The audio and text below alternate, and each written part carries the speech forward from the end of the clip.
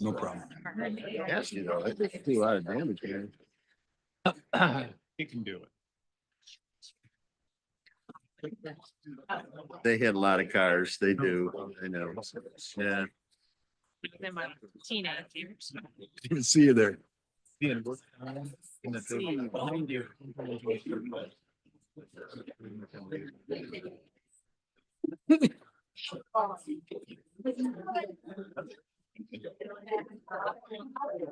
Trying to think of a grand meeting.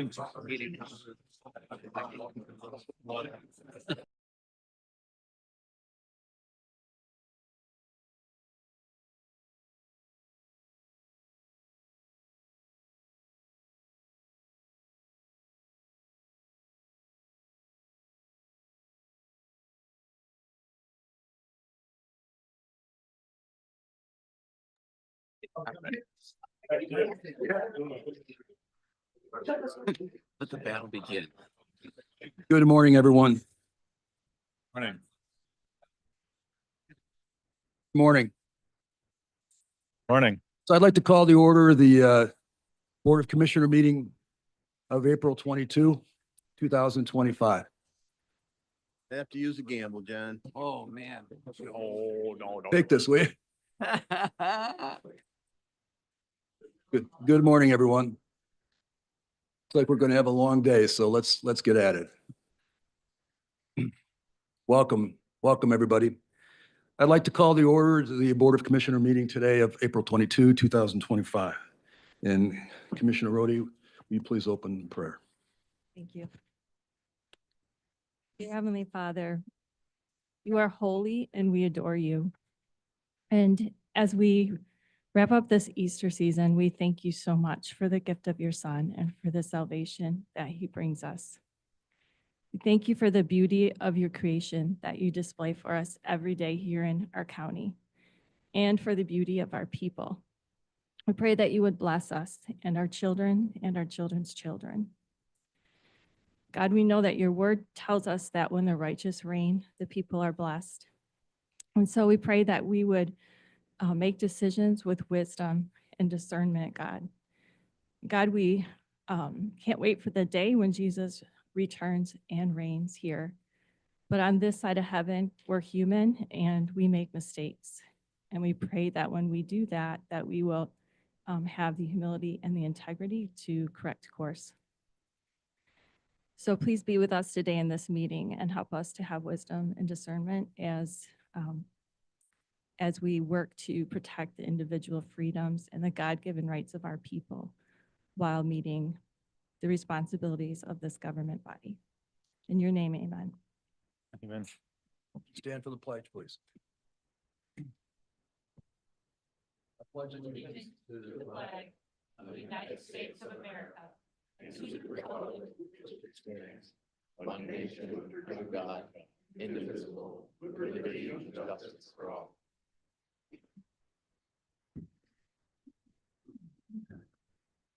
A roll call, please. Yes, sir. Mr. Berry, Here. Mr. Jortsma, Here. Mr. Zylstra, Here. Mr. Bonema, Here. Mr. Moss, Here. Mrs. Wenzel, Here. Mr. Teeples, Here. Mrs. Rhodey, Here. Mr. Kyers, Here. Mr. Bruger, Here. and Mrs. Miedema. Here. Mr. Chair, we have a quorum. Thank you very much. Do we have correspondence? None from us. So we have a presentation from the sheriff. Yes, just a minute. There's a number of my staff that would like to come in and observe. You guys want to have them come on in and just stand away? I appreciate the time. I think it's important that with the county and the sheriff's office being co-employers, that we celebrate our victories together, and that I make clear to you exactly what the men and women of the Ottawa County Sheriff's Office are doing every day. So I appreciate this couple of minutes to take a minute and recognize some of the things that have been done here recently by two of our deputies. Today, we actually have the honor of having two people that were affected by it here in the crowd. So I'll ask the Stahl family to step forward a minute. I won't take up much of your time. Daisy, if you'll stand over here, please, and the Stahl family would stand over here.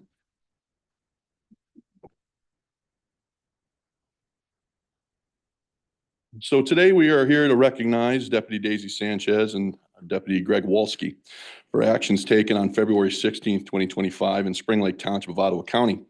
Deputies were dispatched to a medical emergency involving a female having difficulty breathing, and upon arrival, Deputy Sanchez immediately began administering CPR while Deputy Wolski attached AED pads to the patient. In total, 3 shocks were necessary and delivered as a result of their coordinated effort, and a strong carotid pulse was detected prior to being transported to the hospital. And because of Deputy Sanchez and Deputies Wolski's prompt and decisive actions, they saved the life of Ms. Stahl, who is here with us today.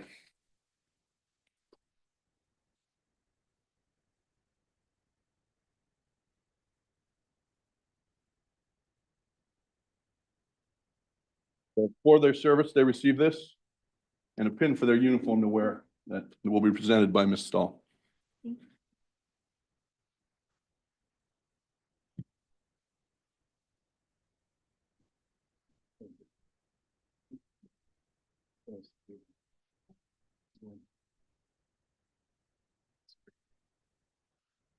So again, I just wanted to make sure that everybody knew exactly what kind of heroes we have working for us and the impact that they have in the lives of the people of Ottawa County. So thank you much for your time.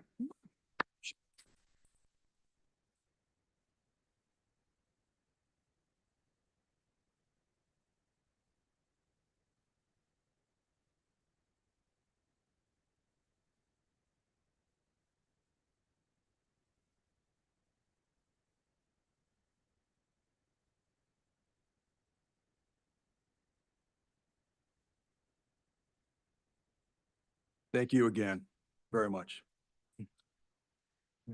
Is Bob DeVries here?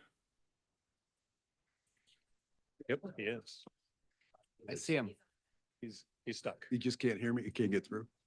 Bob, Oh, I'm not there sure he you'll get a standing ovation for the legislative update. We've got a legislative update from Bob DeVries, the county's lobbyist in Washington, in Lansing. Thank you, Mr. Chairman. I feel like about half the time I'm here, I got to follow up some presentation from the Sheriff's Department, and it's a cool thing that I get to see that when I come, but I won't be as exciting, I promise. Just to introduce myself, I know we've got some new faces on the board, and this is the first time I'm here this year. My name is Bob DeVries. I'm one of the co-owners of GCSI, which is Lansing's largest lobbying firm. We've been working for the county for over 20 years.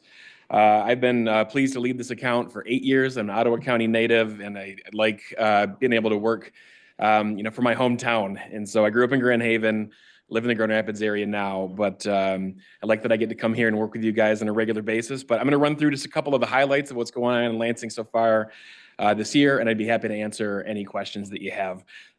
Excuse me. The start of this year has really been marked by some political shifts. The Republicans have taken over control in the House of Representatives. Last term, the Democrats had control of the House, the Senate, and the governor's office. And so with the Republicans returning us to divided government, there's been a little bit more, partisan, rancor with each other rather than working together in a happy way. But that's not uncommon for divided government in Lansing. First half of the year is always kind of focused on getting the budget passed.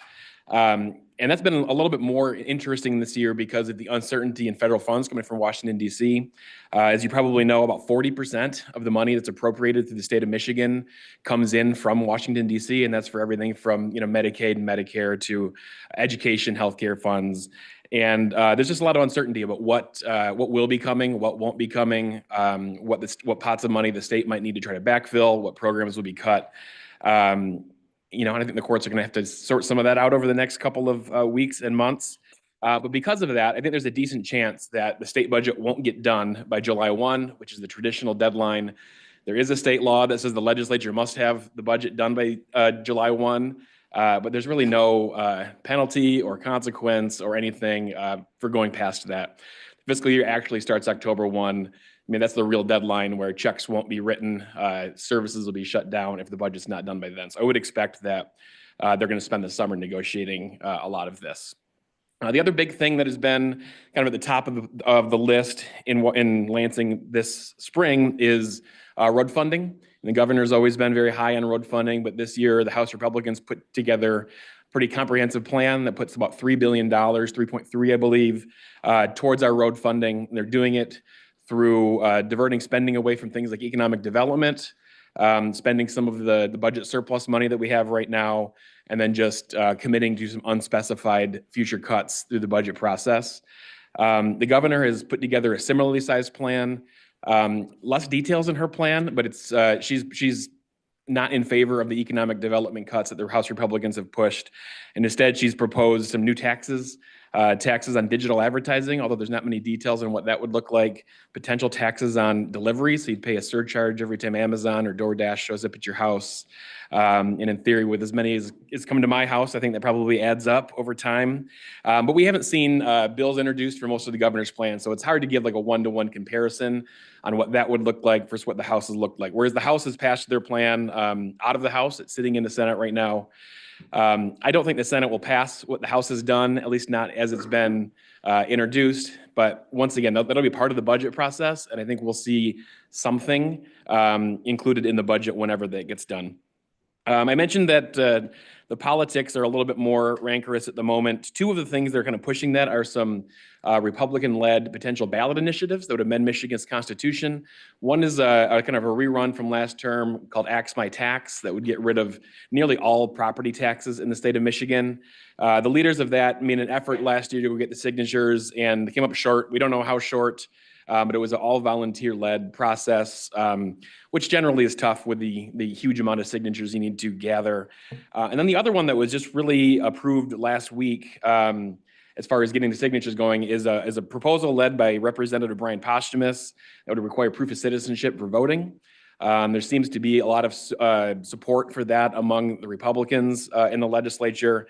But once again, you need like 2/3 of a vote to get something on the ballot through the legislature. So this one will also be going the signature path. It's unclear whether they've got funding, whether they'll be hiring professional signature gatherers. But I spoke with Representative Posthumus last week, and he seemed confident that there's a plan for that. One other thing I've been working on for Ottawa County, working with Gary and the team, is making sure the Public Service Commission is aware of the resolution that you guys passed with the Campbell plan a couple of weeks ago. I just spoke to them again yesterday, made it very clear that they are under no obligation to respond to your resolution, but that they would be responding. They have not committed to a timeline on that. So all I can confirm with you is that they do have it. They are aware of it. They're going to do something, but that's as good of an information as we've got from them so far. And then lastly, and we're still not quite sure what this is going to look like, but the House Republicans are adding they added an oversight committee like we haven't seen before in the legislature. It's going to be a renewed focus on oversight, holding the governor accountable for things. We've seen some hearings on DEQ permitting. We've seen some hearings on targeting from some of these environmental regulations towards regulators towards agriculture. We've seen some things about child protective services so far. It's really unclear, I think, what's going to come of these things.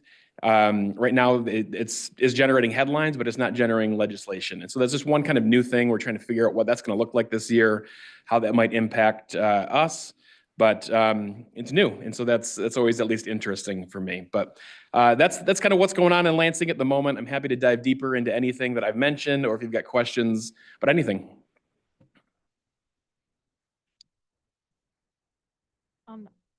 I just have a question on funding for CMH and public health. I know there have been a lot of changes with grants and funding on the federal level. Do we have an understanding yet how that is affecting our state? So the CMH funding system is maybe one of the more complicated parts of government, and there's been efforts over the last 15 years to redo it a number of times. The current system we have was put in place under the Governor Snyder administration, kind of led by former LG Brian Calley. The Senate Republicans last term made an effort to do something, and they couldn't get anything just passing out of the Senate. I don't believe there's any sort of plan in place to try to make wholesale changes. We have made some funding requests for the budget specifically for Ottawa County. The administrator was able to show that we had about $3.4 million deficit last year. And so we're working with our legislators on a $3 million just earmark, but that's an Ottawa County specific solution. And it's really not a solution, right? It's a Band-Aid. And so it's unclear how much money there's going to be, especially if some of this transportation stuff goes through for legislative earmarks, but we do have our request in the system and we'll be working on that if the opportunity arises this year. Yep. Morning. Thanks Morning. for being here, Bob. As you're probably well aware, there was a agriculture rally in Lansing Yeah. not too long ago, and there were obviously people that came and spoke. Can you tell us anything, if there's anything in the works as far as it relates to agriculture and lessening the red tape on farmers? Yeah, and so that's part of that oversight process. So it was actually, Ottawa County's Representative Luke Meerman that kind of helped organize that. They brought a bunch of tractors down to Lansing and kind of drove them around the Capitol. It was kind of fun to see. But the point is just to raise focus on what at least the Republicans would say is overzealous regulation by Eagle and to a less extent, Department of Agriculture and Rural Development. And so there's not a specific problem they're pointing out yet, other than, the rules are kind of the same as they have been for the last 10 or 15 years. And under Governor Snyder, his administration, enforced those rules in a different way. And I feel like they believe the regulators have been empowered to go above and beyond what the actual law says, what the actual rules say. So they're using this oversight process to try and draw attention to that. I've not seen legislation that would somehow change things, although I would imagine that's the end result of some of these oversight hearings. Thank you. Anyone else? Well, Bob, thank you for Thank you. everything you do, your accessibility, particularly to the county. We really do very much appreciate that. So, We'll see you guys soon. see you. Okay, the next thing is public comments. We've got a list of people.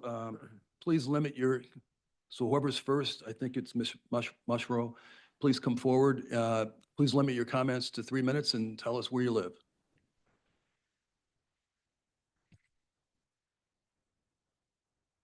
Cindy Mushrow, Spring Lake Township. On my drive down, I heard Commissioner Georgema on the radio referring to President Trump's wishes on coal. That should have no bearing on whether the Ottawa County taxpayers are forced to fund yet another lawsuit.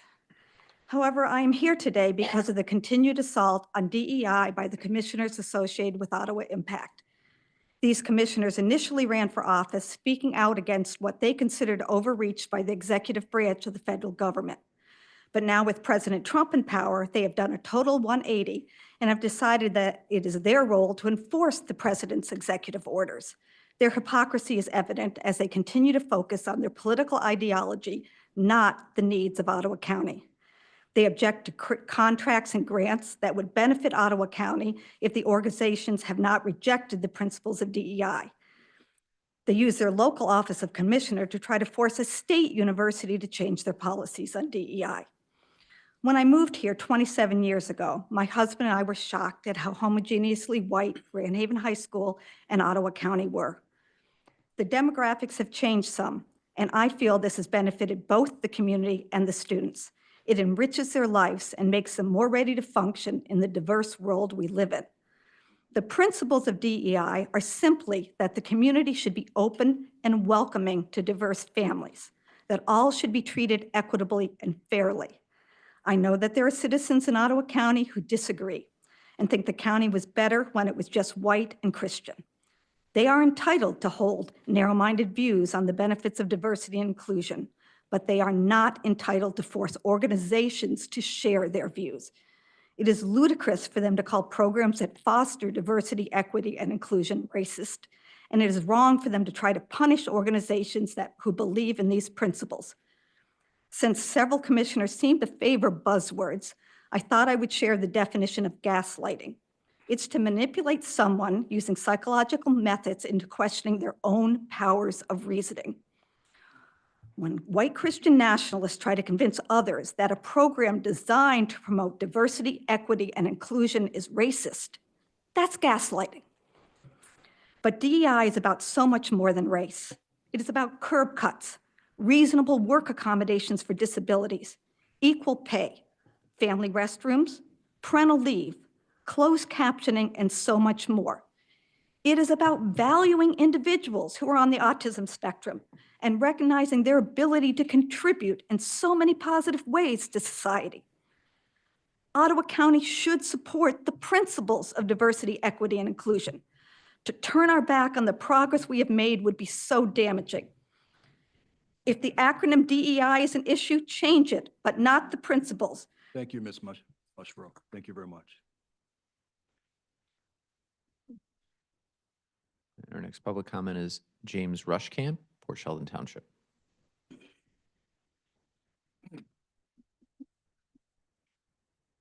Good morning, and thank you, commissioners, for everything you do for the county. My name is James Rushkamp, and I live in Port Sheldon Township and have been a resident of Ottawa County for almost 30 years. I would like to address the issue concerning the closing of the J.H. Campbell Energy Facility. Well, first of all, I'd like to say that neither myself or anyone that I know, to the best of my knowledge, has any affiliation or possible financial connection to the closing or operation of this plant or to the railroad companies that haul the coal or the mines which produce it. I believe that it is foolishness to prematurely close this facility where millions of dollars have already been spent to continue operations into the year 2040. This facility is one of the cleanest running coal-fired operations in the country, using low sulfur coal from the Powder River Basin in Wyoming in conjunction with state-of-the-art technology. We've been listening to the hypocritically extreme political left for years now on how coal will be the end of us, perhaps in 10 years, then in another 10 years, and on and on. And like lemmings, we rush headlong to the precipice despite the dangers associated with following this ideology and junk science. We need inexpensive and reliable on-demand fuel to ramp up production for defensive purposes in the event of war. We need more, not less, electricity to power batteries and to deal with AI and all that that encompasses. We need electricity that is not subject to ice storms where turbines freeze or the sun only shines a limited number of days per year. We've been told that gas-powered energy plants will fill the void. We are led to believe that these natural gas plants are new. Mostly they are not. These power plants are already producing electricity, just being redirected to specific areas. When my conversation with a gentleman who works for CMS Energy, Consumer's parent company, told me how energy will be redirected, my question to him was, what about those folks on the East Coast where power is redirected from? His answer to me was, that's their problem. We are literally robbing Peter to pay Paul, hoping that the electorate is too dumb to figure out that we are being hoodwinked. The cost to taxpayers for going green has put the U.S. at around $37 trillion in debt through the borrowing of money to influence the closing of our electrical generating plants, both coal and eventually natural gas. We cannot sustain these costs as seen as at the grocery market and just about everywhere else. We are pinning our hopes on wind turbines and solar panels. All of this may be good to some extent, but these forms of energy cannot be sustained without billions of tax dollar subsidies and increased costs to homeowners and business consumers. Furthermore, these alternate sources of energy consume unbelievable large amounts of land, which the state intends to procure through eminent domain if necessary. As was reported yesterday on the news, the North American Electric Reliability Corporation puts Michigan in the high-risk category for blackouts due to the closing of our power sources. Let's not be fooled into believing that wind turbines and solar panels are going to solve our energy problems, especially as demand continues to soar. Let's use common sense, not scare tactics. Let's keep the plant open. Thank you. Mr. Rushkamp. Public comment number 3 is Diane Madsen, Grand Haven Township.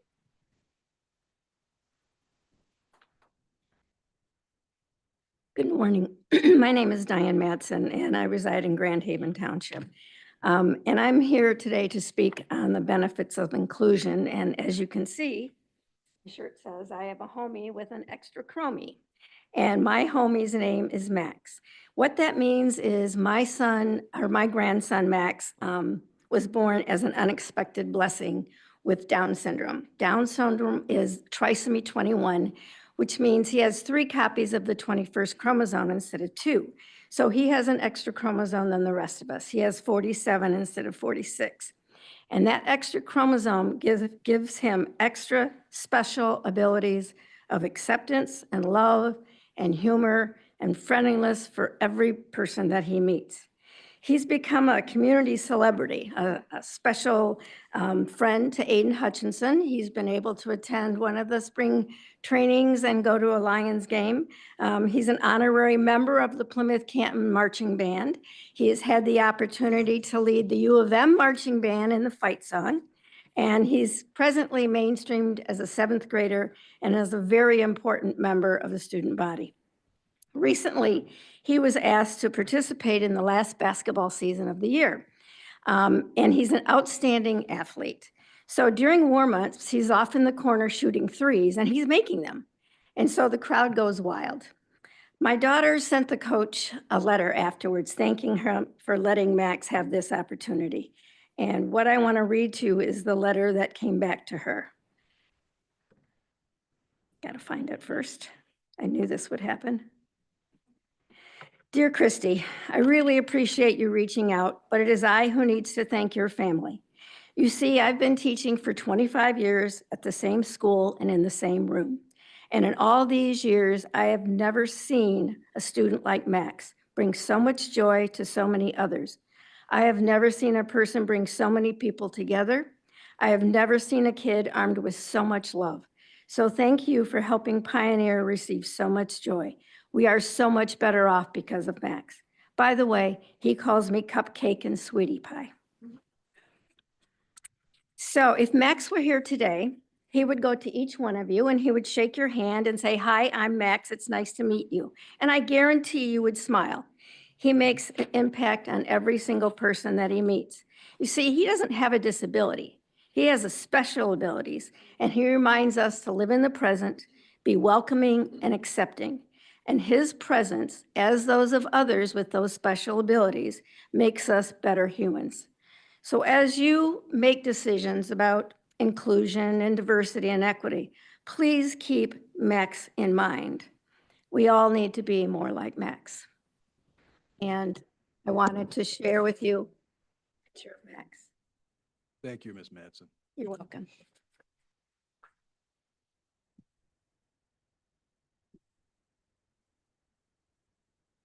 Comment number 4 is Derek Mullenberg, Holland Township.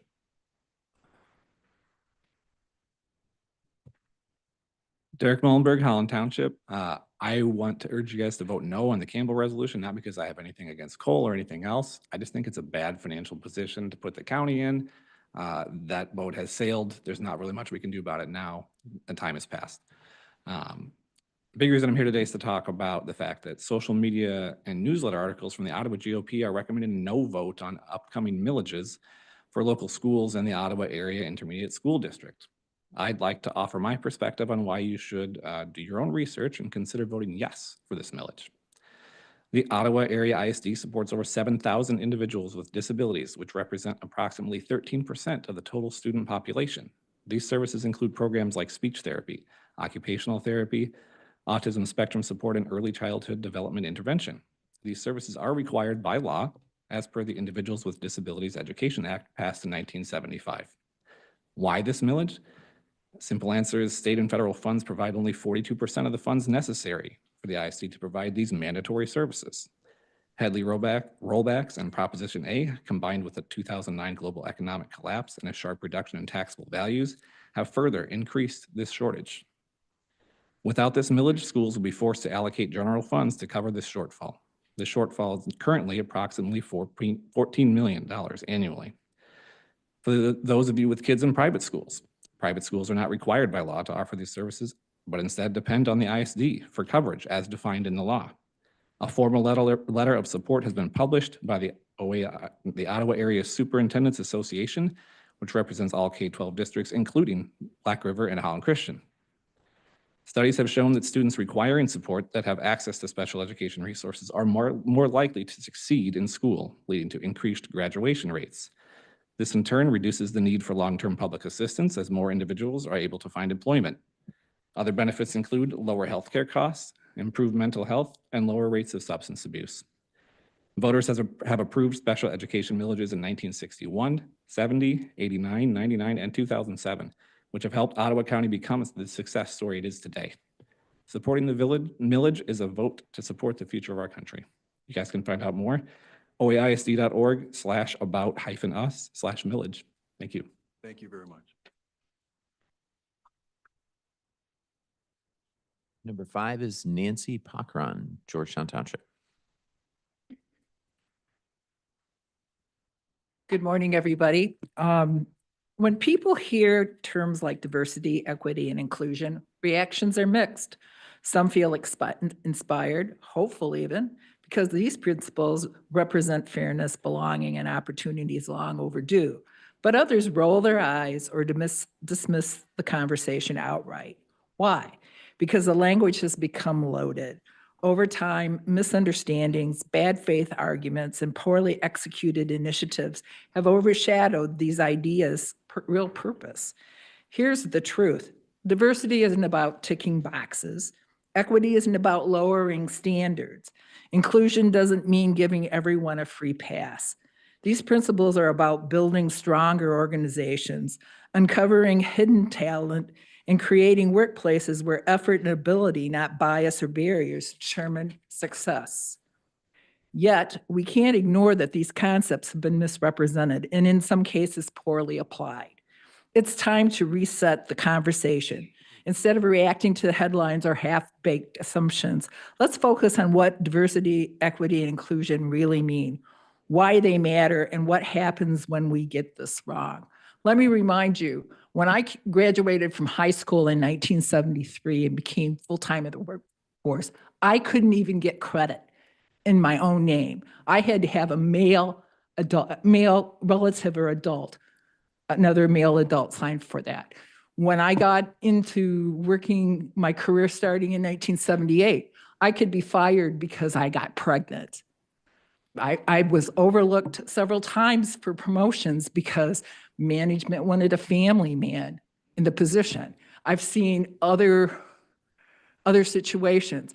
We've come a long way, but in a lot of ways we haven't. There's still nepotism that still exists and I think the thing is that we have to have a different conversation. We just can't be, I'm anti-DEI, I'm for DEI. We need to come together and have a creative and influential conversation. Thank you. Thank you, Ms. Popper. Number 6 is David Lady, Grand Haven Township.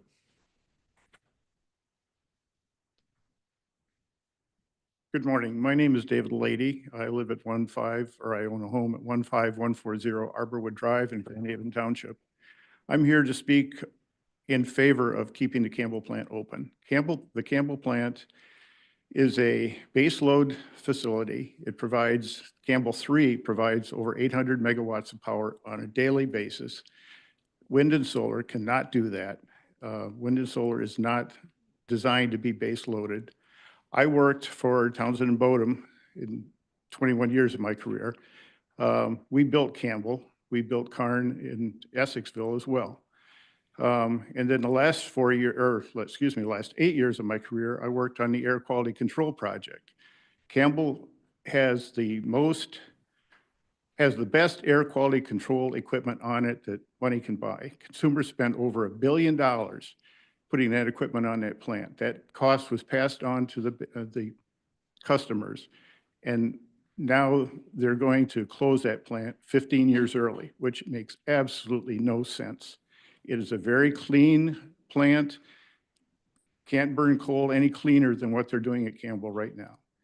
And it just absolutely needs to stay open. We cannot afford to have the Campbell plant closed. Thank you very much, Mr. Levy.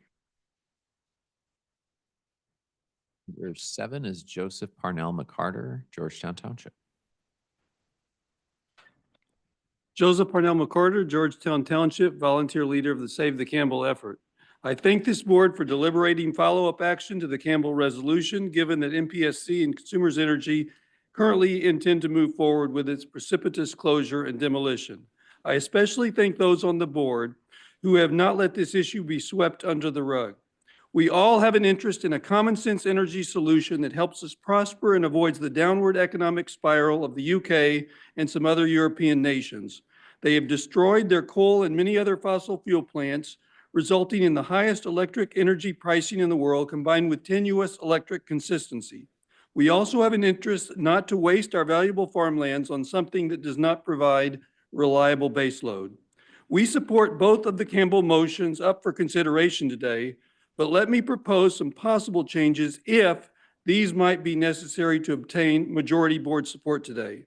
1, amend the litigation motion to first seek a legally mediated solution and only proceed to litigation if the controversy cannot be resolved via such mediation and the board approves to move to such litigation. The main parties represented in this mediation discussion would be Ottawa County, Consumers Energy, and MPSC, along with some other invitees. Number two, amend the Trump administration motion to include a request to join in the legal mediation discussions. Extend the invitation not only to the Energy Department, but also Interior Department, since Secretaries Burgum and Wright co-lead the National Energy Dominance Council. Add also an invitation for the Whitmer administration to be represented in the discussions if the Trump administration accepts. Three, reach out to the Data Center Coalition and its members to determine which of their members might be interested in locating on the Campbell complex, receiving some of its electric power, and helping in the financing of projects there. Four, place on the table for mediation discussion the following: locating a data center on the Campbell complex, seeking an agreed upon timetable for conversion of Campbell Units 1 and 2 to gas-fired generation, of which there is significant successful industry history. Delayed decision regarding Campbell Unit 3 for several years, operating now consistent with NERC and MISO recommendations, and hopefully long past that. And also consider the purchase of direct air carbon capture as a way to bridge divides on the issue at the current time. I disagree with this, but I do think we need to at least have it on the table for discussion if that's what's necessary. Number five, participate in an exploratory effort of an electric cooperative for those townships in the county currently without local control, including for purposes of participating in Campbell plant ownership. One might ask, what more do mediation discussions provide that submission of the Campbell resolution did not? Most importantly, that submission did not include the Trump administration weighing in on this alongside the county. We need to work and pray together towards a common sense energy solution. Thank you. Number 8 is Cindy Turlow, Park Township. Cindy Turlow, Park Township. Everyone matters. My career has been in special education, K through 12. I have watched significant cognitive, emotional, and social development of hundreds of students, sat around the table with many parents trying to understand how they affirm their son or daughter and give them great guidance. I have watched my students graduate, attend college, run small companies, be a park ranger, work for local grocery stores, become great parents, buy homes, participate in the communities, and are all around solid people. They all needed special education to be the people that they are today. Everyone matters. Maybe you've heard of Camp Sunshine. It began at Camp Geneva and now is at Camp Blodgett and Camp Henry. Maybe you have a daughter, a son, a neighbor, or a relative who has been a camper or a counselor, or maybe you've even attended a community event. For the past 40 years, Camp Sunshine has served this community by offering people with limited cognitive issues a summer camp experience. For almost 20 years, I had the privilege and the responsibility of being the executive director. For hundreds of campers, it was the highlight of their summer. And it was life-changing for thousands of young people and college students who came from over 50 educational settings around the nation to volunteer here in Holland as counselors. Many are now serving in this very community as teachers, doctors, preachers, social workers, principals, company owners, and accountants.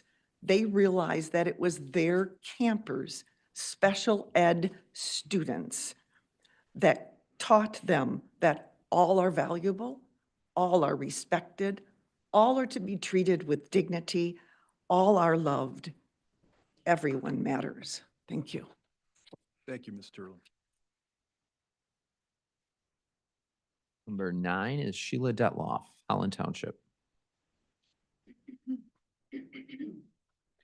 Sheila Detloff, Holland Township. Color blindness. Joe Moss advocates for everyone to be colorblind. Apparently he thinks that's a good thing, but is it? The primary symptom of color blindness is usually the inability to distinguish between red and green or between blue and yellow. And it's quite an impairment. My dad was colorblind, and he couldn't see a stop sign if it was up against the green leaves of a tree. That's kind of a problem, right? Skin color is an inherent part of who we are and what that means in our world. We need to acknowledge that reality in all areas and not be colorblind about it. Skin color does not play the role in DEI that some of you think it does. DEI is not about hiring unqualified people of color over qualified white people, no matter how hard you try to redefine it that way. In fact, it's the opposite. DEI is about eliminating obstacles that create an uneven playing field. Let's pretend that skin color is actually the type of vehicle you drive. Let's say there's a big ditch at the entrance to your company's parking lot. All of your employees are equally good drivers. Some employees own a Chevy Silverado. Some have a Chevy Spark. Now imagine those vehicles are unchangeable aspects of each person. They cannot just go and buy a different car. They all get to the parking lot at the same time, but the Spark drivers get stuck in the ditch. With a lot of effort, they might be able to finally get through the ditch, but then they're late for work. The Silverado drivers breeze right through and show up on time. So the Spark drivers have to leave home much earlier to have time to deal with the ditch or to park somewhere else and walk the rest of the way. Maybe they don't even bother to apply to your company at all. Being colorblind in this case would mean not taking into account what kind of vehicle your employees drive. That colorblindness is an impairment. You're losing out on qualified employees because they have an obstacle that's more difficult for them to overcome. With a DEI program, the company says, you know what? We're going to pave over that ditch so the Spark drivers don't have to deal with that obstacle. It makes no difference to the Silverado drivers. They're going to get to work at the same time no matter what. Equity is about acknowledging that people with equal skills do not always have the same obstacles. Equity is not scary or divisive or unfair. Equity just makes sense. Thank you.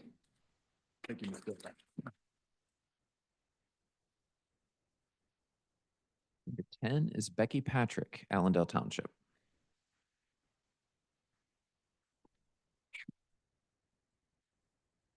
Good morning, Commissioners. Becky Patrick, Allendale. I'm here to address with a number of fellow residents the repeated public statements of some commissioners on this board regarding diversity, equity, and inclusion. Those statements misrepresent inclusion efforts here in Ottawa County government and elsewhere. This is troubling because inclusion efforts are critical to Ottawa County's growth and success. I am here to provide you a couple of examples of these misrepresentations, to share the truth, and to clearly state my hopes for this board's posture toward inclusion going forward. So misrepresentation number 1, that inclusion efforts are Marxist, involve hiring quotas, and prioritize less qualified candidates. For example, Commissioner Moss recently shared a post on social media implying that DEI efforts aim to, quote, punish whites. The truth is, no DEI program in Ottawa County government uses hiring quotas. Quotas are illegal under Michigan's Elliott-Larsen Civil Rights Act. If a commissioner thinks they have evidence of hiring quotas being used here, they should stop posting about it and act to address it, since they're in a position to do so. Misrepresentation number 2, inclusion efforts are divisive. The truth is, this claim defies logic as well as the plain meaning of the English language. Inclusion means welcoming more people. It means making county government accessible, and it benefits everyone. Individuals, families, seniors, employers, and more. It does not pit us against one another. With these examples, hopefully you can understand my concern. These misrepresentations are serious. They should not be allowed to dictate board policy. I am hoping that you will instead, number 1, recognize the simple truth, that fostering inclusion and removing barriers to access benefits everyone in Ottawa County. Number 2, that you will continue to use your influence to champion a vision where all are welcome in Ottawa County. Number 3, that you'll continue to ensure that county services, facilities, and parks remain accessible to everyone and support ways to expand that. Number 4, that you'll support our community partners who promote inclusion and accessibility. And number 5, that you will lead Ottawa County with a commitment to truth and inclusion. Thank you for your time. Thank you.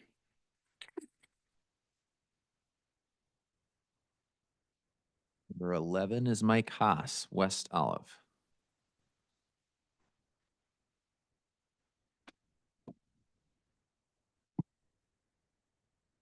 Good morning, commissioners, and good luck. I looked at your agenda today, and it looks like it's going to be a long meeting. I do appreciate the work that you put into this county. I've come here today to ask the board to do all they can to delay the closing of the J.H. Campbell generating plant owned by Consumers Energy. Commissioner Moss's previously passed resolution of February of this year highlights many important reasons to delay the closing until the Michigan Public Service Commission can renew their decision. In the resolution, Mr. Moss points out that the decision by the Michigan Public Service Commission to allow the early closing of the Campbell facility was based in 2022 on the belief that future energy production increases by sources such as solar and wind production would offset the removal of energy that's produced by coal. The decision should be revisited to see if that projection held true. Have other sources been developed to the point of being ready to fill the void left by canceling coal energy? The Campbell plant contributes to the electrical grid system called the Mid-Continent Independent System Operator, which delivers electricity to Ottawa County, the state of Michigan, and throughout central portions of the U.S.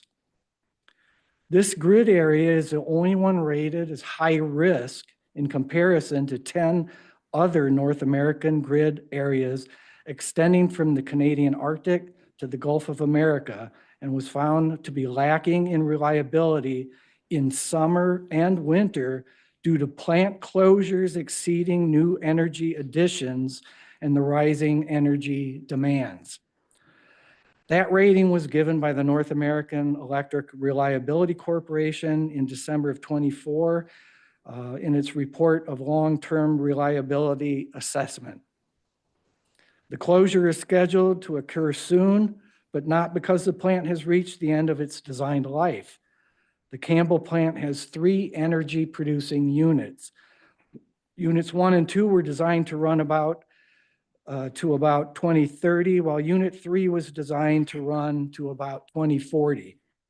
Before putting our grid system at risk of not being able to meet demands, I urge this board to do everything in its power to delay the closure of the J.H. Campbell plant until the issue can be reevaluated by the Michigan Public Service Commission, given current information. Thank you, Mr. Haas.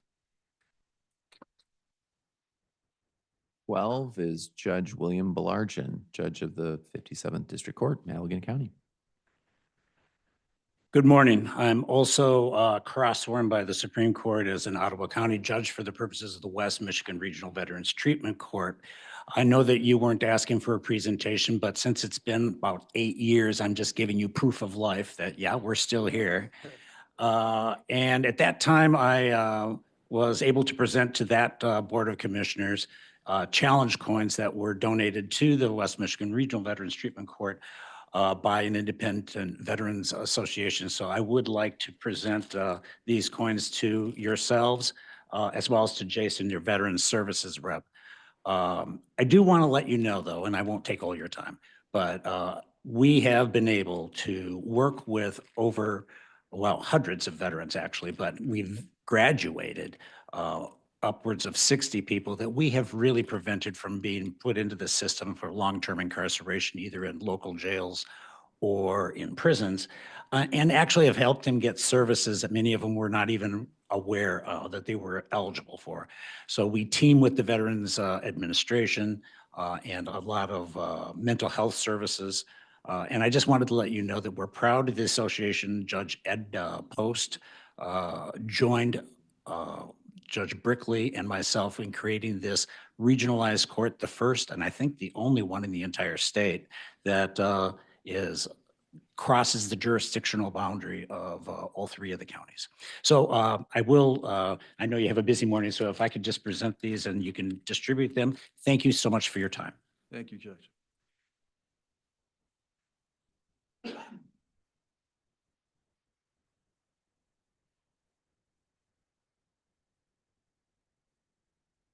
Number 13 is Elizabeth Brubaker, Holland.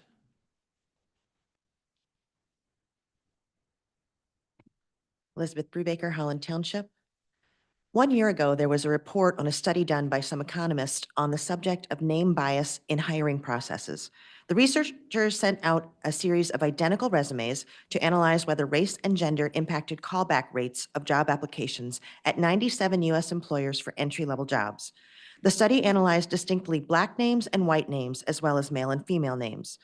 The results revealed that Black male names and Black female names were called back the least. This was a repeat of a study from over 2 decades ago where different researchers analyzed the callback rates for identical resumes sent out with either Black or white sounding names in Boston and Chicago. The results of their study provided evidence of pervasive racial discrimination against Black sounding names during the hiring process. The study found that a white name yielded as many more callbacks as an additional 8 years of experience on a resume. In a society where so many white men who self-identify as Christian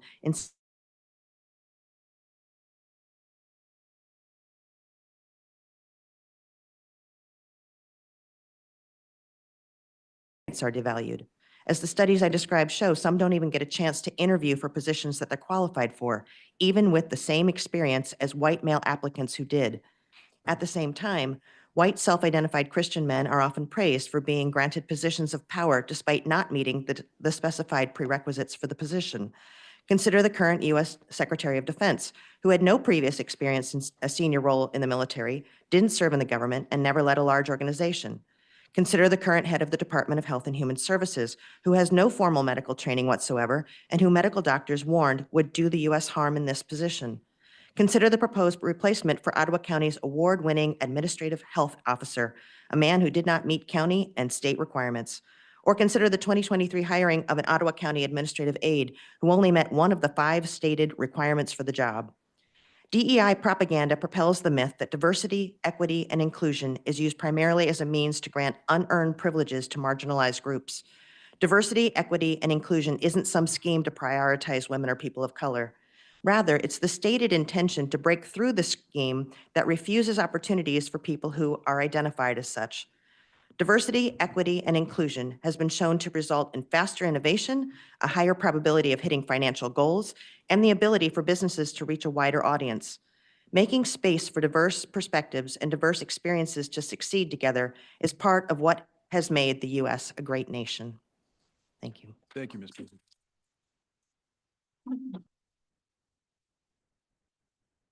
Number 14 is Dan Zimmer, Port Sheldon Township.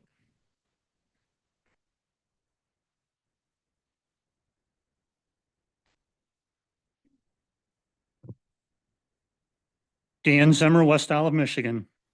For 78 years, the James D. Young Power Plant provided electricity to Holland, Michigan from 1939 to 2017.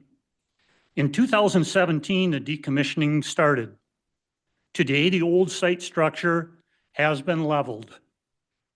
Did Holland go dark? Did the county board intervene? Skepticism and asking informed questions is healthy due diligence. Fear-mongering and hype driven by misinformation is not.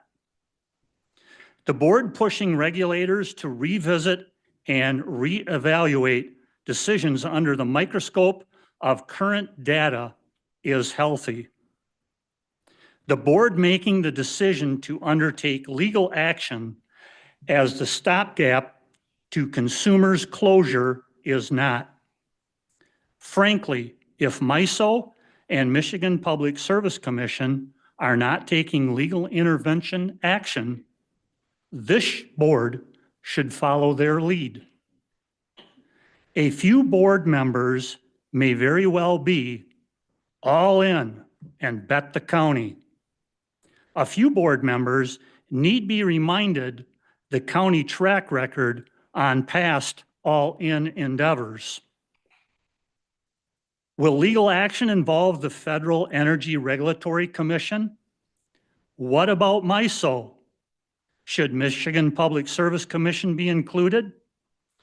After all, MSPC is vested by law with the power and jurisdiction to ensure reliable utility services. It would seem that all are tethered together with consumers' energy.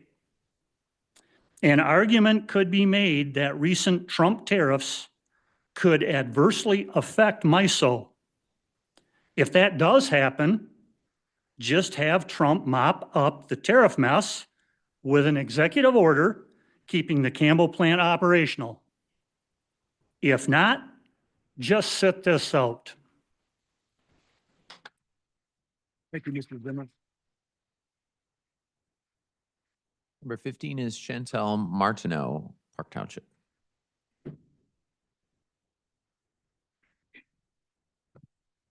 Morning, Chantal Martineau, Park Township. Happy Earth Day, everybody. I'm here to talk about something that you all discussed at the last Planning and Policy Committee meeting that I understand is also on today's agenda, and that is the use of county letterhead by individual commissioners. At the last meeting, that discussion was framed as a discussion about the logo, and I think that this is a poor way to frame that discussion. The logo is not what is at issue. It is the fact that commissioners were using county letterhead. Logo is something that is used in branding, and you all are representatives of the government and of the people. You are not a business entity that has a brand. When you use county letterhead, you are indicating that you are speaking in an official capacity as a representative of the county. You are also indicating that you are speaking in a professional capacity as representatives of the people of the county that elected you. Not just of the people that voted for you, and not just of the people in your district, but of all of the people in the entire county. And you are also speaking as a member of this board. I believe in the board rules, it states that commissioners represent the board as a whole. At one point in the discussion during the committee meeting, somebody brought up U.S. House members and how they use letterhead and they make individual proclamations on that letterhead. But they do not act as a body of 535 members. They have individual, it's a completely different legal entity. So let's see. Another thing that you all discussed during that meeting was that you could mitigate this misrepresentation as a representative of the entire county or of the entire board by using letterhead that includes the words "from the desk of." And I really don't see what difference it makes to add the words "from the desk of" and still represent somebody as a commissioner. From the desk of a commissioner means the same thing as I am writing as a commissioner. As an example, I wrote my commissioner at the beginning of this term and with a suggestion for my opinion about a matter. And I was tempted to sign it as a member of OC1, the steering committee for my district group, but I did not because I didn't want to misrepresent myself as representing our group or our district. I was writing as an individual. So I hope that you have a robust discussion about this matter. And I also would like to say that the content of that letter did matter. We wouldn't all be here speaking about DEI today if Joe Moss hadn't published his letter about DEI, speaking as a commissioner.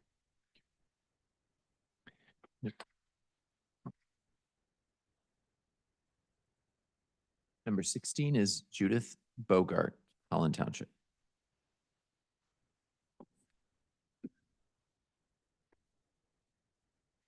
I'm Judith Bogart. I live in Holland Township. We have heard this morning so much about DEI, and sometimes I wonder if people even know what it means anymore. If you support diversity, equity, and inclusion, it simply means that you desire fair treatment and full participation of all people, especially those who have extra challenges. And this is not a new concept. As far back as the Civil War, U.S. has made policy for veterans, for hiring veterans, for expanding that those kind of policies to include not regarding race, not regarding color, religion, sex, national origin, or disability.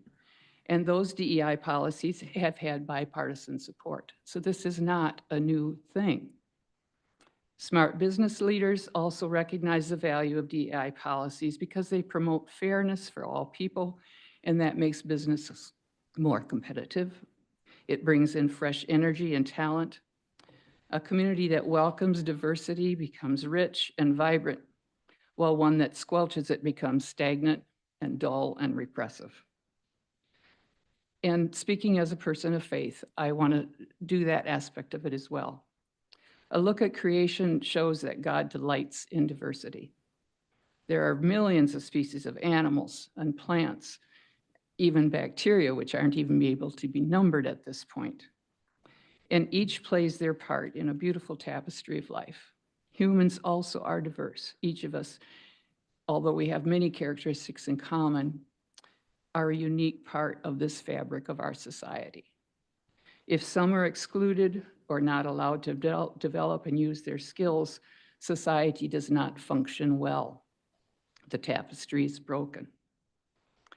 Unfortunately, these days, efforts to get rid of DEI are being used to divide us from each other and to maintain privilege for certain groups of people. And as a person of faith who tries to follow Jesus' teachings, I watch these kinds of efforts in dismay. Although Jesus didn't use the words diversity, equity, inclusion, he definitely modeled those concepts while he was here on earth. He chose as his disciples ordinary people with a variety of jobs, not privileged elites. He didn't cultivate powerful people, but associated with those who were pushed to the margins, such as people from the wrong ethnic group or people who were sick or the poor or women or children. He healed them, he enabled them to thrive, and he included them. And if we want to really follow Jesus, we will do the same. We will look for people who are left out, seek equity to help them live full lives and include them, and we'll encourage our leaders to do the same. Thank you very much.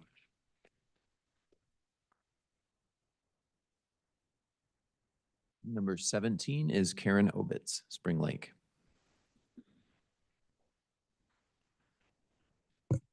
Indeed, I'm Karen Obitz, and I live in Spring Lake. There are some in our community who are not only celebrating President Trump's anti-DEI campaign, but also publicly calling on local organizations to fall in line with that agenda. I'm thinking perhaps some history might be helpful here, and I've got some information I learned from a recent PBS Hidden Histories episode that explored the origins of diversity, equity, and inclusion initiatives in our country.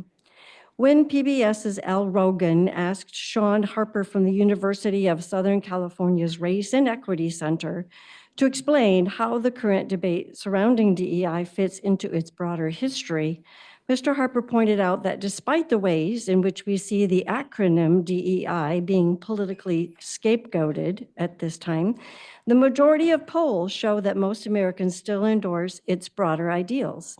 That is, as Harper went on to say, most Americans, quote, still agree that diversity is a good thing for our country, that people ought to be treated equitably, and that workplaces, retail environments, schools, and so on ought to be inclusive environments, end quote.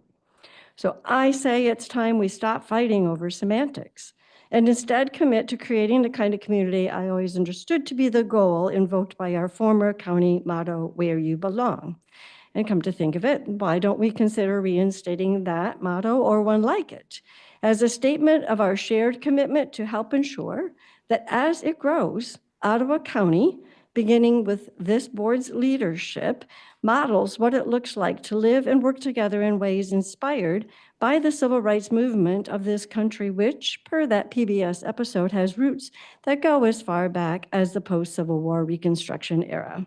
Because it's that rich history of progress which led to the enactment of the Civil Rights Act in 1964, followed by the American Disabilities Act in 1990, that I believe embodies the spirit of America that offers the truest measure of freedom to all who live in its borders.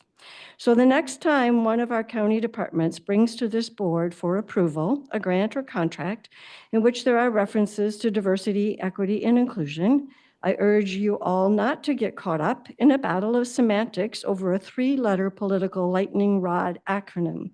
Instead, I ask that you look at the value of the public services those grants and contracts would support and make your decision accordingly, because that's what this board should be focused on, and that's what county residents deserve from their elected officials.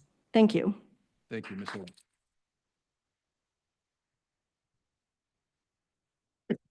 Number 18 is Melanie Skolton, Park Township.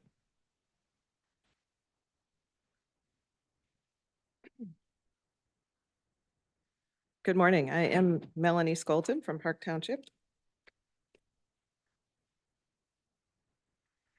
The letters DEI have been tossed around a lot lately by several commissioners during meetings and on social media. It's clear by some of these comments that there's some confusion about what DEI even means. So I'm going to use an analogy using different letters. BLT. Yes, the sandwich. Most people like bread. There's tangy sourdough, fluffy white, sweet wheat, but bread by itself can get boring, and a man cannot live on bread alone. So let's add some crispy, savory bacon, a ripe homegrown tomato, crunchy lettuce, and smooth mayonnaise. Now you have something. The elements of the BLT work pretty well on their own and paired with other things, but it's this combination of all these ingredients that make the sandwich so delicious.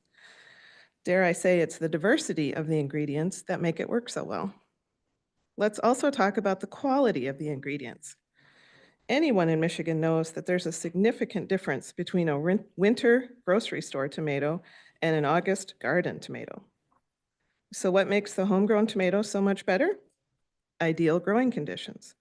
Better soil, longer sunlight, being able to stay connected to the vine until it's ripe. In fact, farmers have to prop up the vines because they become so heavy with large, juicy tomatoes. But not all plants in the garden require propping. Some require pruning. Others might require more water or more sun. There's nothing wrong with them, it's just how they were created. If farmers treated each plant equally, that is, with the same amount of sun, water, fertilizer, and attention, very few of them would thrive. If farmers tried to grow onions in the sandy soil of Hart or asparagus in the muck fields of Hudsonville, neither would grow. Perhaps providing equity in growing conditions makes our summer vegetables, including the tomatoes, some of the best in the country. And what about that lettuce? Between the smooth mayo and juicy tomato, it keeps slipping out and just gets left on the plate. But that sandwich just isn't the same with all its parts. Could the lettuce be placed between the bread and the bacon instead? Is it fair to say that including the lettuce improves the sandwich experience? So the next time you're tempted to feel threatened by the letters DEI, just think about that delicious sandwich. There's nothing to fear. And the next time you're in a committee meeting or a boardroom, look around at others at the table. Is it full of white bread and mayonnaise? Is there some bacon or tomato or lettuce too? Or even chips and a pickle? Just some food for thought. Thank you, Ms. Gold.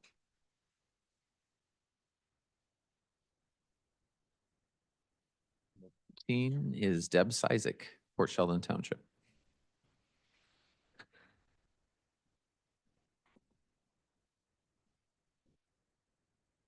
Morning, Deb Cizik, Port Sheldon Township, District 1. I feel this is getting ridiculous. We've had to endure 2 years of OI overreach and shenanigans only to see this continue with the start of a new year and a new board. There is a sense of entitlement and dismissiveness that continues to fester, making public comment necessary to teach the petulant children who can't understand the word no. To paraphrase Commissioner Rhodey, I am not overreacting to minuscule things. I am not taking offense at non-issues, nor am I engaging in silliness. Our county continues to be under the attack of individuals who have taken it upon themselves to speak for the masses. DEI has been disparaged by said individuals since January of 2023, beginning with a motto change followed by every opportunity to turn down grants or welcome programs that reference DEI. Instead of removing barriers, suggested actions by OI continue to put up barriers and exclude those that do not fit into the proper lifestyle mold, according to them. The use of county letterhead to share a personal opinion is a moot point for me. Using your title outside of an action and approval by the full BOC is in violation of your elected position. Commissioners Moss, Rohde, and Miedema's personal opinion pieces were just that. Their letters to GVSU are a continuation of OI overreach to change policy in areas totally out of their jurisdiction and county purview. The only time that official county letterhead should be used is for official county business. It's plain and simple. I ask the board to not waste time discussing this intentional and childish infringement on county correspondence and Rule 3.1. Commissioners can easily print their personal from the desk of stationery or go on Etsy and support a small business. We do not need any more lawsuits with this proposed resolution regarding the closing of the Campbell plant. Consumers has been very public since 2021 with plans to close, and I have attended meetings, most recently in March, that discuss fly ash disposal and possible plans for property. If you want to have a dialogue, yes. Lawsuits, absolutely not. I wish that those who support this resolution would channel their energy into the county groundwater crisis instead. Let's recognize and celebrate the award-winning leadership in public health in the county clerk's office, despite those that continue to dismantle both in the past and continue to do so. This board has the knowledge, the votes, the ability, and the responsibility to shift focus away from national politics and focus on matters of importance. Thank you. Ms. Isaac.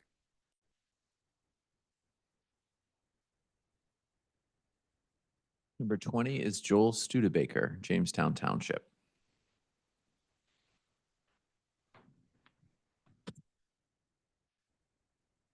Good morning, Commissioners. It's interesting, the topics that have prevailed this morning. Very interesting.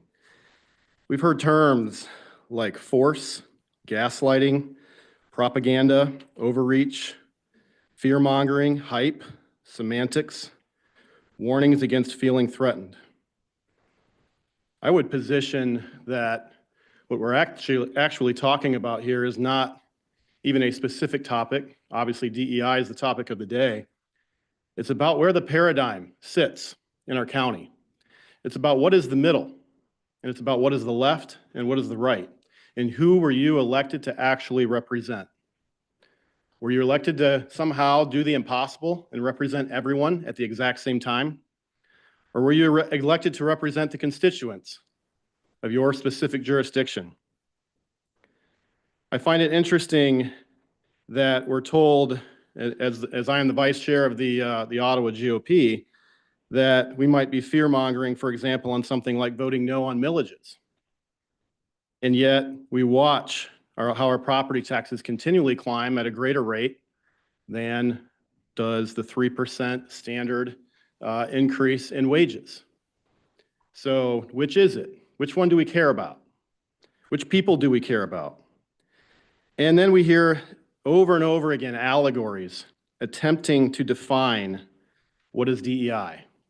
Very interesting. I think the one that I found interesting was that there's some sort of a valley in a driveway, and pickup trucks can make it through, but little cars can't. The E is equity. That example is about equality. The question is, once everybody gets in the driveway, let's say it's a day that everyone's applying for jobs, do they all get a job? 50 applicants for 2 jobs. They don't all get the job. There's no equity there. There was an equal opportunity, but may the best person get the job. Does everybody get to be the CEO? No. No DEI. DEI says everybody gets to be the CEO. Everybody gets to be the king. Everybody gets to be the president. Not how life works. And finally, Jesus was invoked earlier today. Was Jesus for diversity? Absolutely. I grew up in a racist town, small town in Ohio. I fought against it. Not enough time to give the examples. I've played keys in a church where I was the only so-called white person on stage. Absolutely loved it. Jesus doesn't expect everyone to be a Christian. If he did, he'd be for DEI. Change the E to equality instead of equity, and we might have something. Thank you.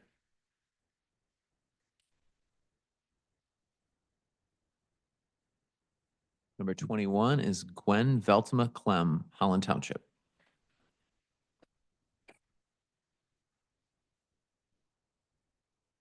Hello, good morning. I want to thank you for your time. I'm on a local school board and I get lots of reading material, but our meetings never go this long. So I give you guys a lot of credit. I'm here to speak for DEI. The opposite of diversity, equity, and inclusion is uniformity, inequity, and exclusion. Listen to that again, please. Uniformity, inequity, and exclusion. We've heard some examples already of diversity, equity, and inclusion, including ramps and sidewalk curb cuts, subtitles and captions, family restrooms, changing tables in men's restrooms, the handicap parking out front, the fun little buttons that our kids like to push to open the doors. So when people oppose DEI, what they seem to be saying is access for me, but not for others. With the implication being that the contribution and participation of others is not worthwhile. I'm old enough and wise enough to know that I'm not as spry as I used to be, but I'm likely fitter than I will be in a decade. DEI will allow us all to live enjoyable and full lives as we age. Why would anyone be against that? I'm also old enough and wise enough to know that I don't know everything. Including diverse opinions helps solve complex problems. And why would anyone be against that? In my opinion, we need more diversity and not less. And one last point. The truth of the matter is that we are all one car accident away from disability, one special child away from an IEP, and one love-besotted teenager away from beautiful multiracial grandchildren. It is likely a good idea to start embracing diversity, equity, and inclusion sooner rather than later. Thank you. Thank you, Mr.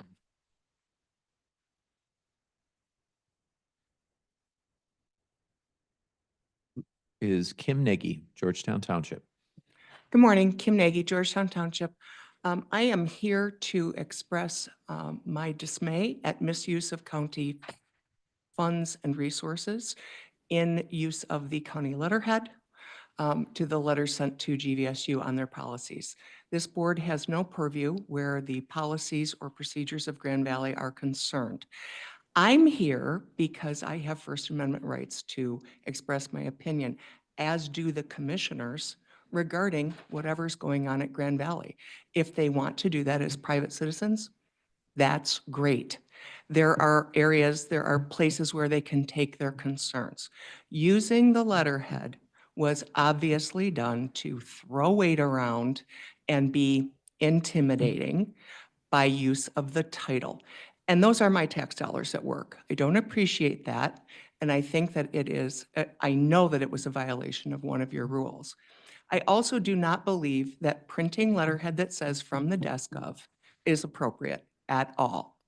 In the last meeting, one of our constituents rose to support DOJ and their efforts to eliminate waste, fraud, and abuse, and suggested that we needed a DOJ committee here in Ottawa.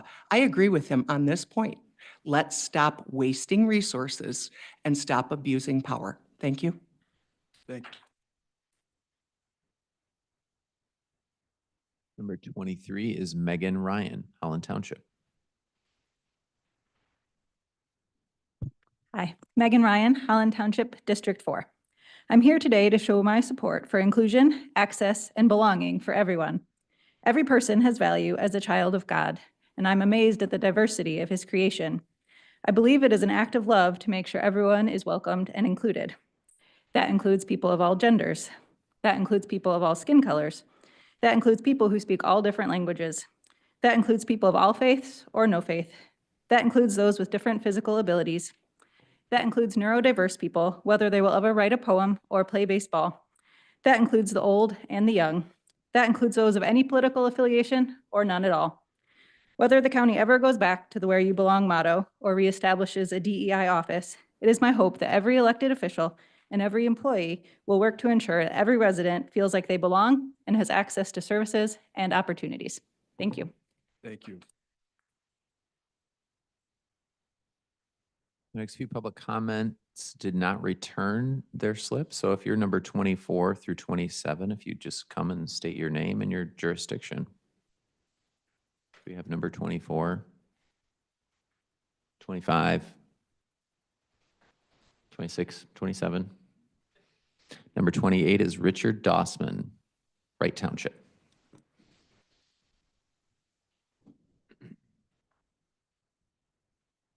Good morning. I'm here to talk about the Campbell plant. From the resolution, I understand that there are 11 grids in North America and that only one of them was defined as being in high risk of not being able to provide enough electricity when needed. And to close the Campbell plant, I would think would be going in the wrong direction. So I was grateful when I saw that the resolution was put forward to the Electric Commission. I was encouraged to find that of the 11 commissioners, with only one being absent, only one of the remaining 10 voted no. So I see that a vast majority approved of that resolution. And I am hopeful that they continue with the position that they had before. I appreciate the fact that these votes are taken so everybody can see where commissioners stand.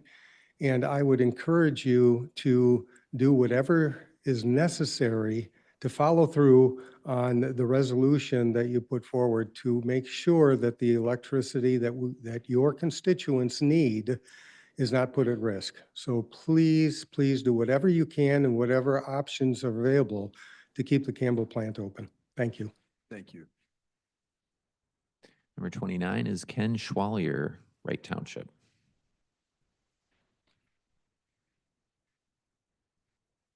Good morning. I'm Ken Schwalier from Coopersville. I'm a fruit grower out there. We rely heavily on refrigeration, which we need electricity for. Blueberry growers all along the coast here and in Holland. You know, we're all dependent on a good, reliable source of electricity. You know, when we consider losing it, we think about backup plans like generators, very costly. We don't want to do that. It's horribly costly. Consumers put a lot of money into making this Campbell plant a very good plant, a clean coal burning plant. We all pay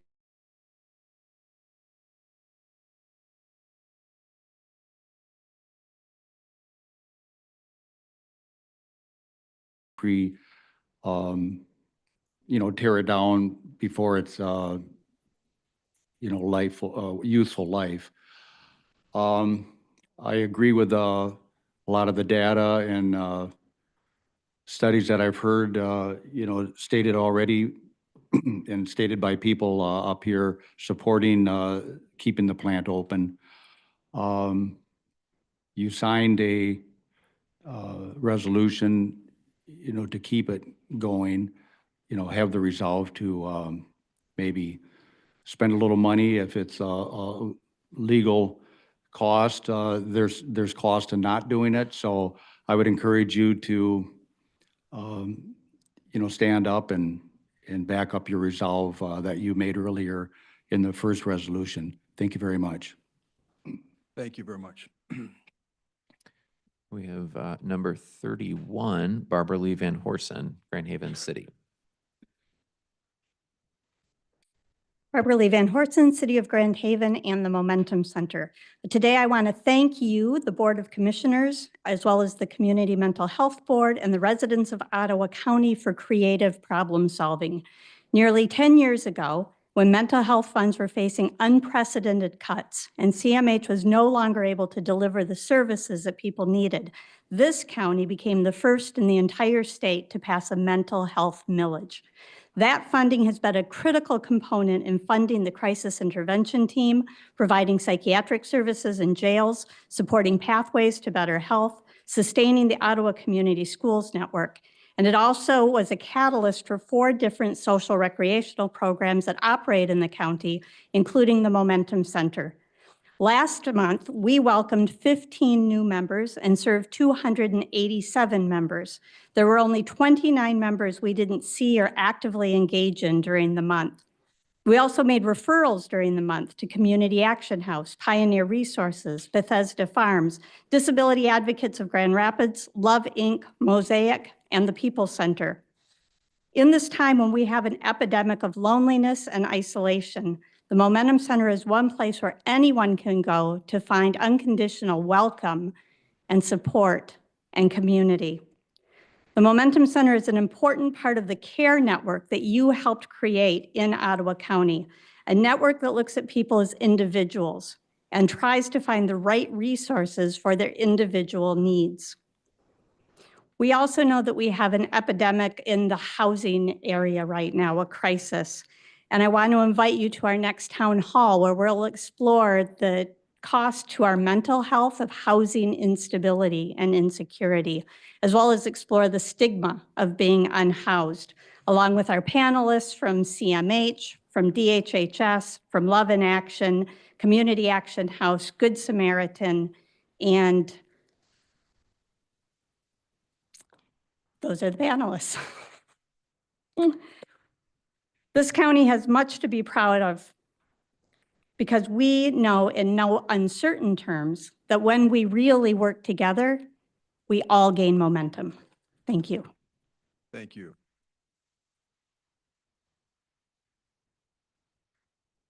Those are currently all the in-person public comments we have, Mr. Chair. We do have one online. And the online is Linda King. And if Linda, if you would unmute yourself and state your name and jurisdiction, you have 3 minutes. Good morning, Linda King, Talmadge Charter Township. I spent some time at the Nunica Cemetery yesterday cleaning up the burial plots of multiple sets of great and great-great-grandparents who came to Ottawa County around 1865. Their final resting place is also that of my great-grandparents, grandparents, and over 100 aunts, uncles, and cousins. When I got home, I felt the urge to write them a letter, which I'm sharing with you now. To Jacob, Martin, John, and Swan, it's been a long time since you came to this little corner of Michigan and built your life from the ground up. I've been thinking a lot about what you risked, what you gave up, and what you hoped we'd become. You came here for freedom, not the kind that shouts, stomps, or slams doors, but the kind that lets a soul breathe. You wanted to worship without fear, to raise a family in peace, to work hard, serve others, and build something that would last. And you did. You made space for your community, for your family, and especially for the stranger. I was raised in that legacy, your legacy. We were taught above all to tell the truth, to care for our neighbors. The community wasn't who looked like us or prayed like us, but who stood beside us. That a strong community makes room at the table for the familiar, yes, but especially for the overlooked. That dignity doesn't have to be earned and worth isn't determined by background, skin color, or circumstance. You taught us to value the whole person, not because it's a trend, but because it's the gospel, and to live by God's word, not just quote it when it's convenient for you. But lately, you wouldn't recognize what this place is becoming. The trees are taller, the roads are paved, some of the steeples still stand. But there are people, loud, cruel people, who use God's name but ignore his heart. They speak of truth but twist it to serve themselves, claim faith but show little grace, speak scripture not to build bridges but to draw lines, speak of righteousness but forget love, speak of freedom but lead with fear, and fear never built anything worth keeping. You didn't come here to make this place smaller. You came to make it possible for your children, your grandchildren, for me to live with open hearts and arms, not closed minds and fists. You taught us that freedom doesn't stand on its own, that rights come after responsibilities to ourselves, our families, and our neighbors. I was Still trying to live the way you taught us, still trying to see others through God's eyes, still holding on to the version of this country you dreamed of, a place rooted in faith, but also in welcome, in courage, and in grace. As the voices get louder, I remember yours. As the hearts get harder, I remember yours. I won't let anyone rewrite your story, not while I'm standing on your ground where we all belong. Thank you. Thank you, Ms. King.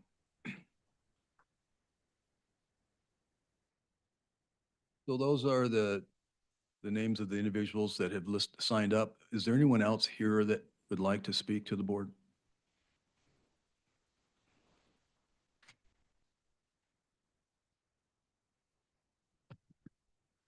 My name is Dave Barnowski and I vote in Port Sheldon Township. I don't support the initials of DEI, but I do support diversity, equity, and inclusion. But the topic's been pretty well covered, so I'll leave it at that.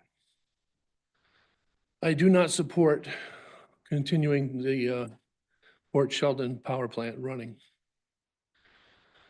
Unless you've lined up a whole bunch of experts to tell you the operational details, you shouldn't either. Otherwise, you're just voting on that on emotion if you haven't got a lot of details to support that. And the reason I got up here to say this part, fortunately or unfortunately, your president is crashing the economy, so it should make it so that's unnecessary. You won't need the power. So there's that. Thank you, Mr. Barnarski. Would anyone else like to address the board?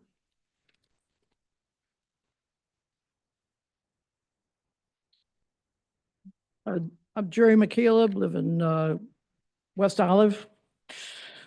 I want to talk about the Campbell plant because I think what's being decided here is really, really important for every person that lives in reach of Ottawa County of consumers' power.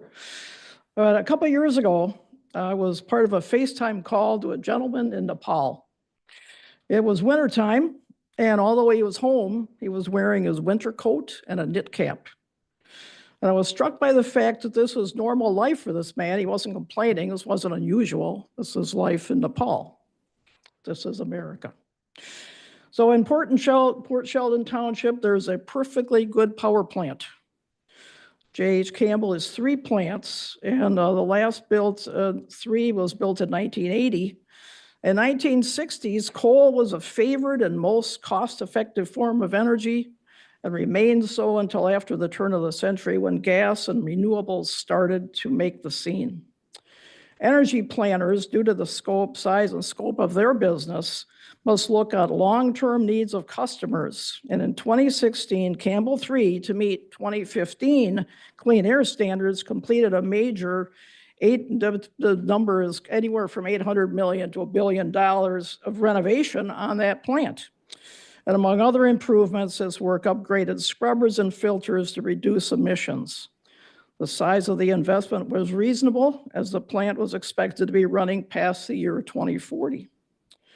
With this major renovation work completed, some of us are baffled to see the plant scheduled to shut down in May of the year. This is like doing a major remodel on your house and then deciding to close it up and move away while continuing to pay the mortgage, because the ratepayers will continue to pay for the work whether the plant even exists. Consumers, customers, you find your portion under the power plant securitization charges on your consumer's bill, and they will not go away even if the plant goes away. So for the utility customers, this decision will make the J.H. Campbell plant output of 1,500 megawatts off the table. Now, consumers bought a natural gas plant, but that plant's already in existence. So we are not gaining a natural gas plant. We are losing the Campbell. And this, I noticed, you cut people off like 5 seconds before they're done, but I'll just leave that as a way. Consumers has got a really pretty website, but for the reality of what we're facing, MISO says we are a problem. Michigan, because of where it's configured, you can't just, it's an energy island. You can't just pump it in. You got to either go over the lake, through the lake, under the lake, around it, whatever. But it's not an easy place, and it's not to just shut this off, throw it away and tear it down is going to be a huge mistake for Michigan. Thank you. Thank you. Anyone else like to address the board?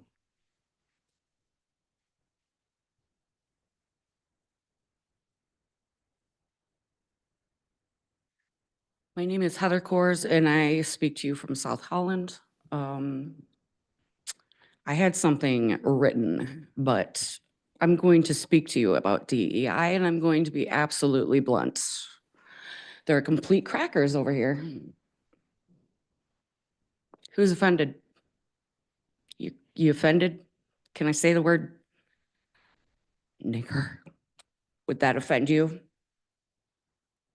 I heard some gasps. That's funny because that's what DEI is. If I said that at work or anywhere else, I'd be taken right away to my manager and told that's not the way we speak.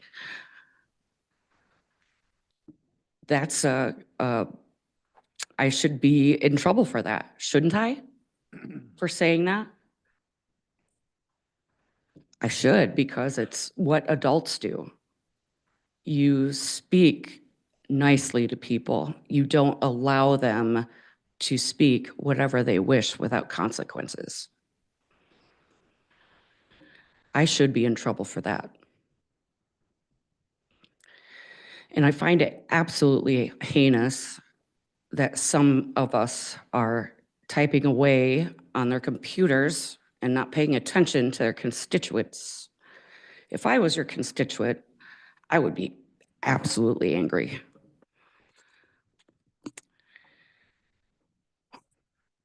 I see one brown person. One. Why is that? Why aren't there more? We have different colors in our city, in our county. Why aren't they here? Why aren't they helping us? Geez, they might think you guys are not helping them out. I have plenty of brown people in my family that say that.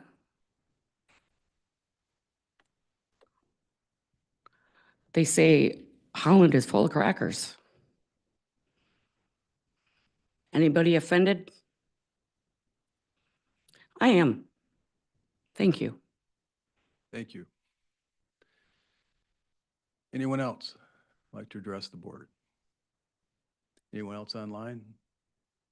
At this time, Mr. Chair. Okay. All right, sorry. let's move on. Thank you everyone for your comments. So the next item on the agenda is the approval of the agenda. We have a motion, Make a motion to approve the agenda. second? Okay. Comments? I'd like to remove item I, Action item 9, action item I. 9I. Support. Page 5. Are you looking at the consent items or are you looking at action items? Do we have a second on that? Yeah, I seconded it. Okay, discussion. Clarified, is it the consent item, is it 9I or I? 9I, yeah, my mistake. That's the Campbell plan or Yeah, is it's a that? Campbell plant to Campbell to plant. remove from the agenda the authorization of the county administrator to forward to the resolution to the United States Department of Energy, to remove that from the agenda. Correct, yeah, I can give an All right. explanation. All right. So, obviously, we'll have on the agenda the Campbell plant resolution, the other resolution that was brought forward, but the original intention of this was to make sure that the previous resolution that we passed back in February would be forwarded to the Department of Energy, potentially the Department of Interior, but the White House Office of Intergovernmental Affairs. Last week, Friday, after this was added to the agenda, I was contacted by a political appointee with the Department of the Interior regarding the Campbell plant, and they were aware of the resolution. they asked a couple questions on background, and I made sure that they had a copy of our previously passed resolution. And so it's not really necessary anymore to forward it since it's already on the radar. Okay, let's take all in favor, say on the vote, on Jordan's motion. All in favor, say aye to remove the item from the agenda. Aye. Aye. Opposed? Okay. 9I is gone. Okay, so now we need to vote on the passing of the resolution as amended. Do we have a motion? Do we have a first and second on that already? Yep. I think Phil did. Yep. Okay. Any comments or questions on the agenda? All right. All in favor, say aye. Aye. Opposed? Okay. Motion passed. All right. The next one is the consent resolutions. There's various ones. We need a motion to approve the consent resolutions. So moved. Okay. Discussion. Mr. Chair, I'd like to pull item J out of consent, please.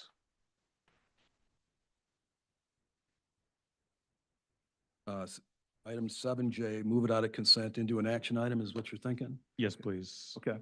Do we have support? Support. Okay. Consent, you actually, Oh, yeah, you I don't. don't need support, just I'm just going to Yeah, move it. So let me- pull it down. Yeah. Yeah.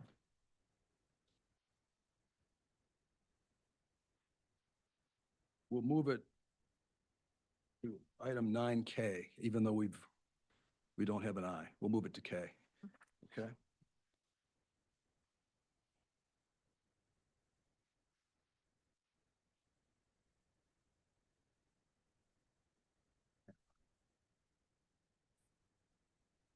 Okay, anything else on the consent resolutions?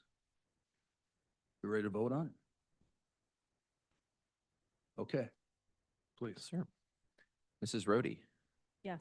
Mr. Bruger, Yes. Mr. Zylstra, Yes. Mr. Bonema, Yes. Mrs. Wenzel, Yes. Mrs. Miedema, Yes. Mr. Moss, Yes. Mr. Joritsma, Yes. Mr. Kyers, Yes. Mr. Barry, Yes. and Mr. Teeples. Yes. The motion passes. Okay. So now we're at item 8, public hearing on the Hudsonville proposed brownfield matter. We have representatives that want to speak to this issue. First, I guess we need a motion for the public hearing portion of it. So moved. Support. All right. Becky.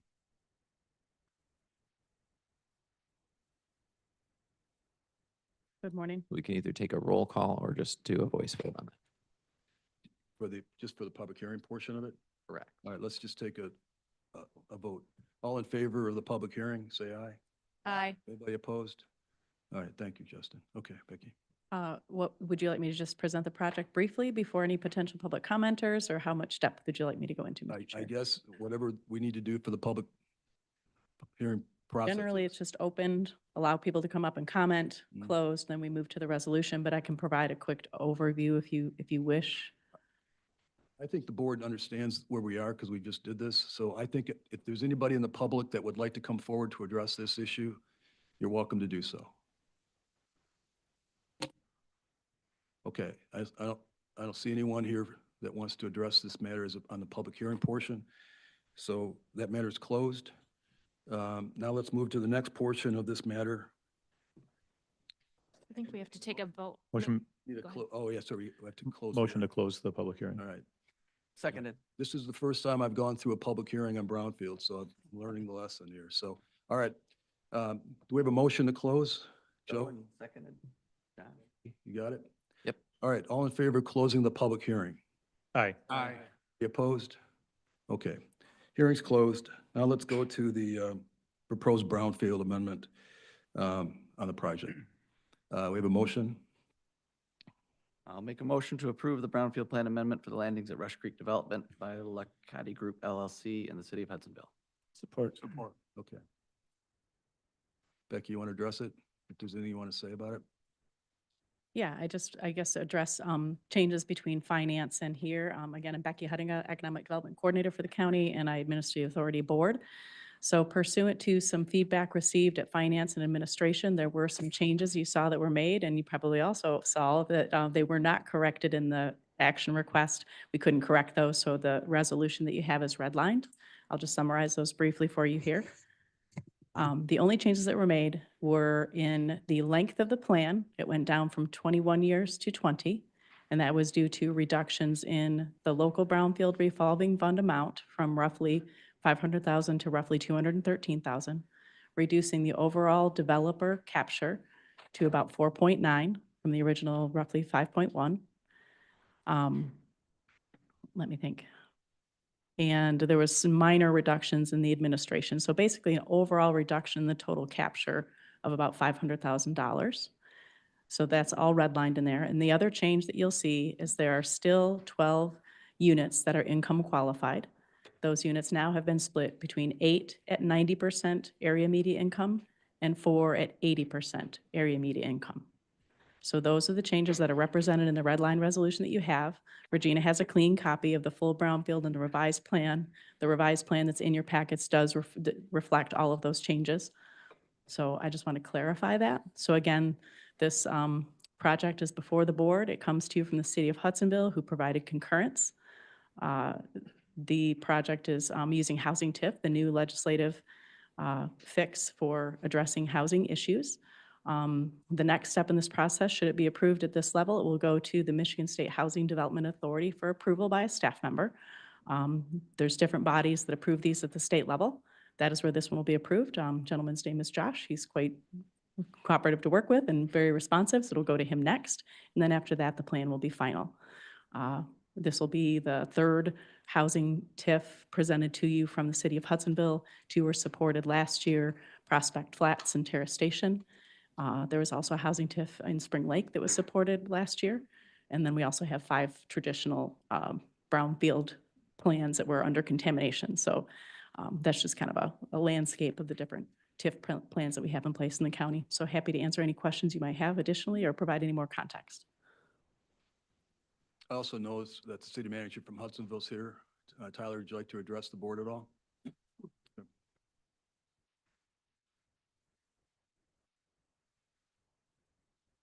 Thank you, Commissioner. Once again, thank you for the opportunity to address you today. We're really excited to be here with regards to landings at Rush Creek, a 84 unit development, 1 bedroom, 2 stall garages. I bring that up because, again, as I mentioned at your finance committee a couple weeks ago, this is unique housing to the area. It is workforce housing. It's housing local CEOs have contacted me about, asking, what can we do? And this is as good of a fix as we can come up with and a product we're happy about. Background, the property's been vacant for 25 years. And the city hasn't had much sniff on development. There are some site prep concerns in terms of cost that need to be resolved or addressed one way or the other by this developer or the next developer. So as I mentioned, this is our one at bat here. We have a great product. The Planning Commission took feedback from the public hearings to deliver the project we have now based on various concerns. And we had unanimous support with the City Commission, as well as the establishment of a commercial rehab district. City's in full support of the project, and we appreciate you taking the matter up. Comments from board members, anything? Comment? Jacob? Yeah. No, Tyler, thank you for being here. I just want to say as chair of the Finance Administration Committee that I appreciate that you have gone through the due diligence of going back and talking to them about some of the feedback that you received from the commission and being willing and open to make some of those changes. I also want to acknowledge that this project has a lot of support at the local level, and our role here as commissioners is to make sure that the rules are followed at the local level, and you've done that. And I also appreciate the willingness to work with us to try to make a little bit better deal for the people in Hudsonville. So because of your efforts with that, I'll be delighted to support your project today. Thank you. Anyone else? Yes. Okay. Joe? Yes, I'd like to speak against the item. My understanding is that this will set a precedent of using a significant amount of public funds to give to a private corporation to develop their own property. I don't have the exact number since, it's changed, but it was about 40% of the actual cost to prep and build would be paid by taxpayers, which is much higher than has historically been done. I know there were some comments related to this and the expansion of the brownfield TIF itself. I just wanted to highlight for our Republican-led Board of Commissioners that the expansion of the TIF happened in July of 2023. It was done by a Democrat-led House and Senate in Michigan, signed by our Democrat governor, and has greatly expanded the ways that local government can use taxpayer funds to give to developers, to private corporations to build housing. It was strongly opposed by Republicans. It still is largely, and I hope to see it change in the future. So I think as we seek to make the best decisions for our residents, for the citizens, I think we should reject this one and send it back to be reconsidered, maybe redone, at least at a lower percentage of taxpayer funds. Giving $5 million, essentially giving $5 million to a developer, to a company, that's that economic development that we heard Bob talk about this morning. You can also call it corporate welfare. You can call it a lot of different things. But the Republicans in the House have greatly scaled that back in our state, and I think that we should too. Anyone else? I have some questions first, and then I'll also share some of my thoughts. And I'm wondering if Becky might have the answers to them, and if not today, I'm totally willing to wait till another date that we can catch up on. But some of the details that are shared in the packet talk about where funds are distributed. And I'm just having a couple questions about specifically some of those line items. So I'm wondering the definition of a local revolving brownfield fund. I'm just going to say all the questions out loud, and I can go back to them. How the money gets utilized when it enters that fund.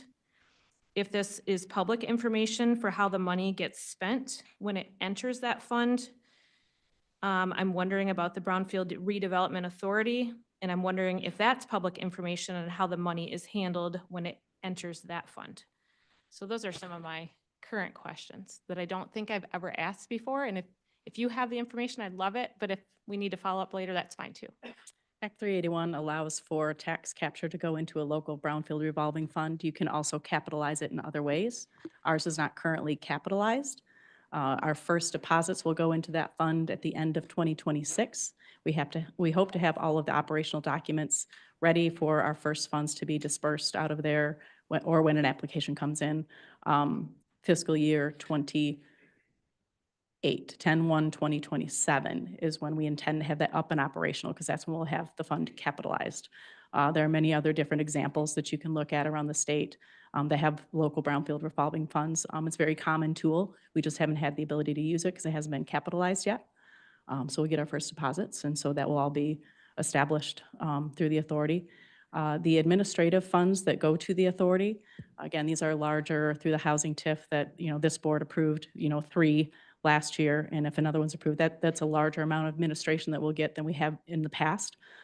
Past projects usually generate roughly, $5,000 or so of administration that comes back to the authority. We could put that in the general fund to offset staff costs if we wished, but generally because statute allows for it, we take those funds and we put it into the Brownfield Incentive Program, and we use those funds to help incentivize other projects with Phase 1 and Phase 2 ESAs, environmental site assessments, in the absence of EPA grants. So we have some funds to help developers work on problematic properties in the interim between EPA grants and try to help get some of those properties flipped. So the administration generally reuse that. I think we're going to have to probably use some of that money for staff costs. That will be discussed at the department level and determine how we want to utilize those funds. But it is going to take a little bit more time and management when all these receipts from these larger projects come in and need to be verified. And when we need to do the income qualification. So, the projects we have so far, this board has approved 223 new units coming online through the 3 projects that were approved in 2024. 41 of those units are income qualified, and those will need to be monitored. So there's going to be a little bit more administration that goes into that, but that's how those monies will be used. Okay, I really appreciate that information, Becky. Do you know if tracked in the budget, does Karen keep track of how monies are spent, and is that available to the public for them to be able to look at? Which monies are you talking about? The administrative monies? Because we don't spend any of the brownfield yet. So it's basically just the 5K that she makes an adjustment. I send it over to Pam. Pam sends it to fiscal. They move it over into the projects fund within our authority line item, which shows up on your audit as like its own statement at the end, because we're component unit and all these things that Karen can speak to and I can't. But Right. that's where it shows up. Okay. So but- it's sometimes difficult, like with anything, to see what it is exactly, because the nomenclature in the fiscal services world looks different than our nomenclature on the local side, but that's how it gets into that fund, is through a journal entry. I appreciate that. Thank you. Mhm. Those are all my questions for you, Becky. Thank you. You're welcome.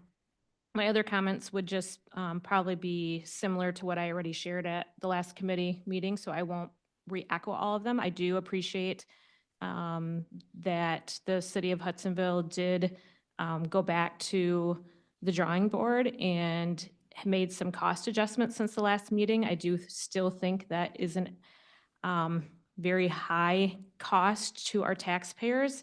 From a conservative standpoint, I do have concerns going forward with brownfield TIFs as they were changed in our state legislature.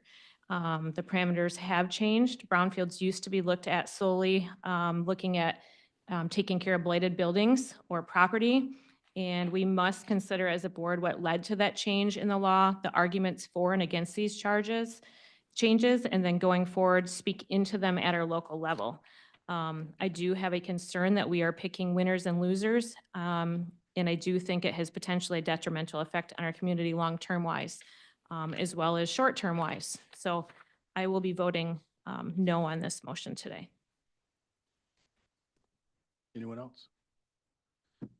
Either one of you? Sylvia? Okay, I just want to agree with Commissioner Miedema's statements and just want to reiterate, when it comes to these issues, Mackinac Center for Public Policy has put out some information, and they note that Michigan is the 4th biggest, they give out the 4th largest amount of corporate handouts of all of our states. Our neighbor, Indiana, is on the opposite end of the spectrum, and they're the 5th lowest. Another thing they note is that, quoting from this, instead of authorizing $4.5 billion in corporate incentives during a single legislative term, Michigan could have eliminated business taxes for everyone. Taxing all businesses to redistribute the proceeds to just a few is unfair and ineffective. On housing, they have said, they're talking about exactly this, subsidizing housing efforts. This will not work. Michigan is committed itself to spending billions in a wasteful and ineffective way. A much better option would be to right-size permitting and regulations in order to increase supply and bring down costs. So for those reasons, I'll be voting against this. Commissioner Rensel? I just have a question. I had a constituent write to me about this, and it's this assistant superintendent of Georgetown Township, and he had a question I couldn't answer for him. He said that currently for the past 25 years, Georgetown has managed and leased the property directly to the west of this proposed development. The property is owned by Ottawa County and managed by Georgetown Township. It appears in the development they are proposing a driveway to the Port Sheldon complex. I firmly disagree with this proposal, as the city of Hudsonville does not pay for the road improvements of this complex. ASO 676 and Hudsonville Little League are paying for the in-lease fees for the parking lot and service road off Port Sheldon. This would be very detrimental to the 1,500 children and families that visit this location in the spring and fall for affordable youth sports. Can you speak into that at all? I can, but I'm going to let either Dan or Tyler, because Justin has communicated with us. We have responded and addressed, we have responded, so I'm going to let either Dan or Tyler, whichever one Okay, chooses to, speak to that for you. thank you. Thank you for the question, Commissioner. I had an opportunity to meet with Justin on site yesterday. It's an emergency access. Right now, there's one entrance into Port Sheldon Sports Complex. As part of this development, we'll be adding a second fire hydrant. Balsam Meadows, that was established roughly 4 years ago, brought the first fire hydrant to Port Sheldon Sports Complex. With only one access in, with us bringing a second fire hydrant, we are creating a safer atmosphere, a safer opportunity for our young student athletes to play and their parents. So the development has positive externalities in this case that positively impact that area. As far as the service street of Port Sheldon, the complex is concerned, there'll be no traffic from the development on it. It'll be gated under a lock. However, the fire chief and the fire department, in collaboration with Georgetown and area departments, now have multiple access points, not only to the development, but to Port Sheldon as well. So if we're looking at this from a safety standpoint, I think this is a great move. However, these are positive externalities associated with the development. But I would argue, while I respect Justin, I would argue that these advancements are to the benefit of Port Sheldon Sports Complex, even though they're relatively consequential to the development. Thank you.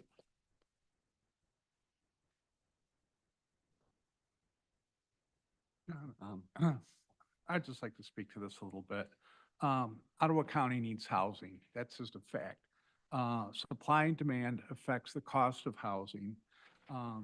Housing at any price point helps free up the market that allows new spaces for a growing county with a strong job picture.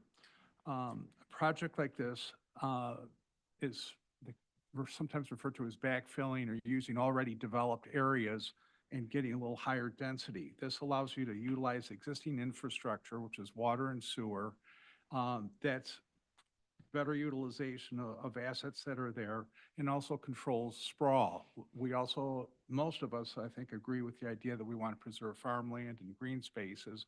And so higher density within already developed areas is a good objective. This is a unique site that sat empty for over 25 years and will sit empty forever until somebody is able to deal with the infrastructure issues of being able to develop this property. I like this because it's a public-private partnership. County government cannot solve the housing crisis in Ottawa County by itself. We need to find partnerships that we can work together with people. This is sort of a unique piece in the market of one-bedroom housing, which can appeal to young professionals or young families, but also adults that are empty nesters or perhaps a widower, single person living in their family home. I've seen statistics that show there's a high number of 3 and 4 bedroom homes that are occupied by 1 or 2 people. If they move to a single bedroom apartment, as this is proposed, that would free up housing that families could then take in, these 3 and 4 bedroom apartments. So not saying it's perfect, but it's the situation we're in with housing in Ottawa County. And I will be supporting this project. I think it's a public-private partnership that I'm wanting to support. Commissioner?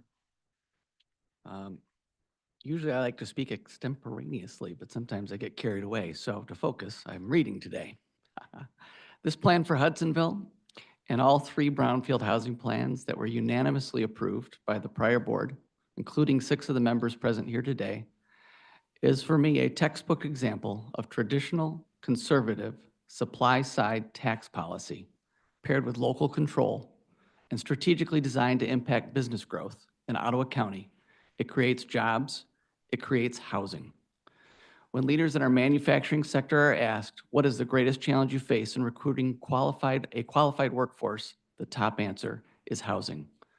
This project addresses workforce housing, and we need more projects like it throughout Ottawa County.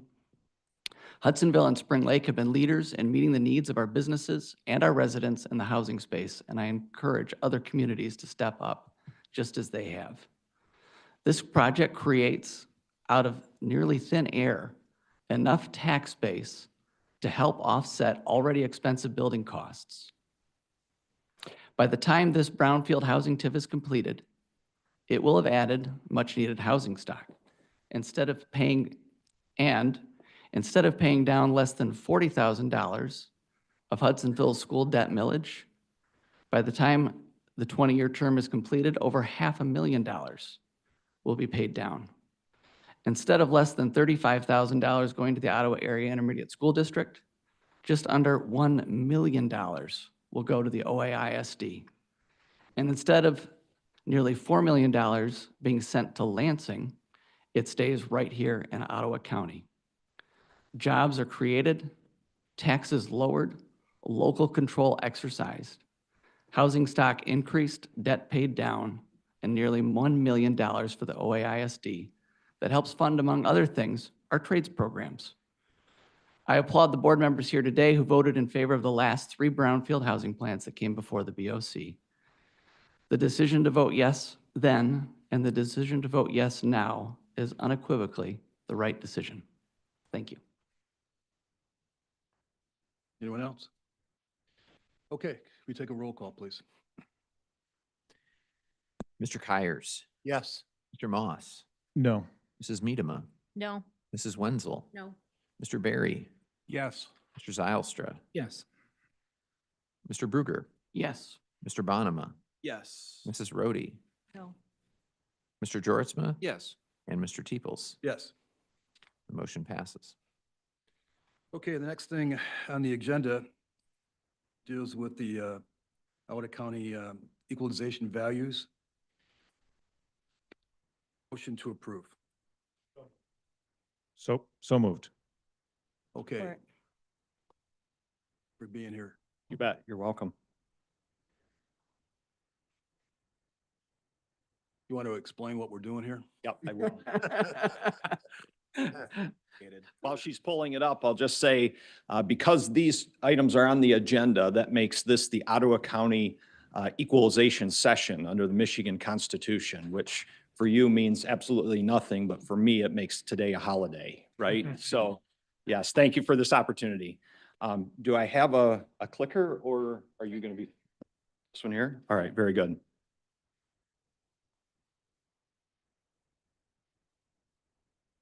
All right, so I'm actually going to be addressing the next 2 items on the agenda, agenda items B and C for the equalized values, which is actually the Form 4024, and for the 4037C. And I'm actually going to address the 4037C first, right there. Okay.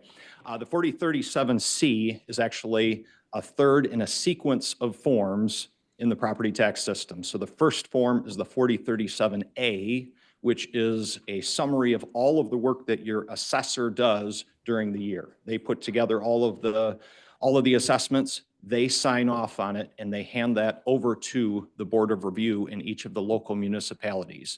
The municipalities then hold a Board of Review session where all of those values can be appealed to the Board of Review. And once the Board of Review is happy with those values, they sign off on a form called a 4037B, B as in Bravo. They then pass that form on to my department and to all of you, where we then look at those values and we say, have they met the target that my office supplied for them earlier in the year? Okay, so my office, we study the market, we give them a target that their values have to hit. And if they hit those values, then my recommendation to you is that we equalize as assessed. Or you might say, we accept the values that the local unit sent to us. And if we agree with those values, then I request of you that we sign the 4037C for county. And that's the form that you see before you. I think in the packet, it is numbers 544 through 567. There's one form for each of the local municipalities. And I'm happy to say this year that all of the municipalities hit their target, so I'm recommending that we equalize as assessed. The other thing I was going to mention, just kind of as an explanation of why I'm here today and wasn't at the Finance Committee meeting to present this earlier, is because the 4037B under statute has a deadline whereby they have to submit it to us. And that deadline is after the meeting of the Finance Committee. So essentially, I don't have the information to present at Finance, and that's why I'm bringing it directly to you now. So that's the 4037C. The next item is the 40, I think we'll get there, or maybe you could just bump it forward. It's the 4024, and that is the actual equalization report. That is the report that takes all of the 4037Cs and presents them in a tabular manner. Under the Michigan Constitution, it requests it be in a tabular manner. That is in your packet, page 536 through 544. And that's, I think, agenda item B. And that is just, again, a summary of the 4037C values. And then if you want to go to the next one. The next slide that I have here, I always kind of like to just make a summary, you might say, of what is this information telling us. This is a 30-year value change grid. And there's two things that I want to point out on this. You can go back to 1995, which of course was right after Proposal A of 1994, where the Michigan Constitution was changed substantially, creating an assessed and taxable value. And of course, in 1995, those values were very close.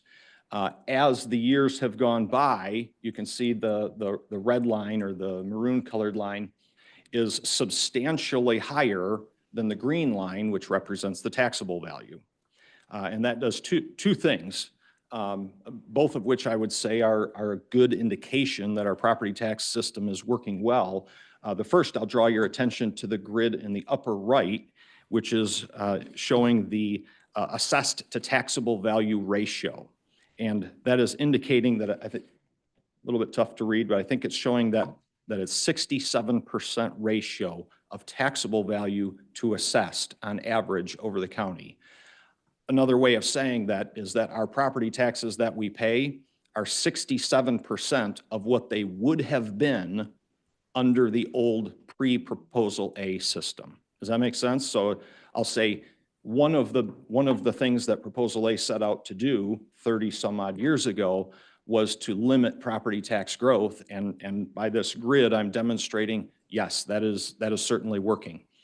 On the grid on the left, the green and the magenta one, I want to call your attention, I'll just say, to the gap between the two, which again is indicating that that Proposal A, or our property tax system, is working and that it is stabilizing property taxes. So even though our property values are increasing at a substantial rate, the taxable value is stabilized, right? It increases at a much more stable rate.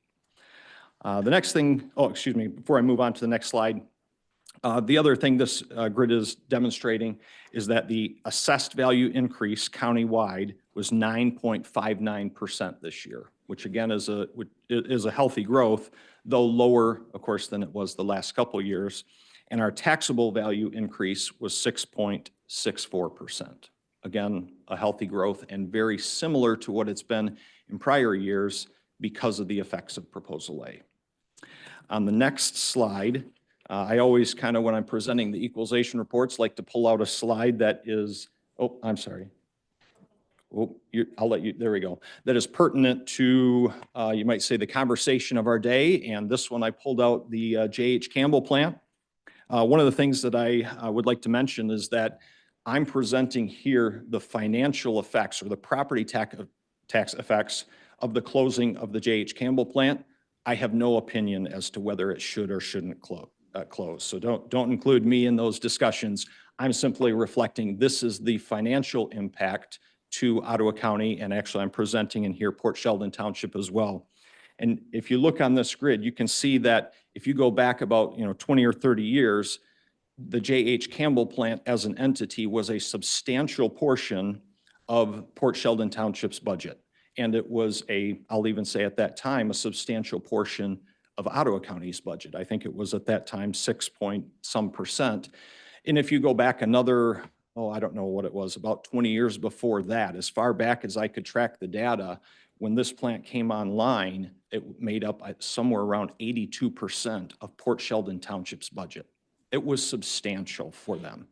Today, because of the reductions in values that that plant has taken over the last, I'll say primarily the last 6 to 7 years, you can see that it is a much lower percentage for both Ottawa County and Port Sheldon Township, to the point that at the 0.21%, so that plant is 0.21% of the taxable value in Ottawa County. It doesn't even make our top 5 taxpayer list anymore. So that's not to say Consumers Energy doesn't. Consumers Energy is still #1 taxpayer in Ottawa County, but that's because of their vast real estate holdings and, of course, the generating plant in Zeeland City. That is all I was going to talk about at this point. The equalization report in its entirety will be made available on the Equalization Department website shortly. So is there any questions for me in regards to these 2 agenda items? Sylvia.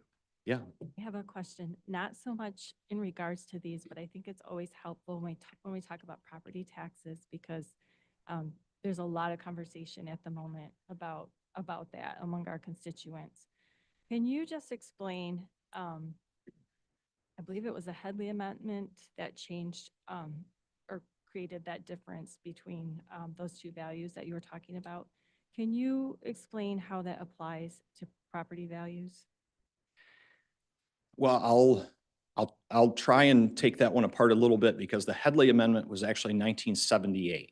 Okay. So that one was long before, and Headley really addresses more on the millage rate side, in that it rolls back everyone's millages. Okay. As our values increase, our tax revenue is supposed to be brought down, so that we don't have these huge increased budgets for local municipalities. So that was on the Headley side. Okay. I think what you're getting at is actually the Proposal A effects of 1994. And what that's getting at, or what the effects of that was, is it created two values. One, the assessed value, which follows the market. So if your home is worth $300,000, your assessed value is worth $150,000, right? And that value can go up or down with no limiting factor on it. Whatever the market goes up, that value goes up. And the concern with that is that at the time, 1994, values were increasing substantially, which meant everyone's tax burden was increasing substantially. So the voters in Michigan said, we don't want this. We don't want to have taxes based on our value any longer. So they created a second value called taxable value. And in 1994, those values matched each other. But thereafter, your taxable value only can increase by the rate of inflation, capped at 5%. So for the last 30 years, where inflation has been, with the exception of the last couple of years, has been historically low, our taxable values have gone up only a couple of percent each year, right? 1 or 2% increases, whereas our assessed value, which follows the market, has gone up, I'll say 5 to 8% per year, right? Creating the gap in the grid that I had shown prior. So for the taxpayers, this is a great thing. If you've been in your home for a number of years, you've got a big gap between your assessed and taxable value, which means you're paying in some cases, substantially less amount of taxes as a result. So one thing that I see sometimes is people may be let's say they're in a home that's $300,000, and then they sell that home, and they've been there for a while, and they now buy a home that in today's economy is maybe $500,000, and they see a huge spike in their property taxes. So can you kind of explain what happened? Yes, absolutely. So I had said previously that in 1994, your assessed and taxable value are the same, and it goes forward by the rate of inflation. Your taxable value increases by the rate of inflation until the year following a transfer of ownership. So once you buy a property, once the ownership transfers, now that taxable value jumps up to whatever the assessed value is the year after you purchase it. So yeah, in a lot of cases, there are some substantial increases over what the prior owner was paying. And that, of course, creates a a situation where you might have two properties that are identical, right? Built the same year, sometimes the same color, whatever. But if somebody's lived in one of those homes for 30 years, they've got a really low taxable value, right? And therefore a really low tax bill. Whereas the one that was just purchased by somebody recently, their taxes might be 2 or 3 times higher because of the loss of that gap. Yep. One of the not as popular things to say, but in Proposal A, we eliminated equity of taxation. We have not had that for 30 years. We have equity of assessing, but we don't have equity of taxation. So, and that's great if you've owned your home for a long time. Not quite as encouraging if you're a young family trying to get started. Yep, absolutely. Commissioner Berry? I just have a question. Yeah, On the Commissioner. previous slide where you had that graph of the maroon and the Yeah. green, I would think the mix of how fast existing properties turn over to the issue you were talking about, how these assessed values are then on cap, but also the mix of new construction. We've obviously seen a lot of growth in Ottawa County and everything. I'd just be interested in any comments you've got on how that mix of new construction along with the velocity of property transfers on the existing market affects your numbers. Well, does it affect the assessed value, the property transfers? I mean, yes, it's reflected because those transfers are indicating the market value is increasing, which makes the assessed value go higher. I think maybe what you're getting at is the effects of new construction on these values. And that is something that I track every year. And just kind of, if you look at the very bottom line in green there at our taxable value increase, our taxable value increase based on CPI, or the Consumer Price Index, was 3.1% this year. But if you look at the grid, it is 6.64%, right? And the reason for that difference is new construction, okay? All of the new homes, the new businesses, whatever it is that is new to roll is the difference between that 3.1% and the 6.64%. In Ottawa County, that number has been remarkably consistent over the last, I'll say at least the last 6 to 8 years. It's been really close to 3 to 4%. Interesting. Thank you. Yep. Yep. Josh? I just compliment to you, Mike, explaining Prop A.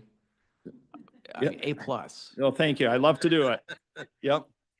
It's a holiday, right? That was So- beautiful. So that's it. Yeah, thank you. Hi, Brian. Yeah, Commissioner. Thanks for being here and great explanation. I agree with Commissioner Bruger. How do different municipalities conduct their assessments across the county? Who gathers the data, and is it a uniform approach across our county? Flesh your question out a So little I bit guess more. I'm wondering, let's say that I had my property assessed by somebody. I don't know who. Your assessor, you're Sure. saying. Okay, yep. Okay, so I know who my assessor is, but Okay. I'm wondering if I had a different assessor come in, would they have a different approach across the county? Their approach would not be different, right? There's standardization of how we value properties in Michigan. Obviously, your assessor, am I your assessor? I already, no, okay. Your assessor might have a different opinion of value, right? There is certainly an amount of professional opinion that goes into developing those values, but we need to support those values either way. And that actually does bring a good point up in that if we didn't have equalization, each assessor would be an entity or a kingdom to themselves, right? With equalization, part of my job is to make sure that all of the assessor, regardless of who the assessor is hitting the values they should be hitting. Does that make sense? Yes. Okay. I really appreciate you sharing that, because I think that is sometimes a lot of questions that come our way that they're wondering if it is treated in that way. Sure. If somebody had questions on their taxes, what is your recommendation of approach? What are the steps that somebody should be taking? When their tax bill comes in the mail, they have a concern, they don't agree with it. Yep. What would be your recommendation? Well, unfortunately, if they're waiting until their tax bill arrives, their opportunity to appeal has passed, right? So they really should be looking at their assessment change notice, which comes in February. That is that is the assessor sending them or putting them on notice saying, here's what your tax bill will be based on this coming year. So I would say, look at what your assessment change notice is saying, and right on that assessment change notice is listed your appeal rights. You can come to this board of review, you can appeal, here's the dates, here's the times. But once those values are set, right, and what we're setting here today, once those values are set, now the value that we're calculating the tax bill on is set. Does that make sense?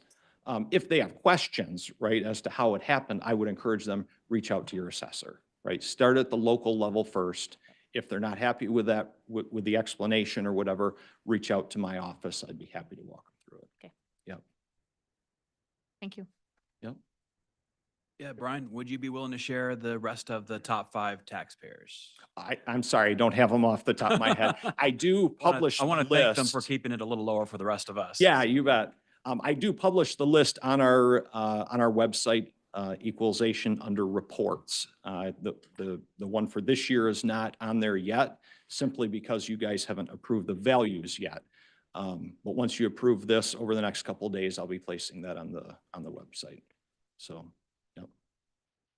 So I appreciate you also explaining Proposal A. I think it served exactly what it was intended to do, stabilize them, especially for senior citizens who were back then fearful of losing their homes because they couldn't stay up with the taxes and they're on fixed incomes.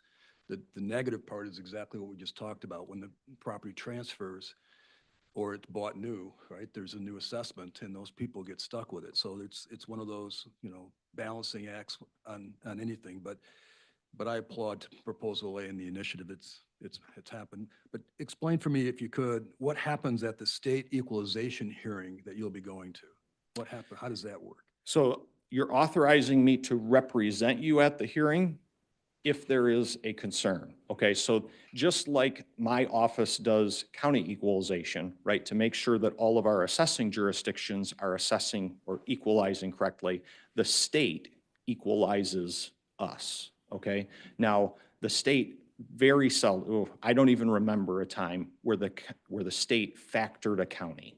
Okay, but if they did, you'd authorize me to represent you there. Does that make sense? I have attended some of the state equalization hearings, but I don't even know if I intend to attend this one because I don't have anything to appeal. Okay. Yeah. All right, so let's take a vote. So Brian just addressed 2 matters on the agenda, B and C, but the motion on the table is B, right? And I think that dealt with what you identified as Form 4024. That is correct. Okay. To authorize the signing of the form and to send him to Lansing at the state hearing. So we don't need a roll call, do we, on this I one? think we have typically done a roll call, Okay, that's fine. but Okay.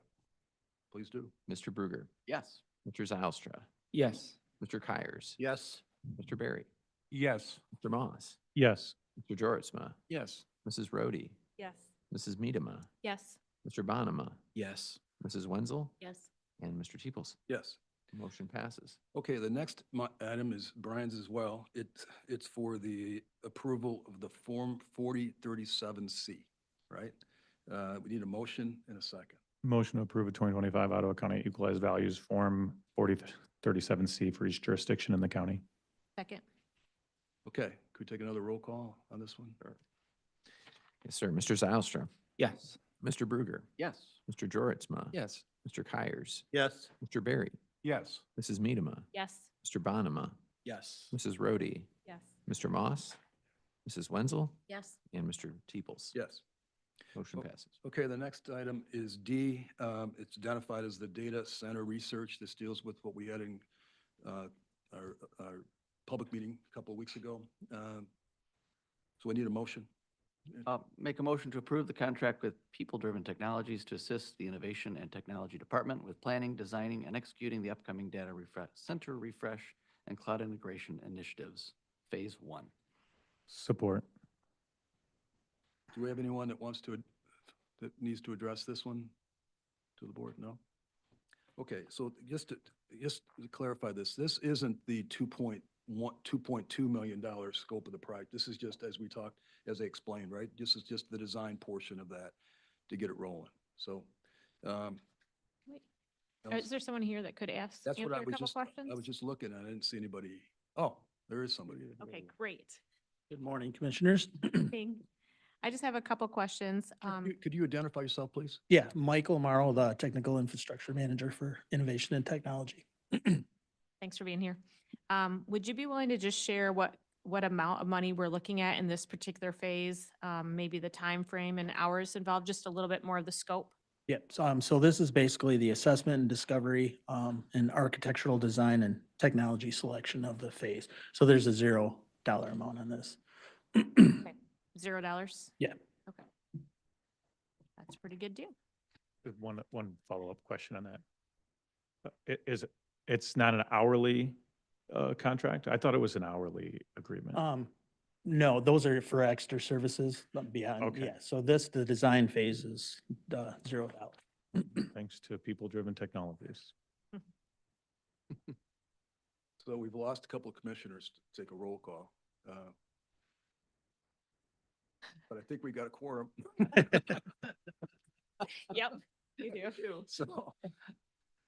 let's Also take- could be take- a. Start that roll call slowly, will you, Justin? Mr. George. Oh, he's gone. Oh, never mind. Mr. Barry. Yes.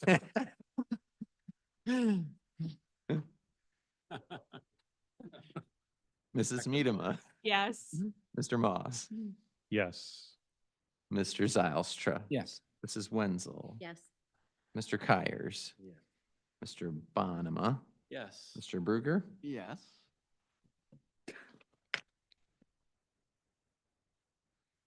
Mr. Teeples. Yes. All right. Motion does pass. All right, let's go on. Commissioners.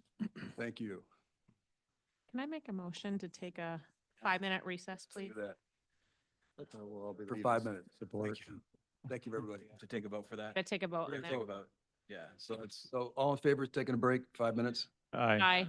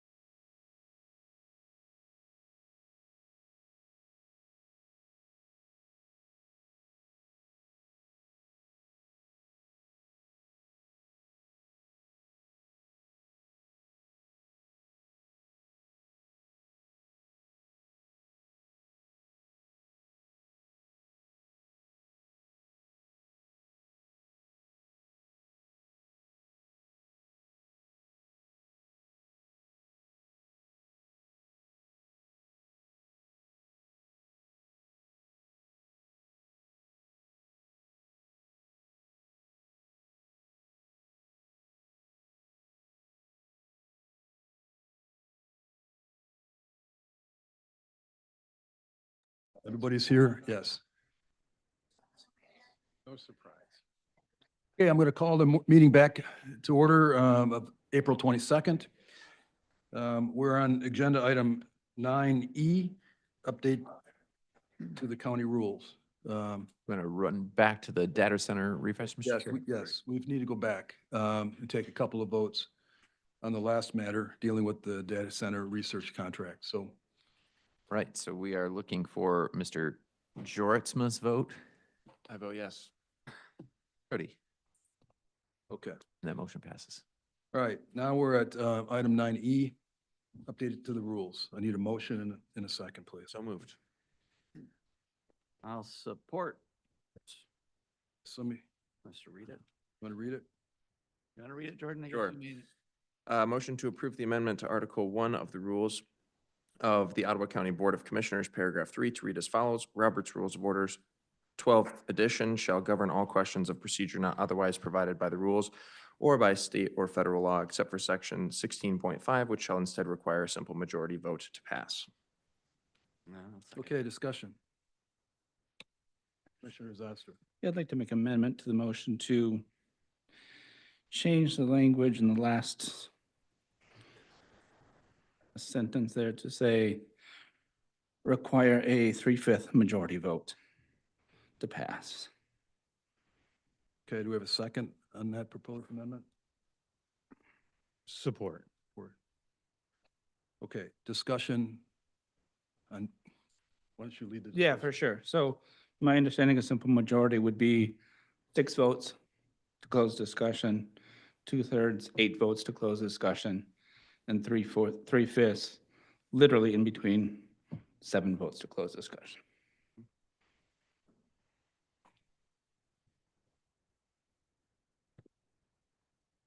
Comment? I personally can support the 3/5. Don't call it a 3/5 compromise. It's 7, yeah, I'm not going to call it compromise, I can support it. Alice? Wondering why this motion is even on here. Okay. I'm wondering the same thing. I've asked a few people, but I haven't Nobody shared. heard an answer. Well, I'll throw out the motion or the concept in general. I've got notes, but I'll just read the tail end of them. Deliberations that should take minutes take hours. Meetings that should take hours take an entire day. There are lots of alternatives to remedy this, but this solution, the ability to call a question with a simple majority, my hope is that it will speed up the business of the county and help us all, myself included, because I already admitted earlier today that I tend to pontificate, get to the point so that we can take a vote, because ultimately our votes are our voice as elected officials. So that's why it's on there. The intent is to keep our meetings moving so we can get the business of the county done. Commissioner Wenzel. That is to protect. Your microphone, Commissioner Wendell. Oh, excuse me, look, can I address one more thing? I've been told that we commissioners, some of us aren't speaking into our mics enough, so we just have to be mindful of that. Okay.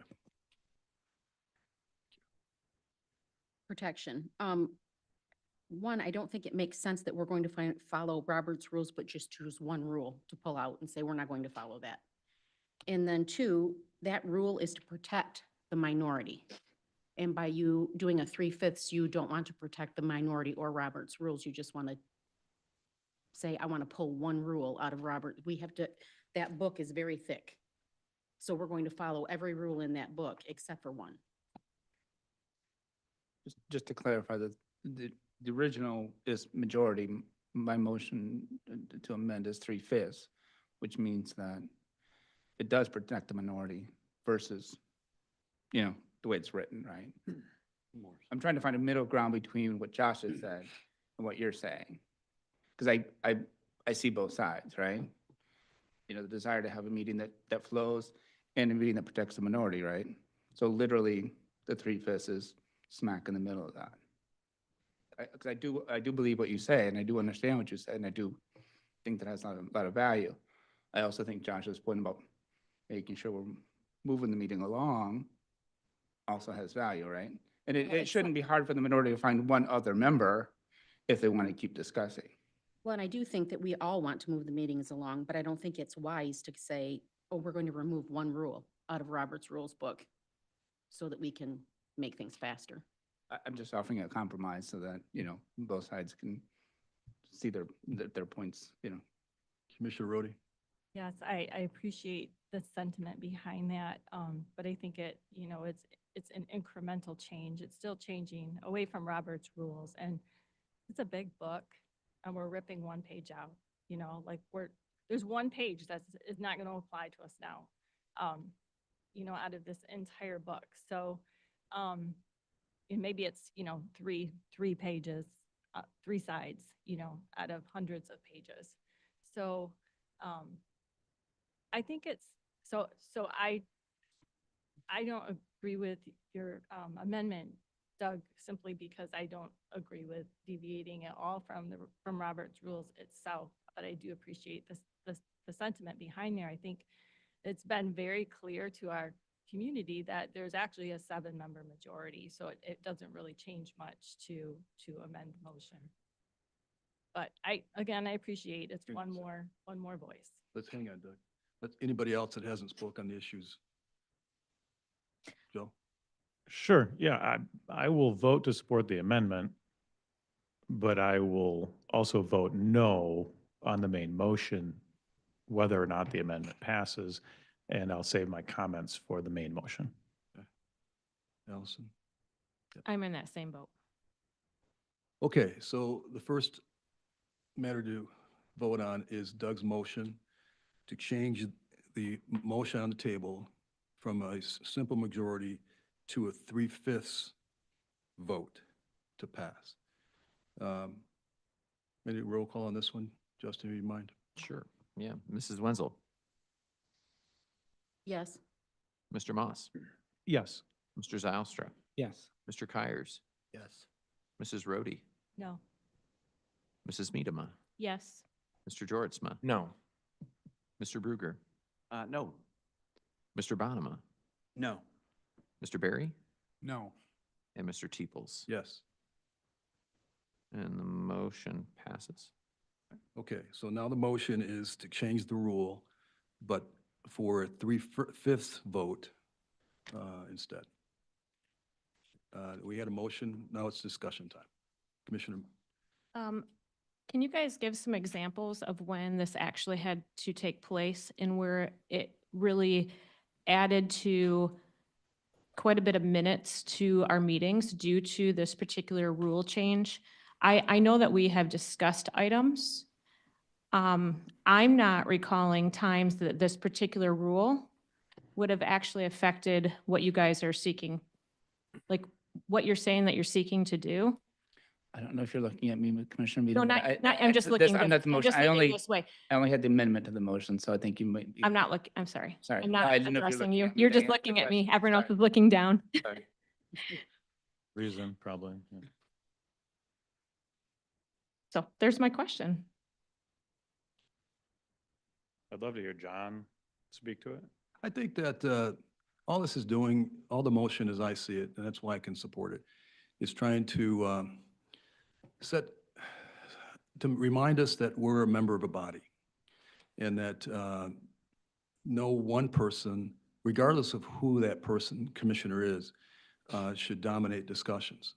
And like it's all the, like all the other rules we put in place, is to try to create some structure. Whether it has bearing for the past or the bearing in the future, that's not the important issue. The issue is trying to create a structure that moves things along as a board and doesn't allow, puts some limits on one commissioner or a few commissioners speaking broader than the board wants to speak itself. That's as simple as that, I think. That's why I could support what Doug's doing. John, it sounds like you're specifically speaking about Commissioners Rhodey, Wenzel, Miedema, and myself. I didn't hear him say that. That's what it sounds like. So we have Robert's rules in place for a reason. It's a 700-page book used essentially by counties, cities, townships across Michigan. Ottawa County has used this book to help govern orderly meetings probably since its inception, I believe. So what you're asking us to do is just take this one page and just rip it out of the book. And I'd just like to read from this page that you want us to rip out and change. Regarding calling the question, requires a 2/3 vote. And specifically says, in ordinary bodies, the requirement of a 2/3 vote for ordering the question is important in protecting the democratic process. It's there for a reason. We don't have a problem that you're trying to solve. The problem that you're trying to solve is limiting debate. So I would make a motion just to simply table this item and not create additional controversy. Second. Okay, let's all vote right now. No discussion on the table issue. All in favor? Well, maybe we should take a roll call on the table issue, please. Sure. Mr. Moss, Yes. Mr. Kyers, No. Mr. Berry, No. Mr. Bonema, No. Mrs. Rhodey, Yes. Mr. Zylstra, Yes. Mrs. Wenzel, Yes. Mrs. Miedema, Yes. Mr. Joritsma. No. Mr. Bruger, No. and Mr. Teeples. No. Motion fails. Okay, other discussion on the main issue. Allison. I want to ask another question. If this motion had been brought up by us last year, what do you think the public comment would have looked like? What do you think the headlines would have read?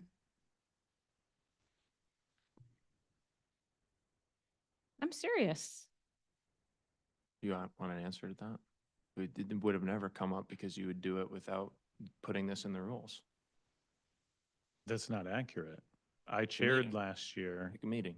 I chaired last year and the board always allowed debate on issues. And I don't even know if I don't even know if the board ever called the question. They- Couple they- times. They did. I just want to clarify. I'm with you on this, Joe, but we did get called.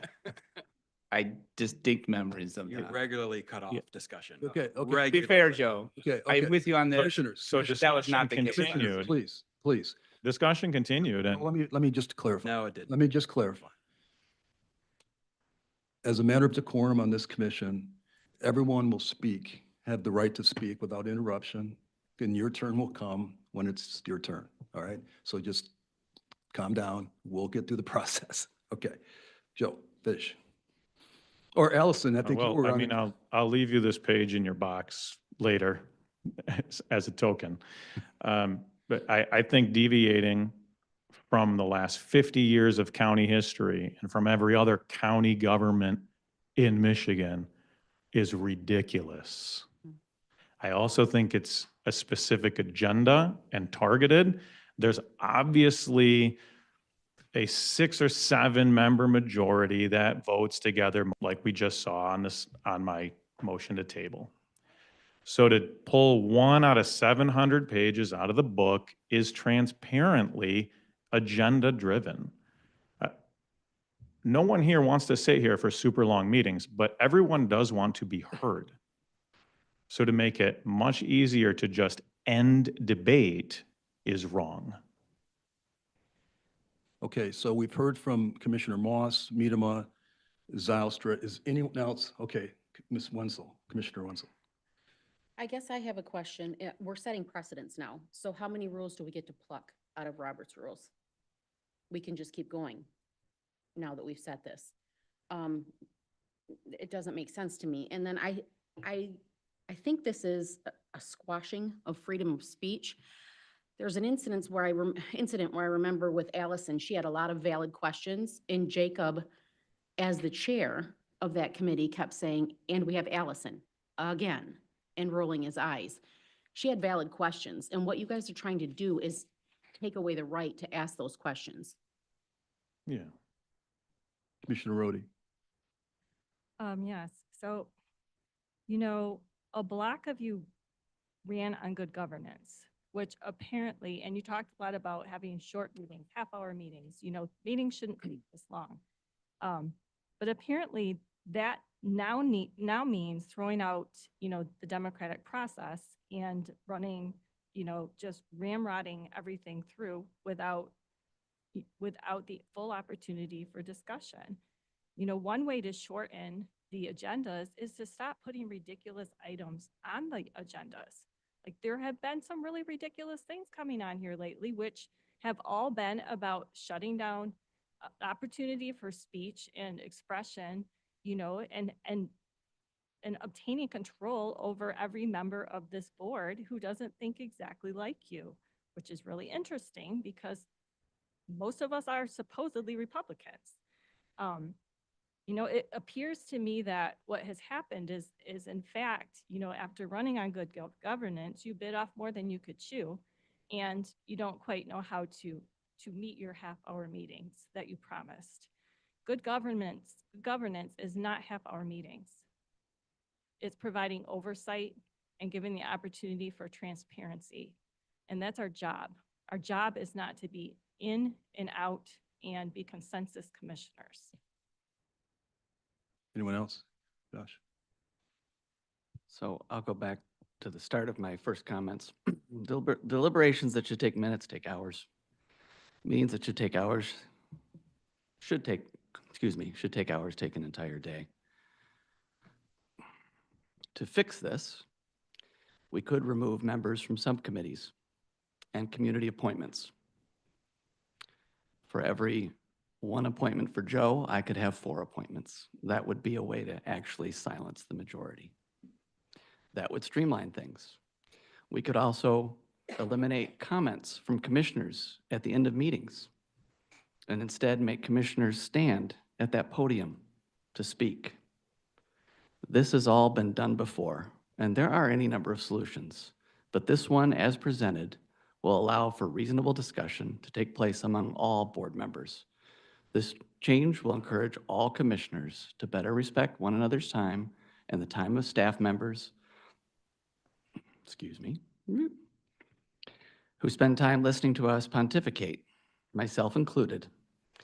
With this change, we will all be challenged to do a better job as commissioners. That's why I'll be voting for it. Anyone else that hasn't spoken on the issue first? Yes. No, wait. Anybody here? No, I just think out of decorum here, it'd be Let me- great. Let me just correct this. So Robert rules are very clear that we go and everybody gets a chance in the first go around. And then when we're finished, we go back. So that's what I'm doing here. So anybody that hasn't spoken has a right to speak, and then we'll come back. Okay? I want to compliment the chair that you've done a very good job of allowing everyone to make their points.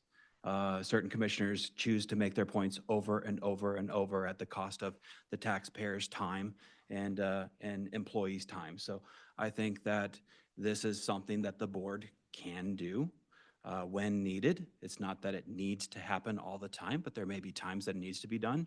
I also think that we should look for commissioners to no longer insult one another, because I think that's Constantly do pretty. that. Commissioners, please. So I let's think not that point is, fingers. that is something that we can do.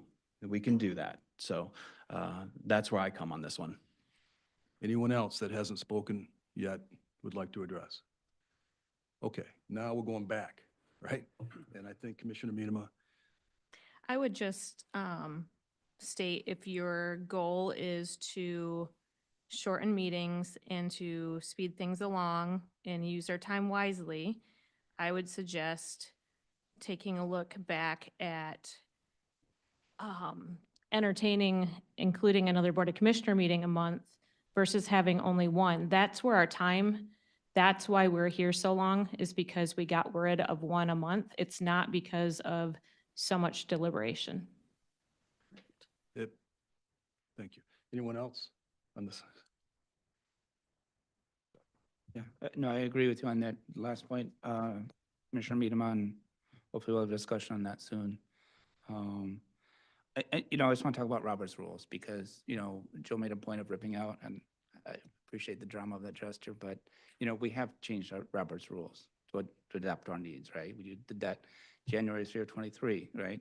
When we took 2/3 majority for adding items after the approval of agenda, we changed that to a simple majority. I think that change has served us well, right? You used it, Is that in Robert's rules? 2/3 majority Yes, it is. Yeah. for post-approval agenda. You changed that. I think it's served us well. I mean, Robert's rules, I'm not a parliamentarian, but it should be a guide, not a straitjacket. And I'm not, in favor necessarily of this, but, if it doesn't work for us, it doesn't work for us. So, I hope this amended motion passes because I think it's a good compromise. But the idea that we have to be straitjacketed by Robert's rules, that's not been our past. And hopefully, we look to, modifying things that work for us, right? That's it. Okay, Mr. There's a big difference. There is a big difference between adding items to an agenda and stifling debate or ending debate, which is what this is I get about. that, but I mean, the 2/3 is there on post-approval for the minority's sake, right? So kind of the same ballpark. You did that in 23. I think that was a good change. I not in agreement with this change, but I don't think we got to be, Robert's rules is not the Bible that we have to follow, without making adoptions for ourselves either. Commissioner Wenzel. I just want to go on the record to say that this is. Can you speak up? I just want to go on the record to say that this is, to me, nothing more than quashing the voice of other commissioners, especially Allison. She's asked multiple questions, which has caused all of us to think and look at things differently. Joe as well, Sylvia as well. And the goal of this is to just shut up 4 people so that they can't ask any more questions. Okay, can we take a, Sylvia? I would just, to add on to that, I would just say that I personally have really appreciated some of the additional information that has come out when we have extended conversations.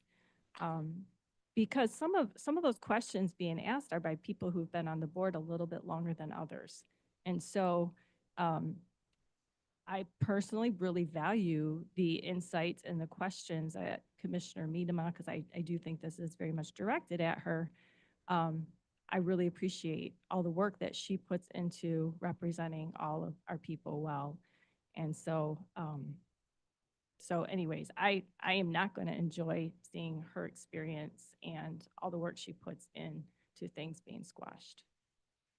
All right, Justin, can you take a roll call, please? I got one more. Oh, Josh. Couldn't see me. I just, irrespective of this motion on the table, I want to compliment Doug Zylstra for coming forward with a compromise that I believe we need more of. And it just as a people and legislators all over. And so Doug, I don't agree with it. I voted against it, but it passed and it's a legitimate compromise. And I'm very pleased and impressed by you bringing that forward. So just wanted to compliment him. Okay, Justin, can you take a roll call, please? Mrs. Rhodey, No. Mr. Bruger, Yes. Mr. Zylstra, Yes. Mr. Bonema, Yes. Mrs. Wenzel, No. Mrs. Miedema, No. Mr. Moss, No. Mr. Joritsma, Yes. Mr. Kyers, Yes. Mr. Barry, Yes. and Mr. Teeples. Yes. Motion passes. Okay, the next on the agenda is to amend the Rule 2.8 or to add 2.8 to the rules dealing with the county, use of the county letterhead. I need a motion on this, please. Moved. Jordan, a second? Have a second? You want to read it out loud, Jordan, or you want me to? You. Motion to approve the addition to Article 1 of the Rules of the Ottawa County Board of Commissioners to include Rule 2.8 Commissioner Letterhead to read as follows. Commissioners, when communicating using letterhead in their individual commissioner capacity, shall use individual letterhead provided by the County Administrator's Office. Do we have a second? I did. You did? Yep. Okay, I didn't hear that. Yep. So there was a form attached to the packet? Okay, discussion. Who wants to go first? We need a discussion? I'll go first, John. Okay. This comes up because of Joe started it with GBSU, and right after that, we were at the MAC conference, and I must have asked 20 different commissioners, and they said, this is totally out of line. This is not what you do. And so I just don't understand. We've never had this happen before. No other counties do it. I don't understand why we should start by doing it now. So I would like more than that. I don't think we should use the letterhead at all if we're doing personal opinions, in my opinion. So that's where I stand.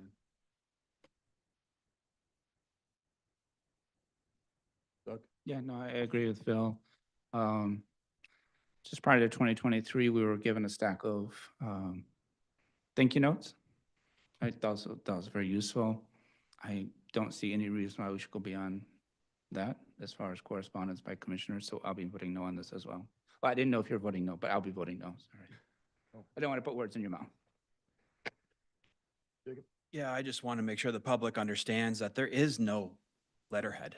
So any letterhead that these commissioners have concocted up was something that they did a cut and paste and did something on their own time. So there's no public commissioner letterhead out there. So this is arts and crafts by certain commissioners. Yeah, I would agree. So let's not target, please, comments toward a commissioner. Let's just talk generally about policy and not target. We gotta stop this. So, Josh. Yeah, I see this is in the spirit of compromise. Again, I believe this letterhead and has been created. I've got it in front of me from the commissioner, from the desk of Commissioner Jane Doe, under the Ottawa County logo. And then down in the bottom says Commissioner Jane Doe, District 15. It helps clarify that this is indeed coming from an individual commissioner.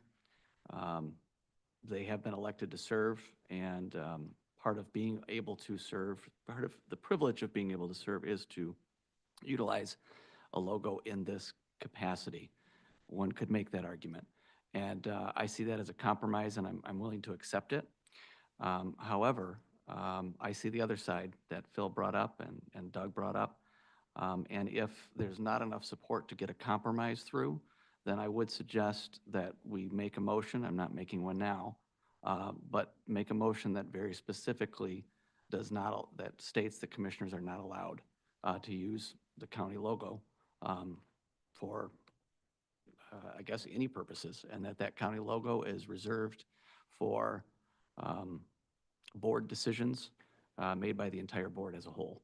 So that's all my comments for the moment. Jim.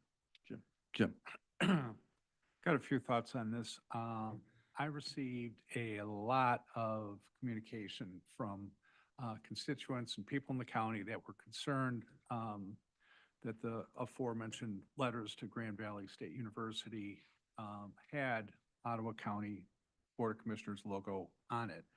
Some have suggested that if I was working at an employer, say Gentex, whatever company might be, you would not be allowed to use company letterhead to express opinions, especially to a body that has no purview for the County Board of Commissioners. I do believe as elected officials, people ask our opinion on things when I'm doing a radio interview or out in the community. Matter of fact, I'm doing a public first quarter review on Thursday night, as a matter of fact, at North Branch of Herrick District Library.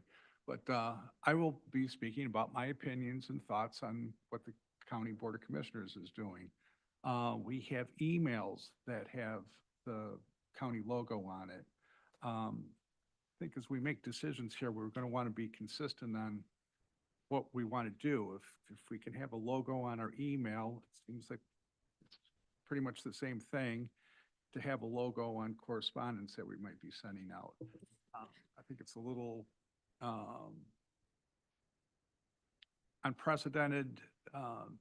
The letters that went out to Grand Valley, again, an institution we have no purview over at all, suggesting policy changes to that organization is a little different than sending letters because a constituent opened a new business or 50th wedding anniversary or congratulations on the state championships, you know, something along those lines. And often with the emails, people are asking, what do you think, or what are you going to do about a specific issue? So whatever we do here, I think we should purposely, consciously be purposeful about it and make sure we're consistent on it. So I think having a disclaimer on the letterhead is it's a fair compromise, allowing commissioners to have freedom of speech, but making sure it's clear it doesn't represent the will of the board.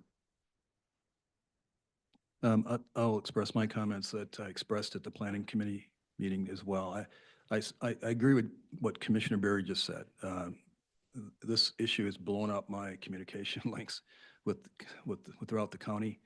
A number of people don't want it at all, us to use it at all.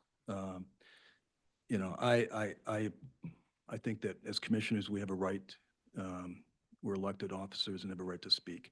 So I support that concept, but I also think we need to be a safeguard against confusion, whether we're speaking as an individual commissioner, even though it's hard to do that when you're elected. Every time you speak, you ask yourself, or someone could ask, are you speaking to yourself or a member of your constituents as an elected official? It's difficult. So to avoid some confusion on that, I think this is a compromise, that it's a workable compromise for the community, that they won't be confused because there is disclaimers on this form, for an example, but it also protects free speech as elected officials. That's how I see it. I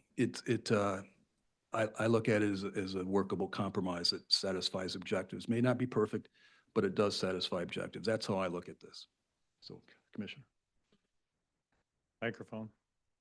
For clarification, if we're doing it on these letters, then we need to have the disclaimer on every email. If we go on Talk of the Town, we have to publicly say we have a disclaimer that this is only our own personal opinion. Anytime we speak, we will have to say or post that disclaimer. Probably a good, excuse me, I don't mean to interrupt. Is that what you're saying? I think, so if you're focusing the question to me, right, and I want the whole board to weigh in on this, but from my perspective, I think prudence is better than confusion. And so if we need to be in a position where the communities doesn't know if we're speaking individually or member of the board, I think prudence and common sense would say, tell the public who you are speaking for, whether that's verbally or on the radio or whoever it is. And maybe we need to put it on our website, our email communications. Whatever it takes to avoid confusion, I think we should do that. But there's common sense in that too. And so I think we need to exercise that. Maybe you're right. Who is the judge of that, I guess? Who is the judge of You guys want to address this? making sure? We are as a collective body. But I mean, someone could think that that's personal opinion, or someone could post something and think that that's us collectively as a board. Who's the judge that says that what we can post and what we can't post with that disclaimer? Because you may think it's us as a board, and someone else may think that that's only your opinion. Josh. I think that underscores what you brought up, Kendra, the need to make sure that we're identifying ourselves, that I'm not speaking on behalf of the board. You know, Doug has done a good job with that. Over the years, I've seen some of his Facebook posts where he will say, the board says this. I disagree, but the board has spoken. And so therefore, the Board of Commissioners says X, Y, and Z. But yeah, I think the idea of making sure that we're identifying that I am speaking as Josh, Commissioner of District 10, is huge. And to put that on an email, I don't mind doing that. Oh my gosh, that's so easy to do. I don't want to make a big deal out of it. I think I could handle that. I do think, Kendra, you make up a good point when we're out speaking and on the radio. Do we need to say that? I would doubt it. I would say yes, if we're going to have to say it on an email communication, that's just a verbal communication. And I think if that were what you wanted to do, I think that'd be awesome. That'd be something we could do. But do we need to, if we sit down for an interview on News 8, like Jordan was on the other day, does he need to say, I'm speaking on my behalf? We know in that context that he's speaking as Jordan on the news channel. So I see what you're bringing up, but I think you could get, what do I want to call it? Somebody said it last week. Don't let the enemy of good or better be perfect. And we're probably not going to find the perfect solution, but this is a better solution. I don't think that anybody else? Sure. Yeah. Joe, go. Sure. I just want to highlight for the record, since it wasn't part of the previous conversation, that Josh has been very specific that he was concerned about the content of the letters that were released, especially mine. And also when I met with Josh and John, one of the comments that really stood out to me was that when we were talking about me sending a letter in my individual capacity with my name on it 3 or 4 or 5 times, it was easily identifiable as me, which I've only done 5 or 6 times in the last 2 years and, a quarter. He said we wouldn't be talking about it. John said we wouldn't be talking about it unless, except that I had addressed something controversial. You used the word controversial.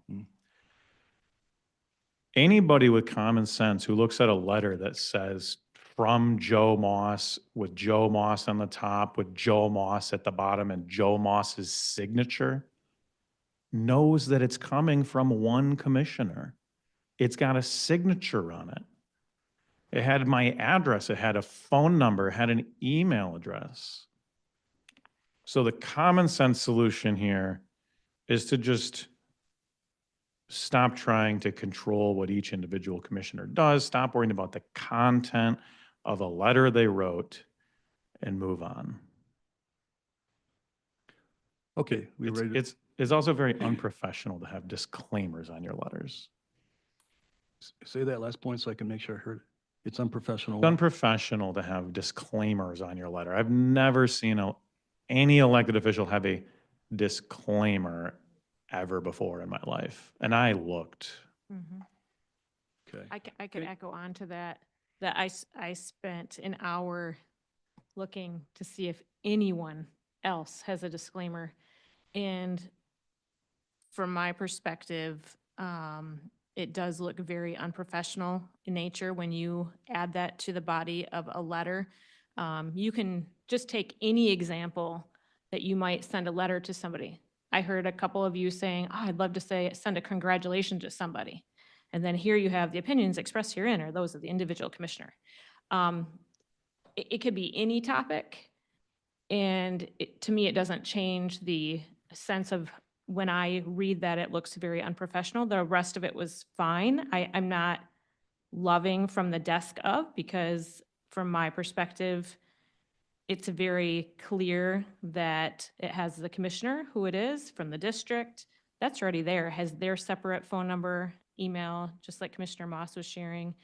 And again, I'm just going to reiterate that the issue before us today is not the issue of who sent it and making sure that that's clear. That's not any of the emails I received. It was about the content.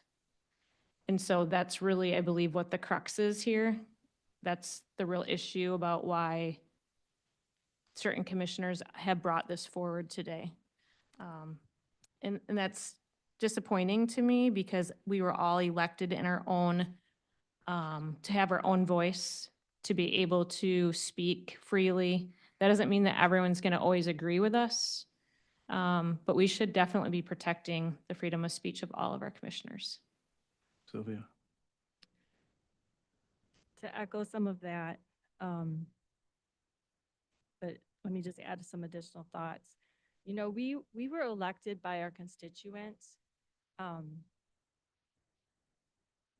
because our values and our beliefs resonated with our constituents.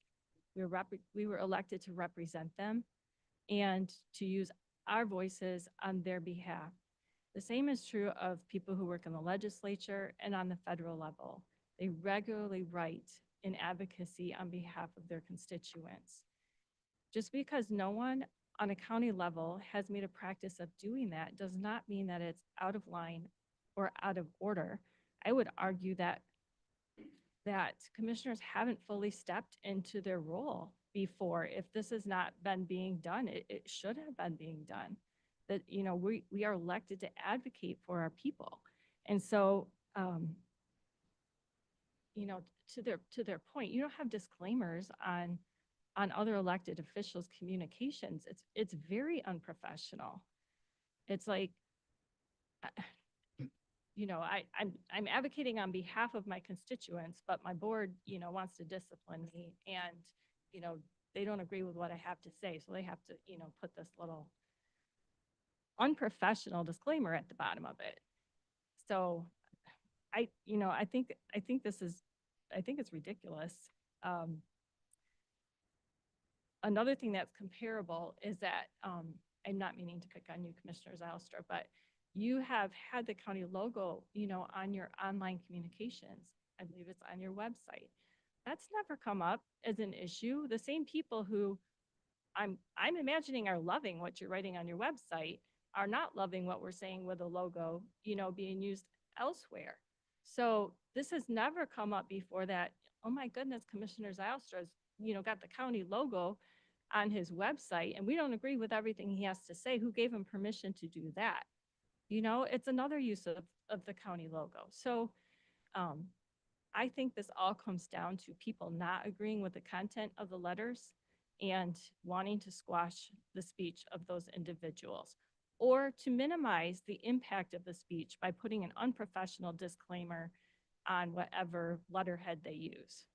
So I think this is completely unnecessary and, again, ridiculous, and again, an item that's on the agenda that is consuming time that is not necessary. Josh? I'm going to throw out an amendment to this motion, but I don't know if Jordan has spoken or Jim did. Jordan, did you? I'm good. Okay. All right. And here's the reason I'm going to do the amendment is I'm understanding that if I do a straw poll here, Phil's going to vote no. Doug is going to vote no. Joe, Allison? Sorry, Phil's going to vote yes? Yeah. All right, well, okay, anyway, I'm doing a tally, and my motion is, I don't think we have support to adopt this logo as presented. So here's my amended motion. I'd like to make a motion. Wait a minute. I'd like to amend the motion. Sorry, apologies. I'd like to amend the motion to read as follows. Rule 2.8, Commissioner Letterhead to read as follows. Commissioners, when communicating in their individual commissioner capacity, shall not use the county logo and shall identify themselves as representatives of their respective districts. People already know. Going the other way, and maybe no one will second it. Could you clarify exactly what that You want to repeat it? accomplishes? I'm repeat that again first. Okay, I'll repeat it. Rule 2.8 shall read as follows. Commissioners, when communicating in their individual commissioner capacity, shall not use the county logo and shall identify themselves as representatives of their respective districts. So before we get, sorry, I'll see if there's a We second. need a second. Maybe I'll There's- second. There's going to be a second. Is there a second to Josh's motion? Okay, no seconds, moving on. We're back to comments. I had a comment. He was. Who gonna is? go back. Who has? Just, I just wanted to clarify, we're talking about adding 2.8 to, Rule 2 is in Article, excuse me, Article 2 rather than Article 1. So could we just clarify that the motion is on the agenda says it's in addition to Article 1 to add 2.8. We could add Article, Yeah. or we could add 2.8 to Article 1, but Article it 2. wouldn't really fit. So let's add it to Article 2. Article 2, yeah. Okay? Thank you. That's a good. So let me just make a point. I haven't in the sequence of things. So I've said this before. I don't care what the content is. I do care how it's perceived. And to suggest that anyone with common sense wouldn't misinterpret comments written on individual letterhead, or that it's nonsense, for an example, to me, it's a discredit to all the people that have written me emails because there's clearly confusion about who commissioners were speaking about or on behalf of when this happened. So I don't particularly care what a commissioner says or doesn't say, as long as it's clear who you speak for. When you use analogies like a state representative or a congressman, that's different than when we speak as a board. 3.1 says our authority is collective. And so it's not the same as an elected official in Lansing or in Washington. We are a board. And as we speak as a behalf of the board, we need to be clear if we're speaking individually or as a board, because it's a different, our roles are different as a county board. And so I don't care what the content is, I just don't want to create confusion, and I think the compromise is a good one that kind of does that. So did you, I think Commissioner Wenzel was next. I had a response to that, if I could go first. Okay. Okay. So, Mr. Chair, you've said our authority is as a board, and citing Rule 3.1. Right. When you look at Rule 3.1 and you look at some of the legal cases behind what you're talking about, Right. You're talking about, yes, our authority is as a board. We do take legislative action as a body. That is the law. So does the House of Representatives. They act in their legislative capacity. It is actually the same thing to be a legislator here and a legislator in Lansing. We are in the legislative branch. The CAFR that just came out, or the audit, literally has us 11 members in the legislative group for costs. So there is no difference. This is a public body. The state legislature is also a public body. So I don't understand your comments. Jordan. I'll respond to that. I don't disagree with you, actually. The one difference is that on working in a state legislative office for a state representative, the letterhead used by state legislators doesn't say the Michigan House of Representatives, doesn't have the logo. It has the seal of Michigan, and it has state representative, their name, their contact information. So I do think that's fairly close to this. I think this is actually a little bit less, that the fact that it even says Ottawa County and it has the logo, it makes it a little bit more further than what happens in the state legislature, but I don't think there is a direct comparison. Okay, we ready for a vote? So, well, I have one amendment. So possible amendment based on what Jordan just said would be to use the letterhead as presented, but to remove the disclaimer, since no other legislators use a disclaimer. So that'd be my motion. I get clarification. Support. So at the bottom of the letter that's proposed with 2.8, at the very foot, at the bottom, it says there's a disclaimer about that you're representing. Somebody's got it, can look at it. Yeah, the opinions represented herein are those of the individual commissioner. So is your proposed amendment to remove that, but it would still, at the top of the letterhead, say, show Ottawa County from the desk of Commissioner? Correct. To kind of stay in line with what the state does in other legislative offices. Commissioner Wenzel. I think what Commissioner Bruger said is basically the same as this. Like when you talked about radio, there's no need. People know that you're speaking for yourself. With this, what we're talking about right now, there's no need. People know that we're speaking for ourselves. Yeah, question, and Sylvia seconded it, right? Yeah, okay. Okay. Yeah, just in case, because it's like on it. So, Joe, your amendment would leave the top Yes. as if Ottawa County, and underneath that it says from the desk of Commissioner Jane Doe. Joe Hall, Yes. whatever it is. But you would remove the opinions expressed herein are those of the individual commissioner. Everything else would stay the same. Yes. And people should be encouraged to sign them, yes. If they're used, I mean. I think that I don't have a problem removing that disclaimer, but I would I guess my motion to amend would say that the signature line should identify the district that you represent. John Teeples, Commissioner, Georgetown Township District 7. It does say the number. It says the district. It says, I thought it said there. It does in this. In the foot, in the bottom. So it's there, right? So are we ready? Okay, so Joe's motion is on the table. Sylvia seconded to remove. I'd like to say one thing real quick. Yeah, I have no problem with having letterhead.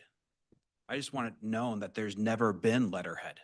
Okay, am I correct, Mr. Administrator? There's, as far as you know, there's been no letterhead ever created for, official letterhead for commissioners.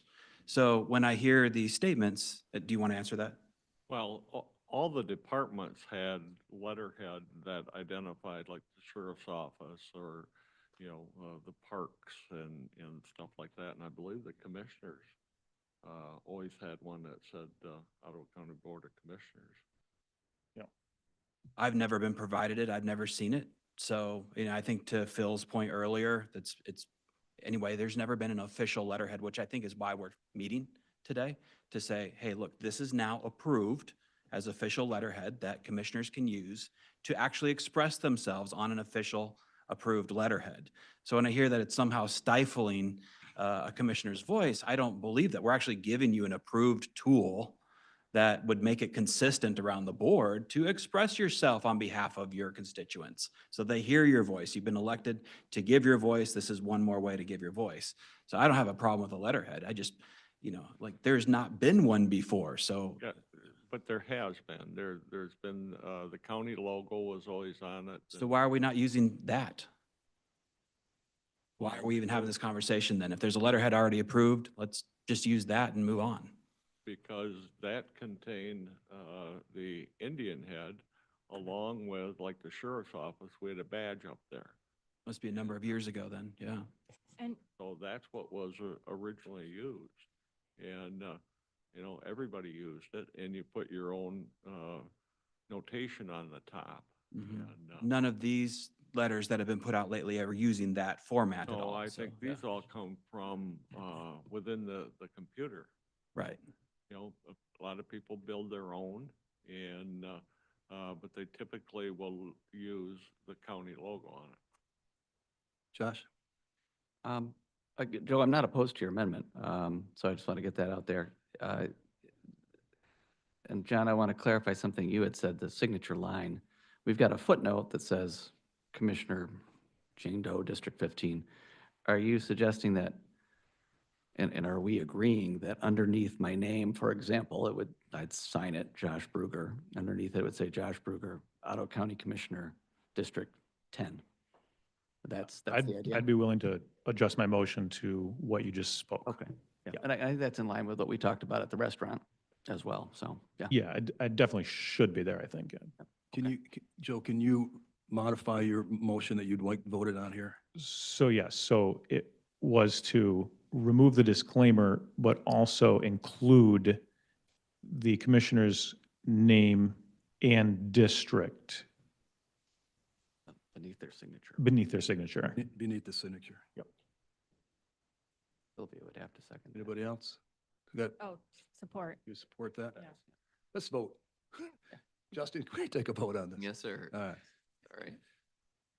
So Mr. now, Did you this is restate on- the motion, This is a please? motion on, this is a vote on Joe's motion Correct. to remove the disclaimer from the bottom, but to add under the signature line, your name and your district, right? Correct. Yeah. That's not currently in the form itself, so it has to be inserted, but we can do that. Okay, that's the motion on the table. Let's vote. Sure. Originally talked about from the desk of, is that not? going No, to- everything else stays the That's same. on. Joe's motion is stay, everything is the same. The disclaimer comes off, but what is going to be added to that would be under the signature line where you sign, it'll identify your name in print and your district. Okay, right? Am I right? That's right. All right, that's the vote. All right. Mr. Bruger, Yes. Mr. Zylstra, Yes. Mr. Kyers, Yes. Mr. Berry, Yes. Mr. Moss, Yes. Mr. Joritsma, Yes. Mrs. Rhodey, Yes. Mrs. Medema, Yes. Mr. Bonema, Yes. Mrs. Wenzel, Yes. and Mr. Teeples. Yes. Motion passes. So do you think this takes care of the issue? We don't have, it was on yours amendment, but I think we're clear on this. We don't need another motion. One, just a vote. Need a vote on the whole thing. Just vote on the final. Okay, that's what I was asking. All right, so let's take a vote on the overall motion, subject to Joe's amendment. Mr. Bonema, Yes. Mr. Joritsma, Yes. Mr. Bruger, Yes. Mrs. Medema, Yes. Mrs. Wenzel, Yes. Mr. Barry, Yes. Mrs. Rhodey, Yes. Mr. Moss, Yes. Mr. Zylstra, No. Mr. Kyers, Yes. and Mr. Teeples. Yes, And the Okay. motion passes. thank you. Next thing is the, I'm just excited. That was a great compromise. Way to go, everyone. Go team. thing on the motion is the, deals with the Zimmer lawsuit and the acceptance of the recommendation from from our defense counsel. Joe, do you want to take this? Yeah, I'll make the motion to accept the attorney recommendation to reject the settlement demand in the case of Zimmer v. Ottawa County. Okay, so just for the clarification on the board, we cannot, if we're going to have discussion, we need to go in closed door. I'll second it. Thank you. Thank you.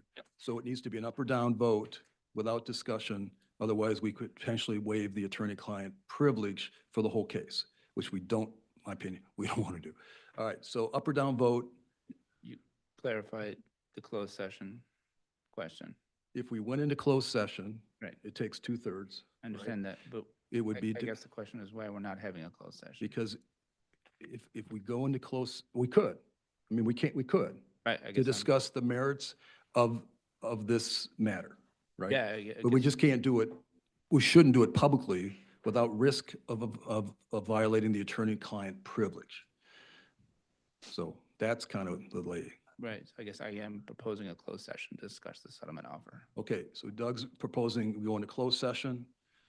Anybody want to second that? So would this be an amendment to this motion, or was this be a tabling of this This is motion? probably a This brand would- new motion to add to the agenda because it's not on the Table. agenda.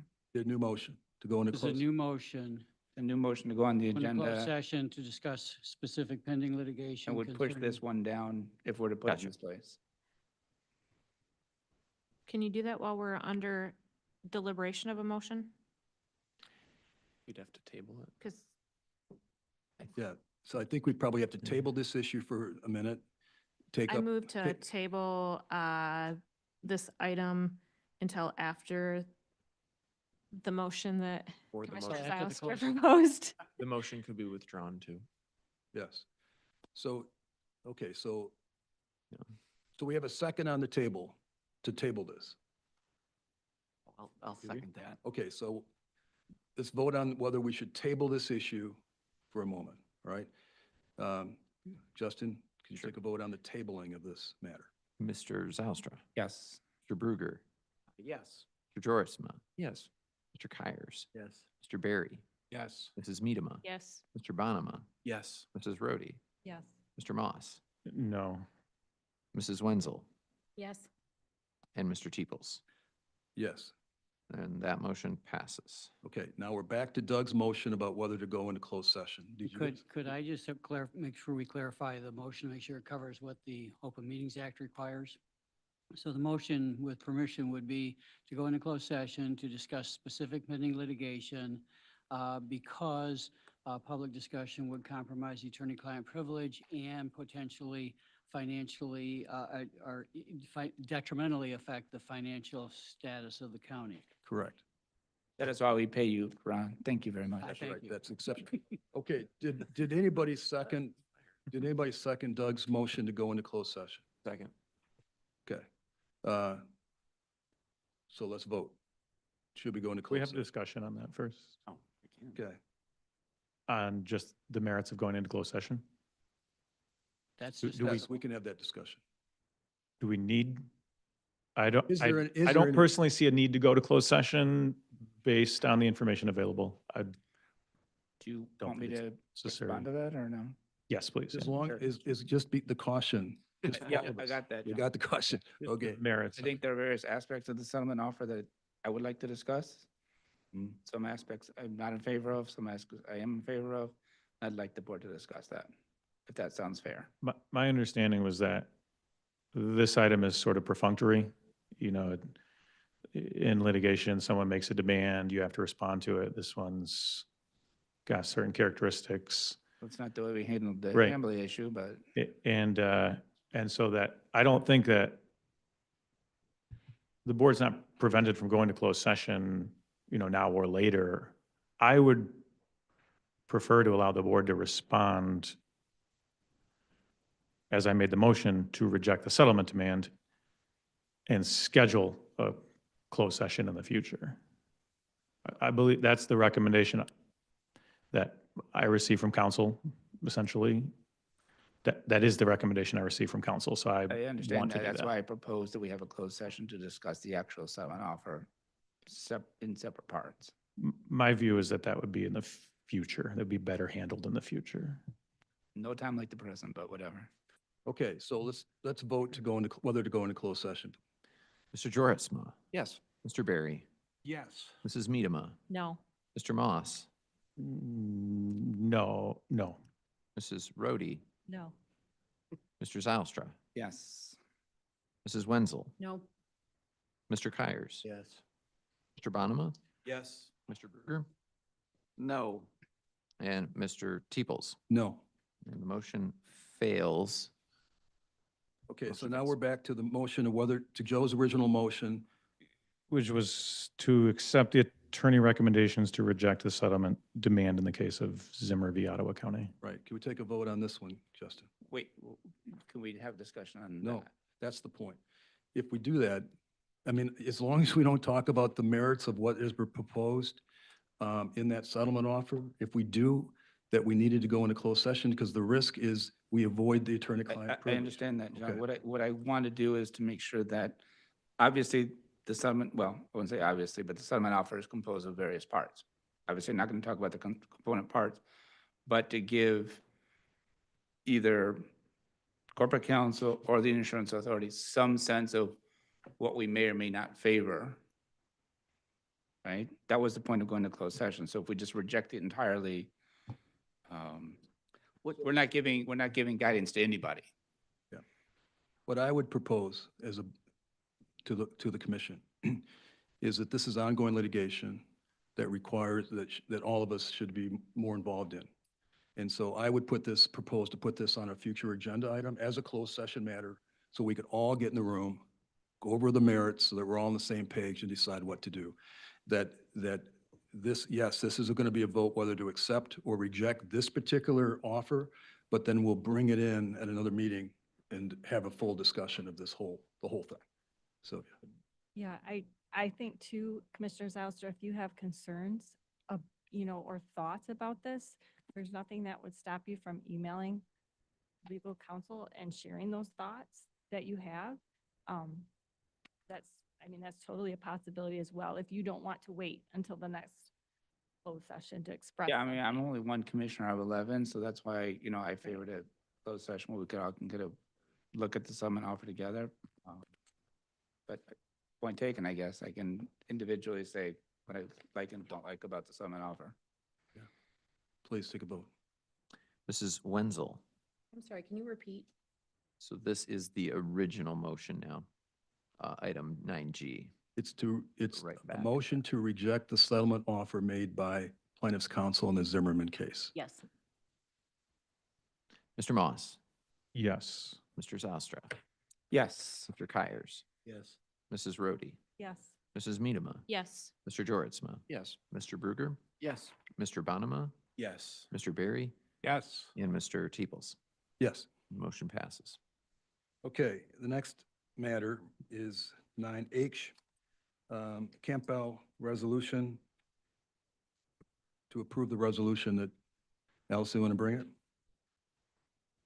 Want me to bring the motion Please. before? If you want. Sorry, I was looking at something else. I make the motion to approve the resolution to initiate litigation to postpone the closure and demolition of the Campbell plant. Second.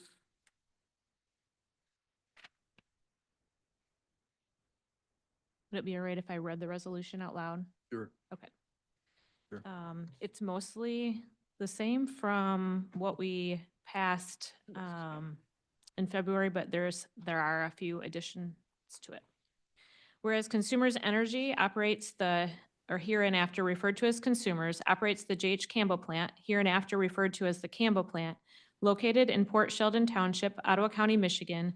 And whereas the Campbell plant delivers electricity to Ottawa County, the state of Michigan, and throughout central portions of the United States as an integrated member of the electrical grid system called the Mid-Continent Independent System Operator, Incorporated, hereinafter referred to as MISO. And whereas the Michigan Public Service Commission, hereinafter referred to as MPSC, has statutory authority to regulate the Campbell plant pursuant to MCL 460.6. And whereas in 2022, Consumers received approval from the MPSC to cease producing electricity at the Campbell plant as of April 1, 2025. And whereas the MPSC decision was based on projected increases in energy production from diverse sources that would offset lost production from the closure of the Campbell plant. And whereas the North American Electric Reliability Corporation, hereinafter referred to as the NERC, indicated in its December 2024 assessment, NERC 2024 Long-Term Reliability Assessment, December 2024, and hereinafter referred to as the NERC report, that of the 11 North American grid networks extending from the Canadian Arctic to the Gulf, the only network receiving a high-risk warning for shortfalls in electricity supplies is the MISO grid. And whereas the NERC report further indicates that the reason for the high-risk warning is that resource additions are not keeping up with generator retirements and demand growth. And whereas Consumers representatives reported to members of the Ottawa County Board of Commissioners at its February 11, 2025 Ottawa County Planning and Policy Committee meeting that closure of the Campbell plant was not originally slated to take place until after the year of 2030. And whereas the Ottawa County Board of Commissioners passed a resolution on February 25, 2025 as a formal appeal of the MPSC's decision dated June 22, 2022, which authorized the Campbell plant to close instead on May 31st, 2025. And whereas the Ottawa County Board of Commissioners, pursuant to Article 7, Section 15 of the Constitution of the State of Michigan, 1964, as amended, has the authority to enter or to intervene in any action or certificate proceeding involving the services, charges, or rates of any privately owned or owned public utility furnishing services or commodities to ratepayers within the county. And whereas the Ottawa County Board of Commissioners formally requested that the MPSC postpone this closure date until such time as a new hearing can be scheduled before the MPSC to address the concerns outlined in the NERC report and to provide assurances to the citizens of Ottawa County, the state of Michigan, and all members of the MISO grid that depend on currently available energy sources, the closure of the Campbell plant will not have an adverse effect on the reliable delivery of electricity to our respective communities. And whereas Consumers remains committed to the projected May 31st, 2025 scheduled closing and the demolition of the Campbell plant. And now therefore be it resolved that the Ottawa County Board of Commissioners instructs County Administration and Corporation Counsel to engage in legal action to exercise the county's constitutional right to intervene in the current proceedings by initiating litigation to postpone the closing and demolition of the Campbell plant. Okay, discussion. So I get two questions, if I can ask them both kind of at the same time. Where's this resolution coming from, or who's offering it, or who should I direct my questions to? I wrote this one and Joe made some edits. Okay. So the last, be it resolved, instructs county administration and corporate counsel to engage in legal action. I think I asked this last time, legal action against whom, right? Number one. And my understanding of reading this is that we're not talking about deficiencies in West Michigan, right? We're talking about potential deficiencies across the MISO grid. Is that Which includes fair? Ottawa County. No, I understand it, but we're not focused on. And I can also address your first question, but you can keep going. Okay, so I'm going to clarify the question because I do get that, but we're not talking specifically about any deficiencies in West Michigan. There's no report that says West Michigan has deficiencies. There may or may not be reports that say MISO has deficiencies, correct? Can I answer your first question sure. first? So the first one, we intentionally left broad enough that gave our legal counsel the ability to pursue anyone that it involved. And I think that's really important that we don't put too much detail in that piece so that it does not limit our legal counsel. Put limitations on who it would involve. I think that is their purview to make sure that they have the right entity that they would be including in a potential legal action. That would be the answer from my perspective to your Okay, I first mean, question. I do have a follow-up, but yeah, go ahead. So, and then your second one, I think we've made it abundantly clear through through the last resolution, through conversations we've had, that this is out of concern for people here within Ottawa County.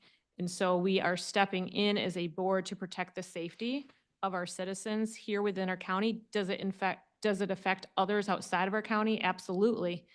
But we, as a body here, are overseeing the protection of constituents within Ottawa County. Okay, I guess, but I have one you more. understand my question though, Commissioner Miedema, is that we seem to be focused on the MISO grid, right? But there's been no focus on, is there a problem in West Michigan? Because there's not been any indication that there is. I believe there actually has been, I believe that report that was provided specifically referenced, I think the quote was Southwest Michigan, like Okay, Western Michigan and Southwest Michigan. I don't have that report, okay. but I believe the answer to your question is yes, it was actually, So there is a report that says West Michigan is in danger. I believe it does not say the word danger. Well, I mean, paraphrasing of it. I think what it said was Southwest Michigan or West Michigan or something to that effect was at high risk. Okay. Yeah. That would be interesting if it were here in the resolution, because the resolution just talks about the MISO grid. Yep. And not about any specific danger to us here in West Michigan. And I guess my follow-up would be simply, is it the ratepayers' responsibility to look out for the MISO grid, or is it their responsibility to look out for their own, That's a great question. power, right? That's a great question. The ratepayers are not responsible to potentially bring litigation. It is specifically authorized in the Michigan Constitution that the county is authorized in this type of I capacity. think you may have misunderstood my question. I apologize. What we seem to be saying here is that consumers' power and their ratepayers are responsible for the stability of the MISO grid, which I think seems like a stretch to me, right? Wait, can you say that again? Consumers' energy is responsible. The way I read this is saying consumers' power, consumers' energy, and their ratepayers are responsible in some sense for the MISO grid in its entirety, right? And therefore, we ask them to keep this power online. The resolution doesn't talk about any deficiency in West Michigan that we need them to address.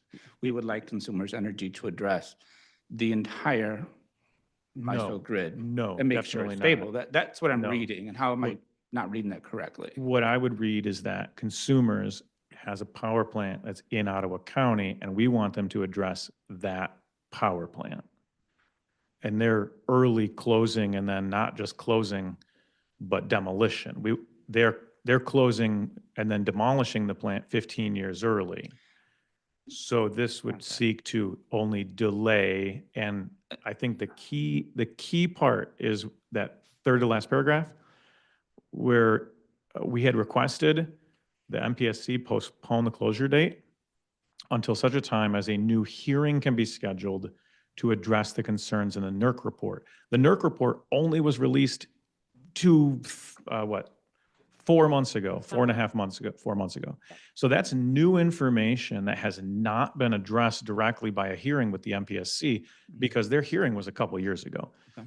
So I definitely think this type of action is warranted and then Okay. should spur them along to action. Okay. I guess we're not seeing each other's point of view, and that's fine too. That has happened before. But, I guess my point is simply that I don't believe the ratepayers for consumers' energy are necessarily should be looking out for the stability of the entire grid. Obviously, consumers' energy needs to be focused on production and generation for their customers. But to say that, oh, it's the responsibility of consumers' energy ratepayers to, look out for Louisiana, right? I don't necessarily get that, right? But it seems to be that's what this resolution is saying. So I just remind the board that the issue on the table is to commence litigation to postpone the closure and demolition of the Campbell plant. That's the motion on the table. That's where discussions need to be, right? Should we commence litigation? Josh? Yeah, I'm just, I guess, curious, because this is initiating litigation, have you guys checked with legal counsel that this meets the rubric to do so? It sounded like Joe was alluding to that, so maybe you have. And then is there an idea of how much this would cost before we enter into a lawsuit with consumers? I'm not necessarily going to answer the Okay. question, but I had a couple other Okay. things to add to it, So so the- I can wait. Go ahead. Go ahead. Okay. I just wanted to share that I have spoken with quite a few people who are much more knowledgeable, I think, than any of us on the board, including myself. And one key point that was brought up by one of the people is that a power plant needs to have a certificate of need in order to be approved to even operate. And the Campbell plant certificate of need runs through 2040, which means it actually has 15 years left in a certificate of need. And so I just thought it was a valid point. It was something that was brought up to me by somebody in the know. There was a lot of people that wanted to have a conversation that either have been engineers at the plant or have worked at the state level, but they don't want their names involved for various reasons. But they have, the only person that I've spoke with that we have shared conversations with together that didn't seem to be concerned was when we had Consumers Power here with Rich. That is the only person that has the knowledge level that has ever voiced to me that they don't have concerns. Anyone else who has had a lot of knowledge regarding the Campbell plant has had great concern. And so So again, the issue on the table is whether to commence litigation. We've talked for the last 2 months about the merits of whether Campbell should close. That's discussed. The issue on the table is, should we commence litigation to enforce our position? That's the issue. I just want to address that because I understand what you're saying is that we passed a resolution and do we want to take this step farther? Well, I didn't vote for that resolution. So therefore, when I say that, for me, it's bringing in both. I understand that folks who voted yes, you're not bringing in both, but I just want to make sure that, having voted no on the resolution, the prior resolution, my concerns about going to taking legal action obviously involve not only is this the right vehicle, but is this the right thing in general, right? So. Yep, I will keep my comments regarding litigation, John. So thanks for the heads up. Regarding this proposal, I helped draft the first half of this in part with our petition to the MMPC, and I felt like that was the right thing to do. Going into litigation for me, however, is not the right thing to do. So I will not be voting in favor of this. Thank you. Jacob? Yeah, I also participated with Josh in drafting that first motion, and, we have a lot of support to keep the Campbell open until we can find a way to stabilize the grid, where we, can be assured that we're gonna have the power that we need as we are a growing county.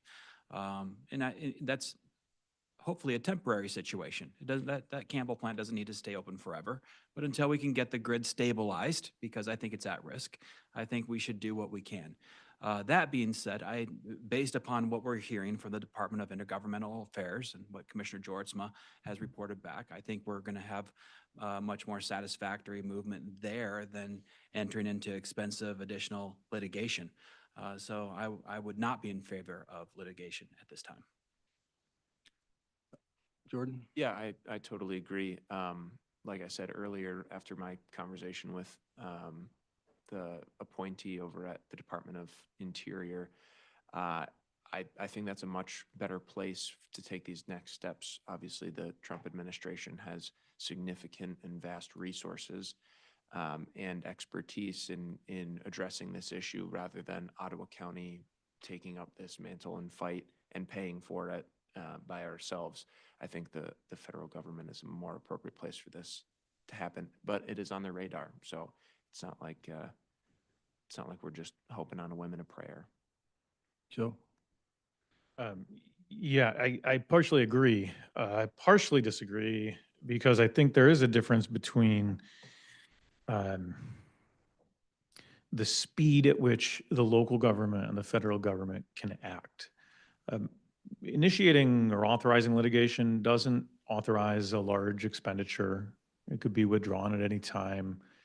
The Trump administration, if we could help support the Trump administration through the process, that's not going to be something that's done specifically by the commissioners here at the table. It needs to be done more proactively by staff, by litigators, by attorneys. I would much rather authorize that and take, call it baby steps towards supporting action from the federal level. But my hope is that that would actually spur it on. And hopefully, you know, MPSC is not, I don't think they're just going to quickly respond to the Trump administration. And I'm not sure how much actual jurisdiction the feds have over this particular state agency. So we do, as a county, the county does have the specific authority to intervene in this manner. The Trump administration might actually be able to use that to their advantage. So let me maybe express my point of view. I have no doubt that we have authority to commence this lawsuit. But I absolutely think it's the wrong thing to do. When I was litigation, had a major litigation with Dickinson Wright, when a client came to me and asked opinion on handling a litigation case, sometimes I would spend multiple pages analyzing every aspect of the case. How many depositions, how many experts, how much we're going to pay experts, how long will it take, how many people are going to be involved. There's multiple steps in the analysis before you take on a major litigation case. Yep. This will be a major litigation case. And the hope is, and Commissioner Mita made this point at the last, that other people throughout all of Michigan, because this affects 2/3 of the state, hope is other counties will join. Well, I think that's narrow, right? That here we are. The question is, as a commission, we're stewards of the taxpayers' dollars. We have a deficit of community mental health. We have an emergency problem in IT of another $1 million, right? That we got to figure out. And now we're off this motion, this resolution commences a lawsuit with an unknown budget, with an unknown assessment of the merits of winning or losing. How can we prudently say we're going to give a blanket check to our litigators and move ahead without a full analysis of this case? I think it's imprudent. I think it's impulsive. And I think it's not in the best interest of the county. I believe we have taken the steps we need to take, and litigation is just not the way to go. Joe. Commissioner Brody had. Brody? Sylvia? Yes. So a few things. So it was stated earlier, and so some of this is repeating what some of you have said, but there are 11 grids in North America. So yes, other people also will be affected by this. And yes, it would be great if other people could join us as well. I think it is very concerning that this has there's huge risk of this affecting our businesses and our ag industry. They can't afford to be losing their power. So I think there's potential really for economic devastation of our people. They don't have the ability as individuals or even as businesses. It would be harder for them to initiate this on their own behalf. And we have, sounds like, the responsibility and the right to do it as a county. I hear the concerns about the costs. So you just identified about $5 million of, potential things that the county needs to be addressing. Again, I think a lot of times we don't look closely enough at our county financials to truly understand the standing of the county. And also, this is not our money. This is not the board's money. This is the taxpayers' money that they've paid in to our county, from their property taxes over a long period of time.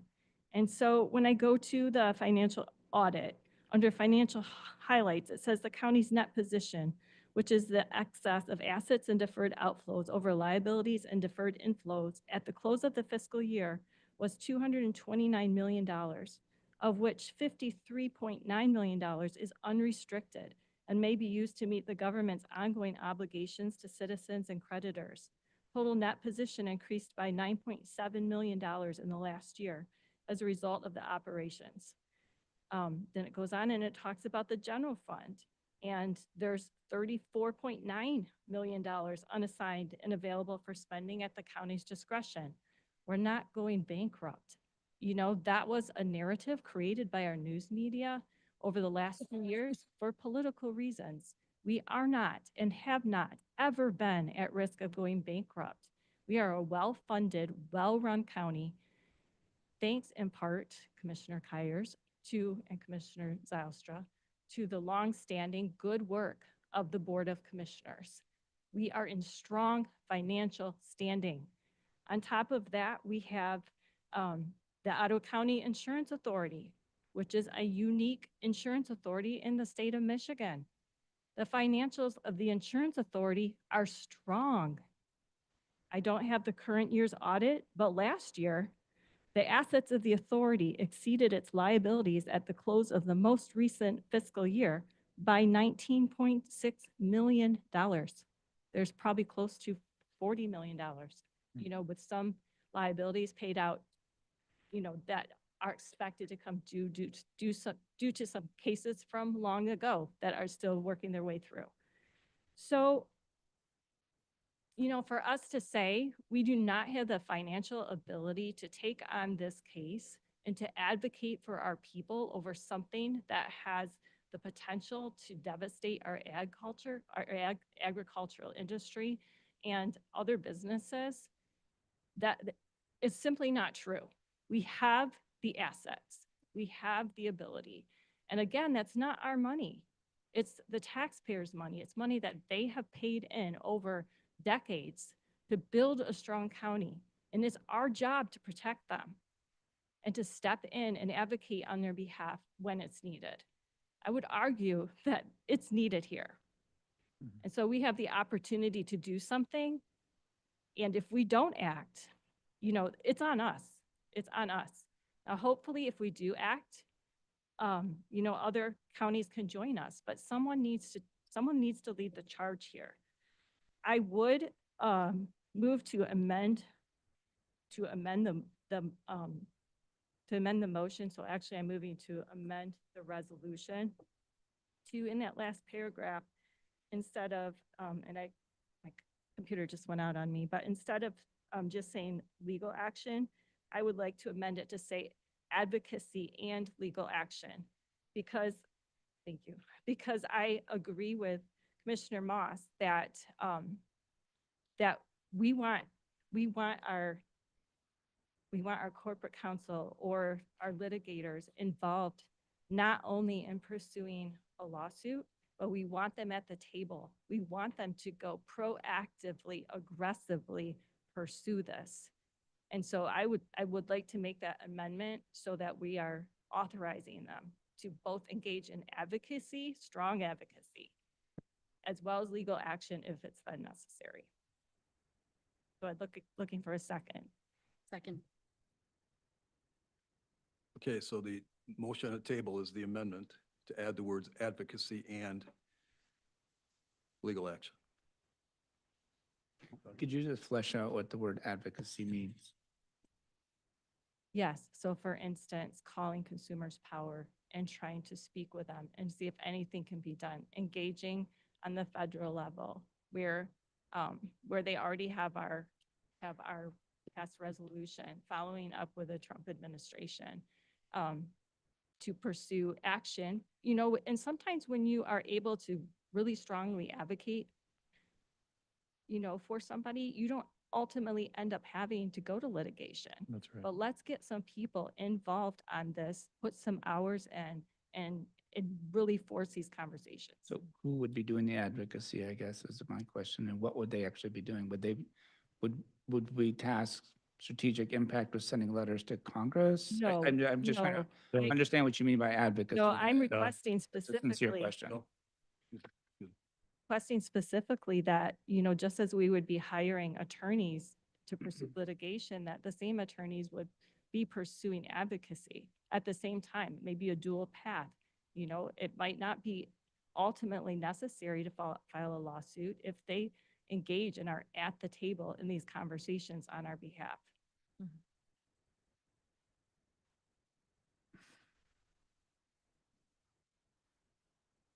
So let me just read this last paragraph then, so it's clear what I'm asking for. So it would say, now therefore be it resolved that the Ottawa County Board of Commissioners instructs county administration and corporation council I would say to advocate and engage in legal action, to exercise the county's constitutional right to intervene in the current proceedings by initiating litigation to postpone the closing and demolition of the Campbell plant. Commissioner Berry? I haven't had a chance to weigh in on this yet, but let me just start. The opinion of my constituents in the first district is they are not interested in entering into litigation. What's gone on the past couple of years, they've had enough litigation from the county government that this would have to be an extreme situation to want to take this into litigation. You know, John had a comment about, I'm not entirely convinced that we'd have legal standing in a litigation process there. Constitution talks about rate and service changes. Neither of those are part of closing the plant when consumers is making the point that they've compensated by acquisition of gas-powered plants that will be going into the grid. And the grid is bigger than just Ottawa County. I find it kind of interesting that there aren't any other counties or state legislators or economic development organizations that have voiced concerns on this. But I think the biggest issue of all is that the federal government is looking at this. So things are turning on a federal level on this. This is going to get a review. We haven't received a response from Michigan Public Service Corporation yet on the resolution that we sent them in February. And it sounds like from what Bob DeVries said today, we're going to get some kind of a response from them. But if there's a grid issue, it's ultimately consumers and the Michigan Public Service Commission's responsibility. I think we've expressed our concern, and I think we've done our job by voicing our concern. So. I appreciate the comments from Commissioner Berry. I just want to make clear that the Constitution does say we can enter or intervene in any action of any privately owned public utility. I just want to make. What's the rest of the sentence? It has or certificate proceedings, rates or charges. It's an or. So the county is specifically in the Constitution of the state of Michigan authorized to enter or intervene in any action of a privately owned public utility.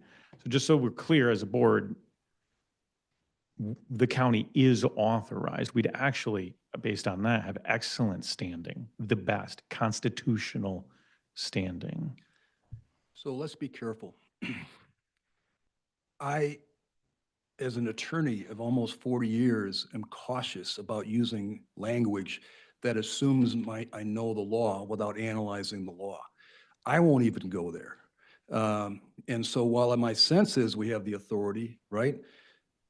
I don't know if we do. And to suggest, I think, as I'm listening to this, that because we won't go bankrupt as a county, that's somehow justification for spending an unlimited check? Because we don't know, as a board here tonight, how much it's going to cost or whether we would even remotely win a case like this, right? So we're speculating at best about the merits of the case and how much.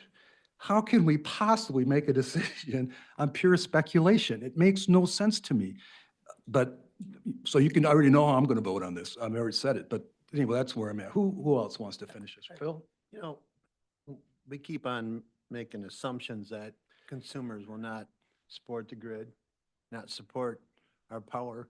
You know what? My electric bill is amazing. It's so cheap. I mean, what I get from my electric bill, I couldn't ask for more.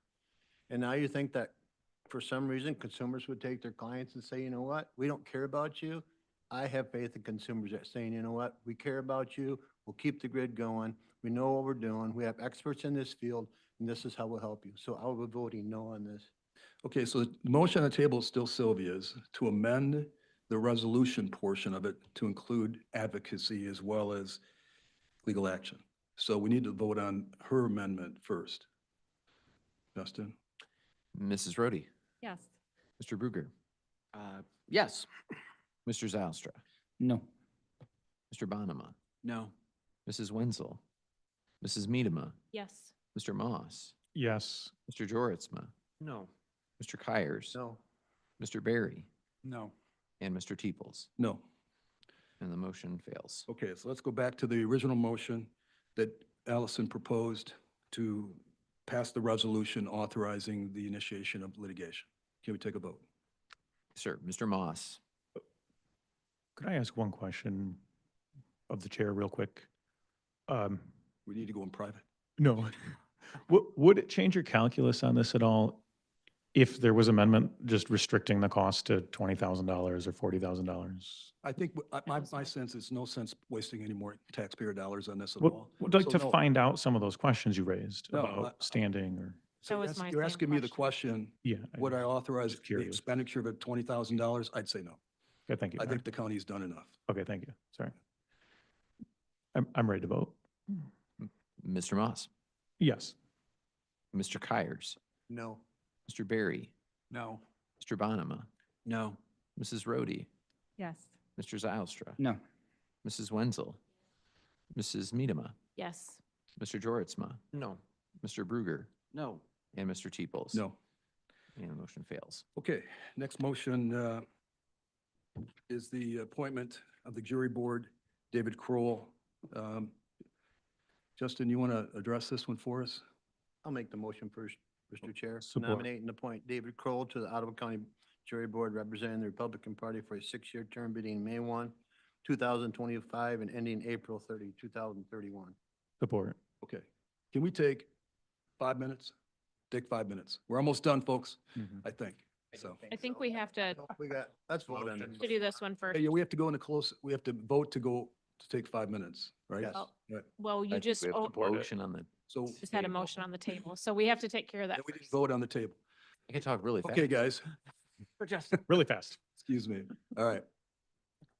The jury board is a small group of 3 individuals representing both political parties that essentially exists in statute to facilitate and sort of have a say over the selection of juries within Ottawa County. So I'm cautious to go into more detail, but this is a board that essentially in counties where we have a system, quite frankly, the statute has changed quite a bit over the years as well with the selection of juries. So there's really, as a prospective juror fills out a questionnaire, there are really only statutory reasons for that juror to be disqualified. And the statute now allows the chief judge of the circuit court to do that perfunctory disqualification of a juror based on statutory reasons. However, the jury board still exists as a body that sort of has oversight over that portion of the jury selection process. Here we clerk and our staff functionally runs the jury questionnaire process. and we need 3 individuals for that. And so the Republican seat is currently open. David Kroll is the recommended individual. The recommendation came from our office to Judge Van Allsburg, and Judge Van Allsburg is officially, as the Chief Judge of the Circuit Court, is recommending. So would you want to finish this or? Justin, who's the third member? We have Kim Nagy representing the Democratic seat, and then we also have a dual seat, which is where we send request recommendations from both political parties to fill that seat. And currently that seat's occupied by Cynthia Davis. Thank you. Okay, can we vote? Better take a roll call on this one, I guess. Sure. Okay. Mr. Bonema, Yes. Mr. Jortsma, Yes. Mr. Bruger, Yes. Mrs. Miedema, Yes. Mrs. Wenzel, Yes. Mr. Barry, Yes. Mrs. Rhodey, Yes. Mr. Moss, Yes. Mr. Zylstra, Yes. Mr. Kyers, Yes. and Mr. Teeples. Yes. Motion passes. Can I have a motion to adjourn for 5 minutes? Motion to adjourn or to recess for Second. 5 minutes. Who's going to second? Second. All in favor, say aye. Aye.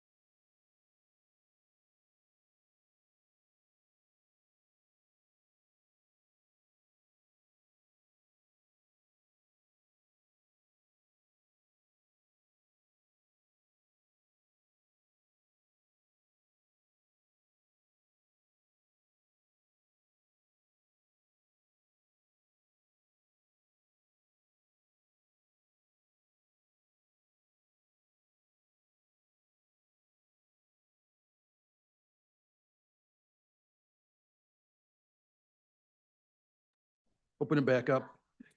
We are at the stage of the agenda for committee reports. Brian, are you here? Yeah, there. On the equalization of the 24 annual report, do we need a discussion on that anymore, Brian? I think we're missing a motion yet. Motion to, They moved that one motion. yeah, excuse me, hold on. Where did that go? So this is the item we pulled out of consent to discuss the Chatbot software. Need a motion? I'll make the motion.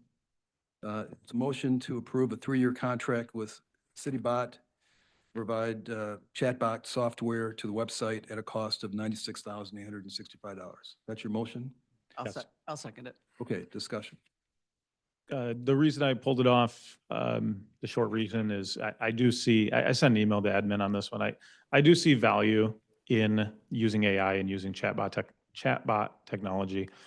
I can't quite get to a 3-year contract as a true need for the county. I personally, prefer to see if we're going to use new tech like this, maybe do a demo, maybe do a year or something. But it's been hard to quantify or true need that this is meeting. So when I ask what problem is this trying to solve, it's a little more general. So I'll be a no vote in the current form, but I understand it. Like, it does have value. I just prefer that it was a little different. Yuri, do we have anybody to address this for the board? Shannon's here. Shannon's here, okay.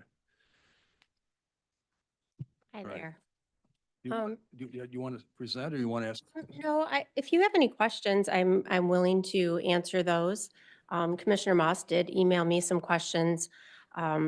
His specific question, and I think I emailed maybe the chair along with Commissioner Moss, specifically how often do citizens reach out to county employees saying that they're having problems with the website or they can't find what they need? Do I have a specific quantifiable answer for that question? No, I can't give you a number, how many times people reach out. What I can tell you from our citizen survey is that luckily a lot of people are satisfied with the county website. But we do have a group of people, about 20% of people who are dissatisfied with the county website. And 75% of those people, the reason for their dissatisfaction is that they're unable to find what they're looking for, or the website was hard to use or confusing. So about 80% are satisfied, and I'm not satisfied with 80% of people liking our website. I would like to do better. And I think that we've done some of that work with our website redesign. We were able to do that all under the contract of our current website company. And we've created a new, an entirely new kind of streamlined service first customer service platform. And I believe that the chatbot is the next step in that. We did an RFP. We had 53 responses. They ranged from, $27,000 a year, or $27,000 for 3 years, up to $1.8 million for 3 years. So we really did have a wide range of responses. Trying to think of some other questions that had come up at finance. I believe there was a question about why others aren't doing this. Why isn't this everywhere in county government? And I think that the reason for this is that this is new technology. This is a new space, particularly for government. And, Ottawa County, government is not necessarily known for leading the charge in new technology, right? I mean, I think that's probably pretty common knowledge. But Ottawa County wants to be better. We want to be innovative. We want to be leading edge, but we don't want to be bleeding edge. And I think we're in a space now where AI is now leading edge and not bleeding edge. And I think that the time is there. CityBot has over 100 customers throughout the country. And so they're growing. Based on 53 responses, I think that, there are a lot more companies out there that are doing this work and want to do this work. So I feel like it's a great customer service tool. Currently, People come to our website, they don't, they search around, maybe they use the current search tool, they don't find what they're looking for, and they leave dissatisfied. With the chatbot, it gives them another option to find what they need, or if they don't find what they need, there's an escalation pathway where people will then get a response to what they are looking for. If it's not by the chatbot, it will be escalated to a human through a pathway that we'll be building. Jacob? Yeah. Shannon, thank you. Mhm. One question I have is, you said that this service is currently being used in other counties, other Sure. municipal governments. Have you been able to call any of those systems and engage with the chat bot already in use over there and kind of get a feel of what difference that would be or what the benefit to our citizen would be? I did use the chatbot. I went on some other sites and used chatbots. I'm trying to remember, City of Ann Arbor comes to mind. But I went on several websites and engaged with a chatbot. I asked it difficult questions, I asked it easy questions, and I was very satisfied with the responses I received. I specifically went to chatbots that were operated by CityBot, this company that we're looking at using. Just a thanks. I did ask some questions and I got all of my questions answered. It was very helpful. And I'm actually not really totally against a chatbot per se. I just personally didn't think it was a true need. I do think the website upgrades have been great. So I think there's a portion of people who are always going to have an issue with technology and that we may have found them, but it's just my opinion. So it's all good. Josh? Yeah, sorry, somewhere, I don't know if it was an email, I'm looking through the contract right now, but it's 3-year contract, but it breaks down year 1, year 2, and year 3 as far as the expenses go. So are we paying them annually? Are we paying them? lump The sum? annual, yep. Annual. So thank you for asking that question because I think Commissioner Miedema had a similar question. So this is a 3-year contract, $36,800 for the first year, $29,300 for the second, and $30,765 for the third. I did reach out and ask about a 1-year contract, and certainly that is something we could do, is a 1-year contract. What would happen, however, is in the case of a 1-year contract, we'd get that first year price, and then years 2 and 3 would not be guaranteed in terms of price. Doing a 3-year contract would lock in that price for 3 years. Additionally, that first year would include several months of building the chatbot rather. It would include that time of the chatbot even learning more as it's used more, and we might not get the full benefit and see the full benefits of a chatbot in that 9-month live period. As AI learns, it grows, and we reap the benefits over time with that.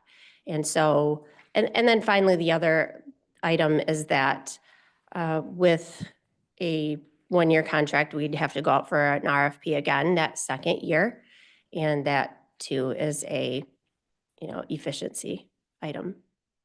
Thank you. And a follow-up question for Ron. The language I just gave you and highlighted there is in the contract, and it's a cancellation clause or whatever I can. Termination. Mhm. And am I understanding that right? We can terminate this contract at any time, provided we give them 30-day notice. Correct. Does that mean, and it sounds like we stop paying them at that point. Is that correct, or are they still owed the total balance? No, we would owe them for their continued 30 days, but then at that point, we would owe them for all their work that they had done to that point. Up until that point, okay. Correct. So I just bring that up because I know Commissioner Moss, one of your concerns was a long-term thing. It looks like we've got a clause where we can get out if we want to. Mhm. I don't know if that alleviates your concern or not, but for me, I'm going to vote in favor of this. I think it's a great idea, but I do notice that that's a nice get out clause that's in our contract. So thanks for clarifying. Thank you for pointing that out. That I didn't even realize.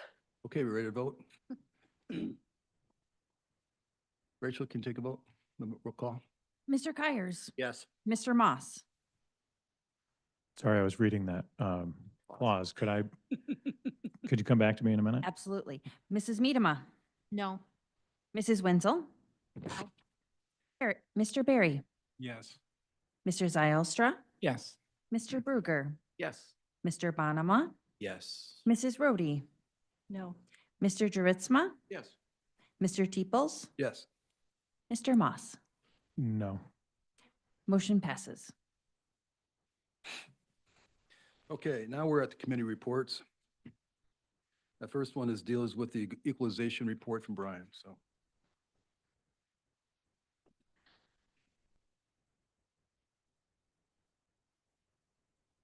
All right, good afternoon, Commissioners. Long time no see.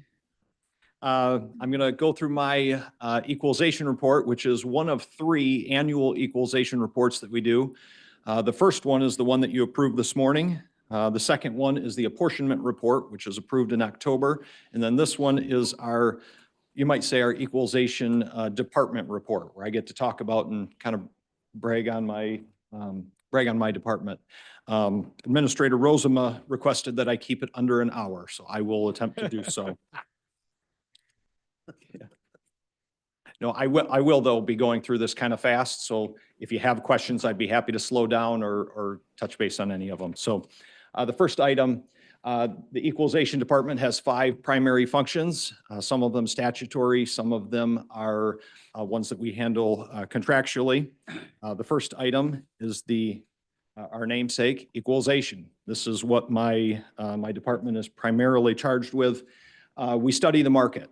Equalization looks at the market in order to use that information to project property values, right? We're not projecting in the sense of saying where values are going, but we're looking at where the values have indicated the market is so that we can project those towards the assessments. Does that make sense?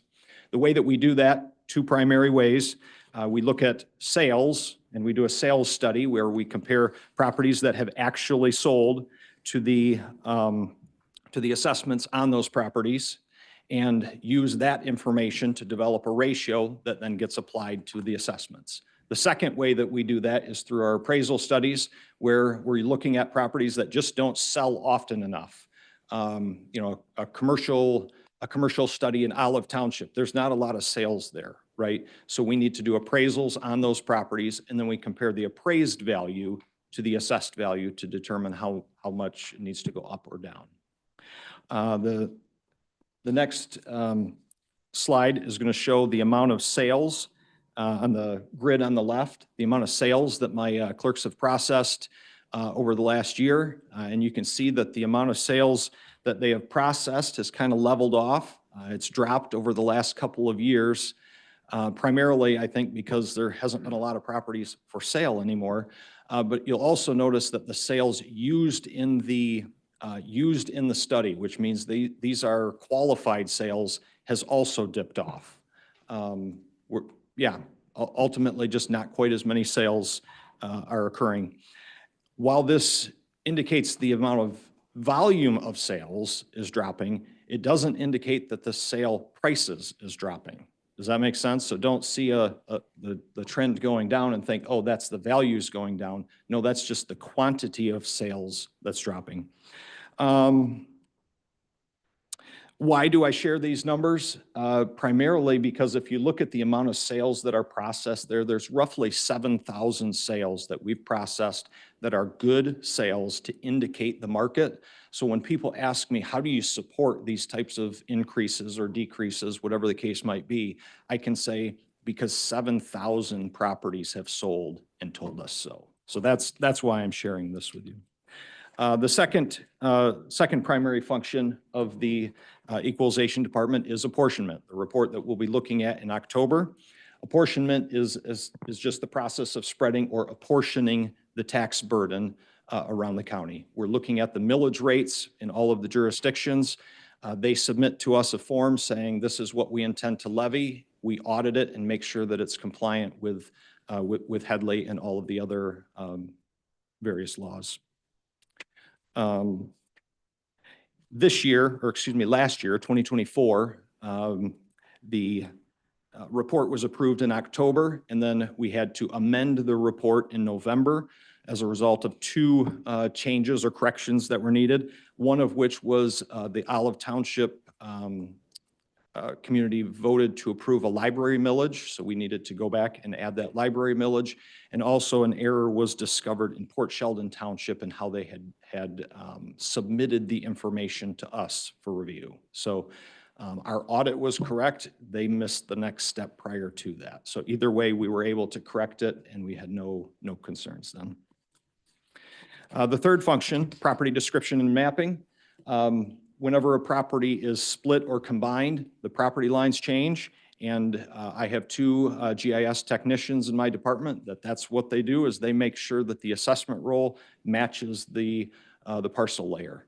This is beneficial for us in so many different ways, both in my department, but also in the GIS department, making sure that our records are accurate.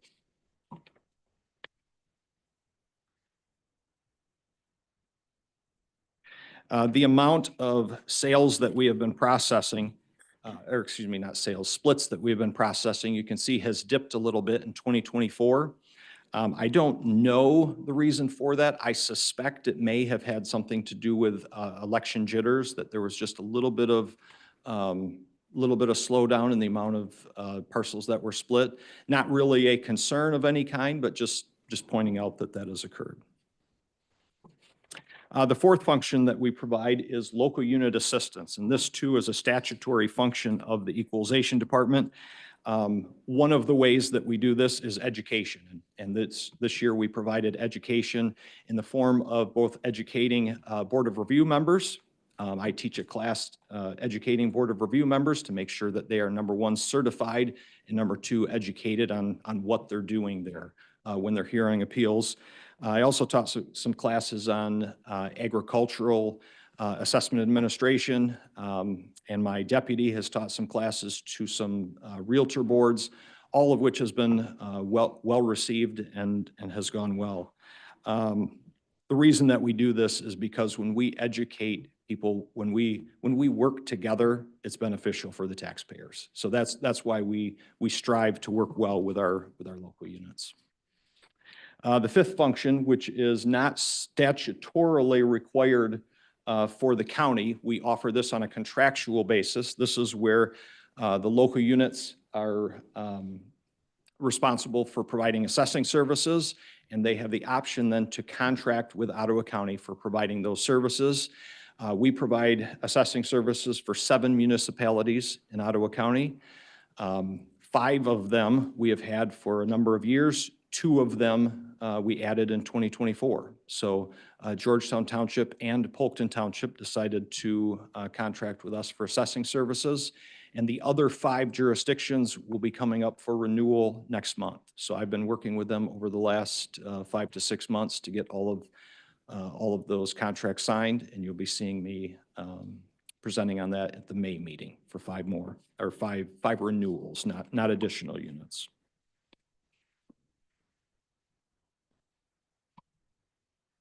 One of the things that our assessing team does is property inspections.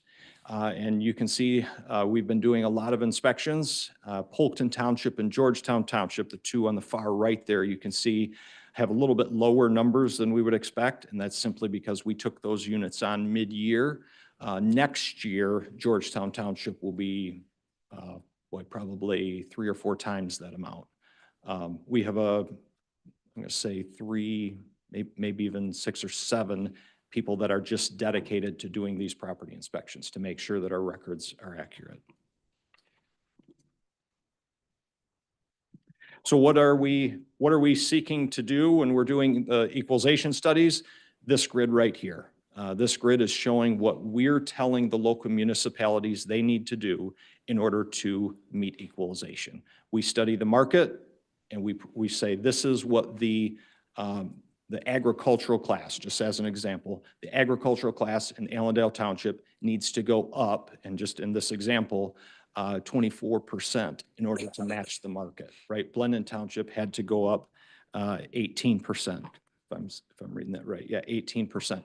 These are pretty big increases, right? And all of that has to be backed up by by sales. And that's what we're doing. So that grid is the one that we publish in February. The values had some pretty big increases this year. The residential class average increase was 7.79%. And while that is still a large number, that is down from 13% in 2024. So, but still a 7.7% increase is still a healthy increase. I actually had the opportunity Monday, I believe, to look at the preliminary numbers for the 2026 roll. And I don't know if this is good or bad, but the values have not dipped yet. I would say we're going to be looking at increases next year again. Probably not quite as high as this year, but they're still going up. And the last thing for our department, our awards and challenges, just like I say, an opportunity to brag on some of my staff members here. Bill Ramsey, one of our assessing division guys, achieved his MCAT certification, and Carla Hill achieved her Michigan Advanced Assessor certification this year. So kudos to them. I also was awarded the MAED Director of the Year for 2024. So that was an honor as well. Thank you. And then challenges for our department. One of the challenges that we have is just tax tribunal appeals. We don't necessarily need to deal with that on the equalization side, but in our assessing division, we have to defend the appeals that defend the assessments that we place. And that's always a challenge. Our department is very fortunate. My deputy, Josh Morgan, just does a fantastic job in handling all of those tribunal appeals, but it is still a challenge for our department. The other challenge was actually mentioned by lobbyist Bob DeVries earlier in his report. In 2024, there was a citizens initiative to eliminate property taxes. And I'll just say keeping good factual information in the hands of the taxpayers is always a challenge, right? We're pretty quick to pick up on, you might say, sound bites or things that sound good but aren't actually good. So keeping the narrative factual is always a challenge for our department. So, and that is where I'm going to wrap it up, and I will take whatever questions you might have. Questions? All right, I've got one. Yeah, Can take you it away. explain apportionment? What Yeah. goes into, why are we doing that, and what goes into that analysis? Sure. Well, we're doing it because it's statutorily required, but I'll give a little bit of the process. So really, I guess it would start at equalization, right from the numbers that come in at March Board of Review. We take those numbers and we develop the millage rollback fractions, okay? And this is a way of saying we need to roll back our millage rates to account for the new, not new construction, but for like all of the uncappings that happen around the county. That increase in taxable value on those properties, we don't get, okay? That is limited by Headley, so we need to make sure that we roll back all of our millage rates appropriately. Okay, every time your neighbor's property sells, your taxes go down ever so slightly. Okay, now, while that's great for you, it's not great for your neighbor. But that's what we're doing with our millage rollback fractions. Okay, we then take those and we give them to all of the municipalities that are going to levy a tax. Your schools, libraries, local municipalities, the county, we all levy a tax. We need to make sure that whatever we levied last year is appropriately rolled back by those fractions, okay? They then take that to their board and they say, okay, here's what we did levy. Here's what we now can levy. What do we want to levy? And they submit that to us in what's called a 4029 form. That is simply a millage rate request form. My office then audits those forms to make sure that they comply with all of the various laws, that they still are authorized to levy that levy, and then we make the recommendation to you guys to approve apportionment. Does that make sense? We take all of those millage rate request forms, summarize them or put them on a tabular statement, and then you guys actually authorize the levying of those taxes. Does that kind of make sense? Glad you're doing that. Yeah, it's tons of fun. Yep. Yeah. Any other questions for Brian? No, thank you very much. It was You're welcome. very helpful. You're welcome. Thank you. Mr. Chair, I just have to tell you, I told him, but after spending our monthly meetings with him, he can't, he can't give it in just an hour. And Brian's very good. In fact, our last one, he suggested that Ron and I take some of his classes. And that way he'd hire us when we retire. There you go. Do. Oh. Yeah. No recollection of that. Okay, so the next committee report comes from the Public Defender's Office. Phil, welcome. Thank you. Good afternoon. I get the bulk of Brian's unused hour. That's right. Good afternoon, members of the commission. I have an annual report for you that is sort of a synopsis of what happens. And I'll go to right to left. Okay. Well, let's see. This is above my pay grade already. There we go. This is a picture of a gentleman in 1963 who was charged with vagrancy in Florida. And his case, it was a misdemeanor, and his case ended up getting all the way to the Michigan Supreme Court, excuse me, the U.S. Supreme Court. And it really was the next to the last stop in the development of the idea of what it means to have the right to an attorney in a criminal case. That journey started in the 1930s, an infamous case known as the Scottsboro Boys case, where 9 men and 1 juvenile actually on a train in Scottsboro, Alabama, were accused of raping 2 women. At that time, in Alabama, the death penalty was enforced for that kind of a case. And there was really a circus of a trial. It was more or less just line them up and take them right out to the gallows. But enough people spoke up, there was quite an uproar. And that case ended up going all the way to the U.S. Supreme Court also. And that case established the right for a person accused of a death penalty case to receive effective assistance of counsel.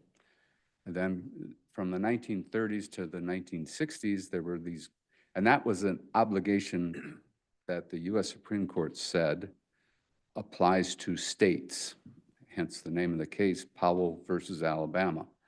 Prior to that, it was only the federal Sixth Amendment right to counsel only applied in federal cases. So the Powell case made that applicable in state cases, but only in death penalty cases. Gradually, there were more and more refinements of that to where it applied, that obligation on a state applied to all felony cases. And then the Gideon case made it applicable to misdemeanor cases, an obligation of the states to provide effective assistance of counsel in misdemeanor cases. The last step in that process is a case from about 1965 called In Re Galt, which was a juvenile. And even in juvenile cases, the state has an obligation to provide effective assistance of counsel for felonies or misdemeanors. That's important because in Michigan, the last step in what we've been experiencing for about the last 8 years through the Michigan Indigent Defense Commission is about to have an impact because there was a task force appointed by the Michigan Supreme Court, and they studied the issues related to provision of adequate or effective defense services in juveniles, and they made a number of task force recommendations for improvement of juvenile justice. One of those which includes referring the aspect of effective assistance of counsel in misdemeanor or in juvenile cases to the supervision or under the direction of the Michigan Indigent Defense Commission. And that had been stalled, part of that had been stalled in the legislature, but the last step of that was approved during the lame duck session in December. And now we think we'll be seeing the rolling out of that probably in fiscal year 26 with implementation at the local level in fiscal year 27.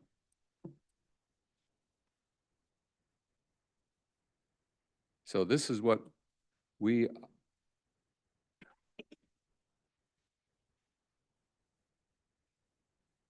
there we go. So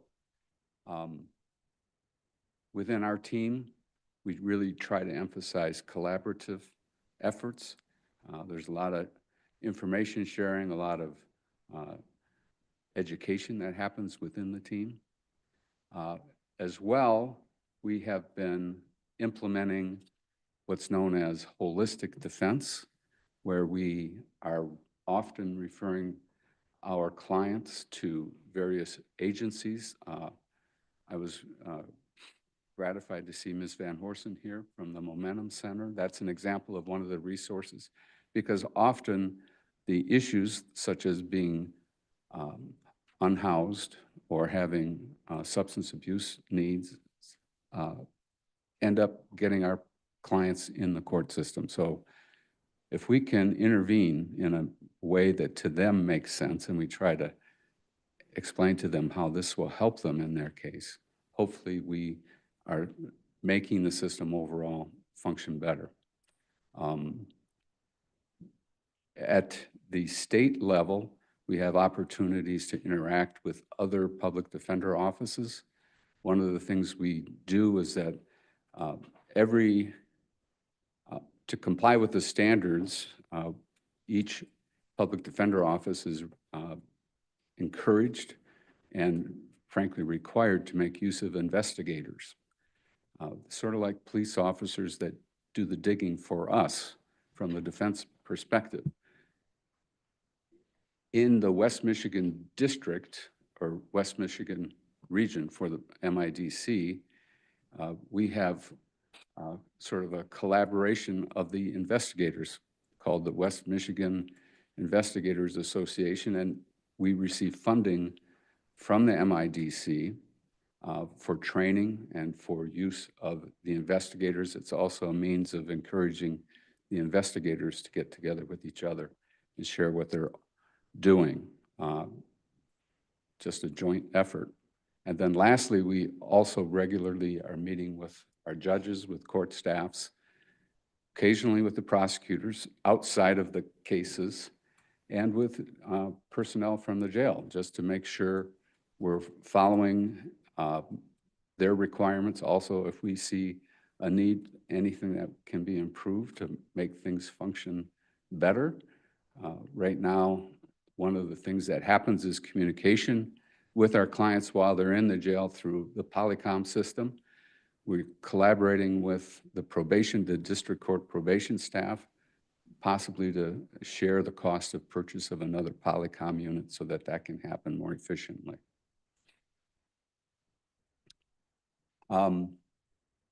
Our office, the operation of our office, is funded primarily by a grant from the state of Michigan. Approximately 85% of that comes from the state of Michigan. 14% is the local share. That local share has actually gone down as a percentage over time since the office opened in fiscal year 19. In absolute dollars, it has gone up somewhat, but it's actually gone up less than the rate of inflation.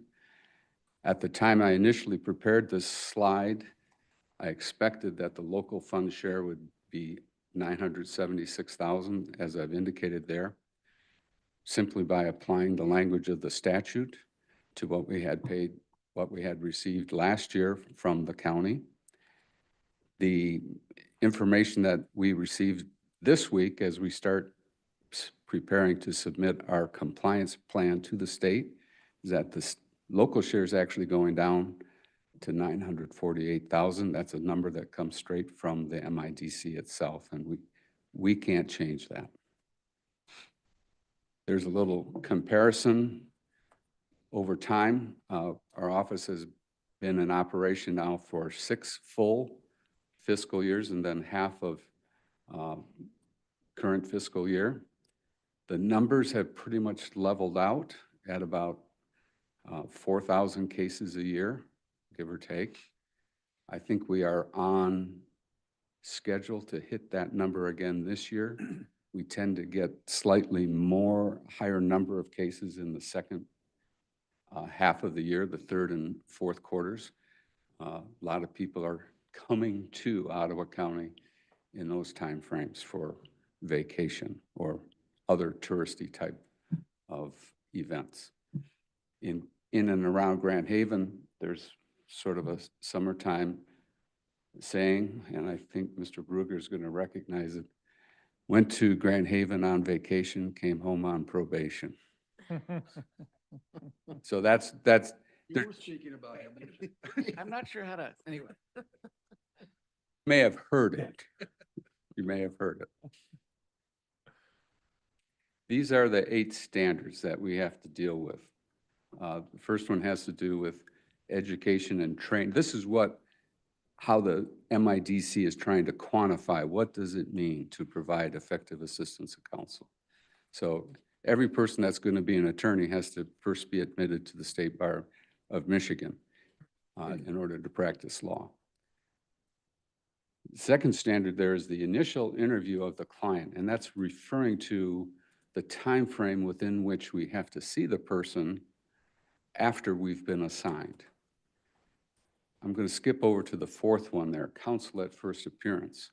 This is something that we're doing 5 days a week, 8 to 5. If a person is in custody or has to come to court, they get the opportunity, if they want to talk to an attorney before they see the judge.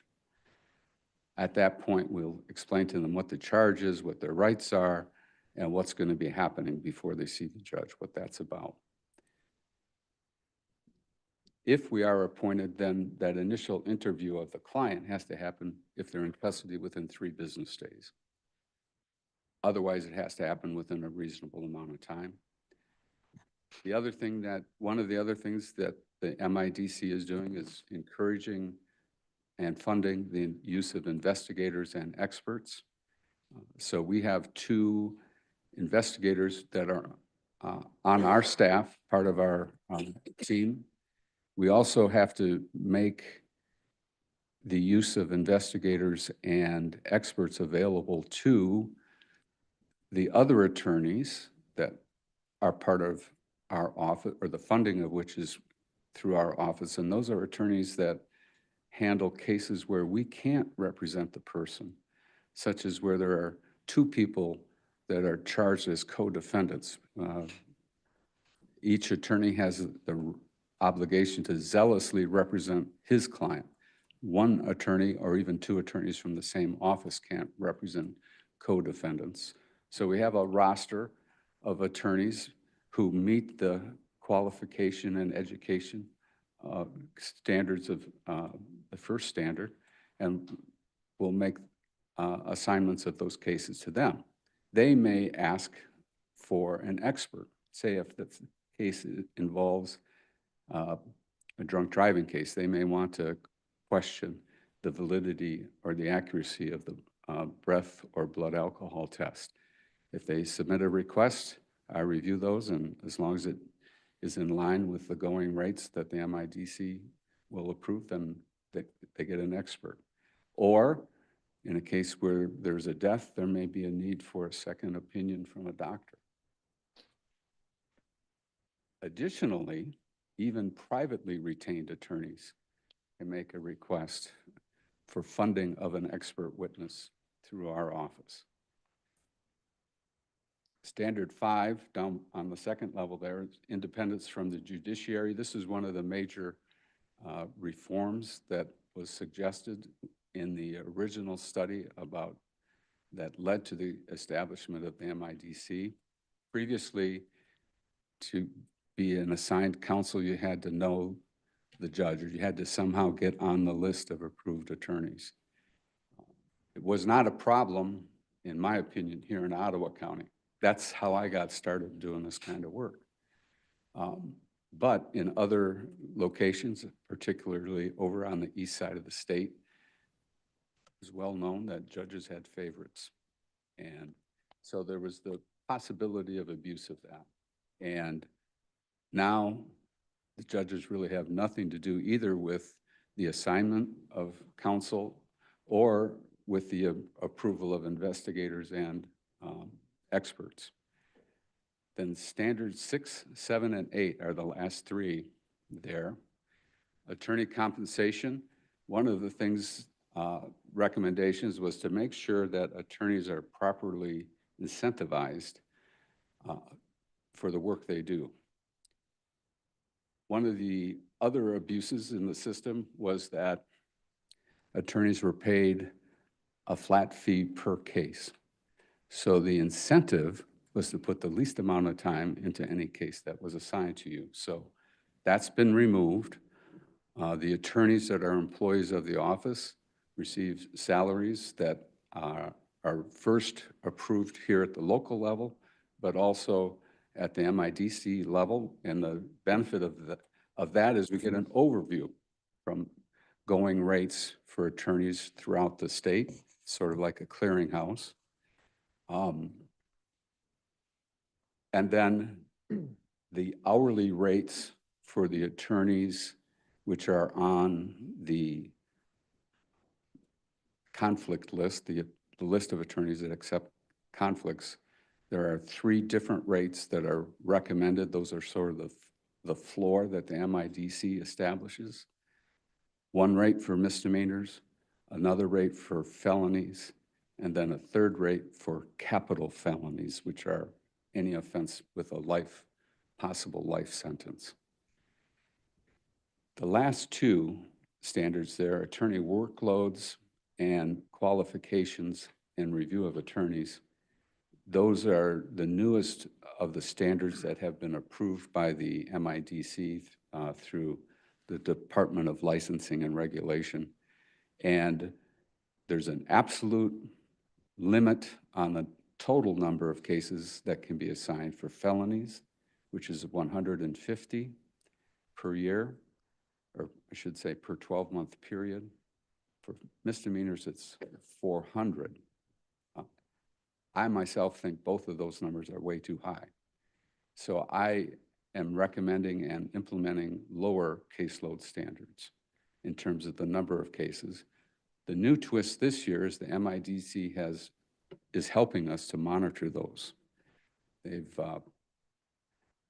through the technical wizards that they have, they've developed an Excel spreadsheet which helps us to monitor. All we have to do is enter the data of cases assigned, and then we get a snapshot on a weekly basis, even a daily basis, as to how many cases a particular attorney has and how he's doing, how he or she are doing in terms of managing that. This is important because once a person hits the limit, we can't assign any more cases to them until they've closed enough cases. So it's better to be ahead of that. The last one there, qualifications. Basically, we can't put an attorney in over his head or in over her head in terms of experience, what they know to do. But the other aspect of this is that we are now required to do periodic reviews, and they have to be a meaningful review in terms of here's what you're doing well, here's where you need to improve. And we also have to observe the attorneys in action. So all of these standards are imposing a new administrative level of demand on my time, but so far things seem to be going very well. Let's see what else I have. Sort of some information here for you on what our goals are as a team. Most important for us is to protect the rights of all the people that are part of the system. I just read an article this week about a man charged with a rape. This happened over in Genesee County, Flint area. It happened 50 years ago, but there was a late discovery of that was related to a photo identification. The victim was still around and identified the gentleman that she said, yeah, that's who raped me. Fortunately, way back when it happened, they did do a rape kit, so they had some DNA evidence. The man was extradited. He had moved out of the area even before it happened, but he was living in Louisiana. He was extradited back here in jail for 2 years waiting because they couldn't find the old DNA. Somehow they found it. His DNA did not match, and the case ended up being dismissed. Those are rare instances, thankfully, but we do have times where we have trials because we firmly believe what our clients are saying. And we've had a number of significant outcomes. Can't say that we win them all or that we even win half of them. But the most important thing we do is to make sure that person is heard. There's a line there about implementing client-centered holistic defense approach. So we really put the emphasis with our people on listen to your client, which seems pretty obvious, but more often is more challenging to implement because many times we have people that don't believe we know what we're talking about. So it's a continuous process. We also are involved with assisting the specialty courts that the county has, the sobriety treatment court, which in my experience is probably one of the most important things our county does in terms of helping people get to root causes and get on a path for change.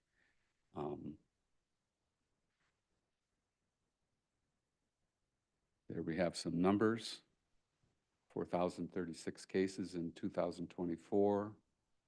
Currently 19 attorneys. We have an office coordinator for legal assistance and 1 receptionist or clerk. 2 office locations, 1 in Holland, 1 in Grand Haven. Then our other ancillary staff there, we have the 2 investigators and the 3 social workers. The social workers work with us, with our clients, and help us get our clients to the kind of services that they need.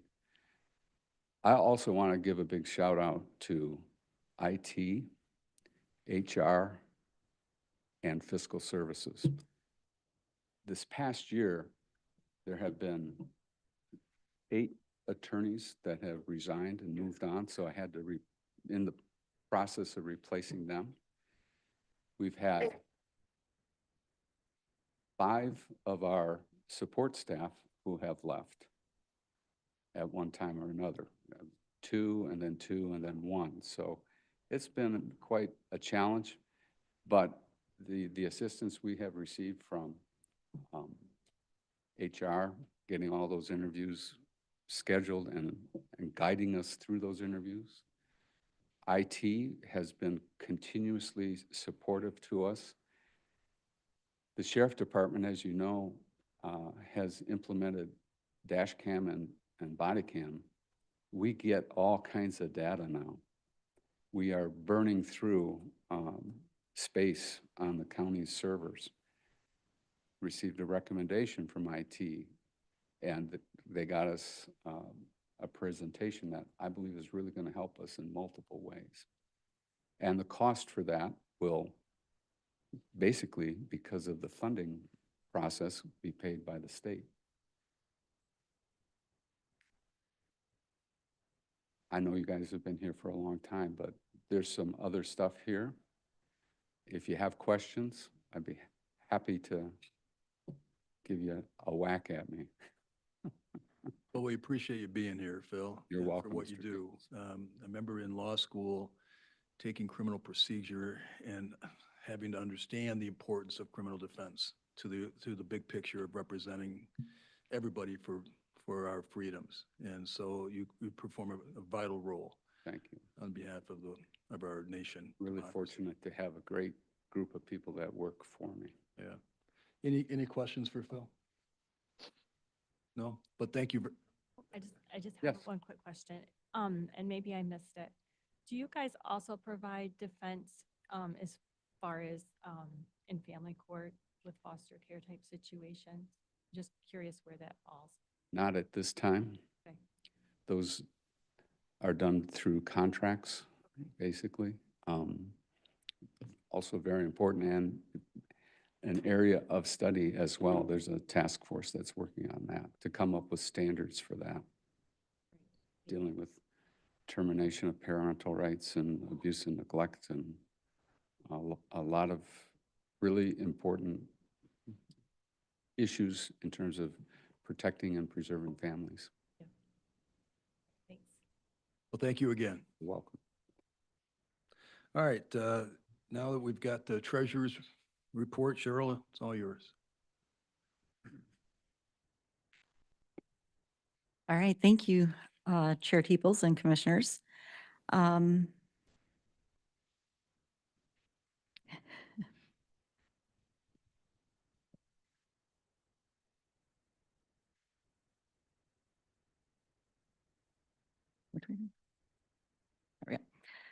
Okay, so it is the mission of the Ottawa County Treasurer's Office to be stewards of the financial resources of Ottawa County and accurately account for and prudently invest county revenue with integrity and compassion for the benefit of our residents.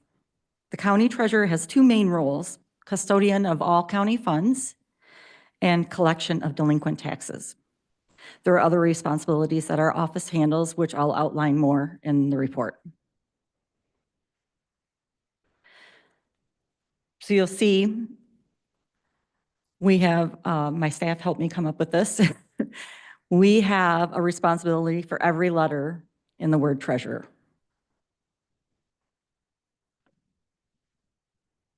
So we'll start with tax collection. This is the foreclosure timeline as outlined in the law. And last year I mentioned that the foreclosure process has, actually the delinquent tax process has increased to 4 years now. We've actually added on a whole another year to the process. So this, I think, is a great way to see what we do. This is in 1 year's time. We are touching 4 different years worth of taxes in 1 year.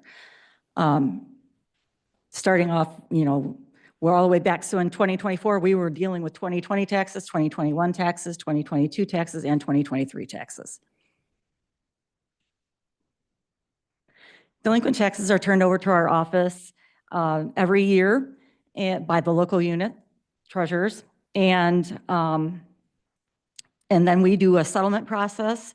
So we balance their books, and then we turn around and we make payments out to every taxing entity to make them whole for all of the delinquent taxes. And then we take on that debt in our office, and we are responsible for collecting all of that debt. So in 2020, fiscal year 2020, we took in 3,261 parcels that had 2019 delinquent taxes owing. And we paid out in delinquent taxes $6,229,976. In 2024, we took in 2,949 parcels with 2023 taxes owing, and we paid out $7,505,710. So we took in less parcels in 2024, but paid out more in taxes. And we just mailed out all of the delinquent tax payments April 11th. And that total was $7,555,472.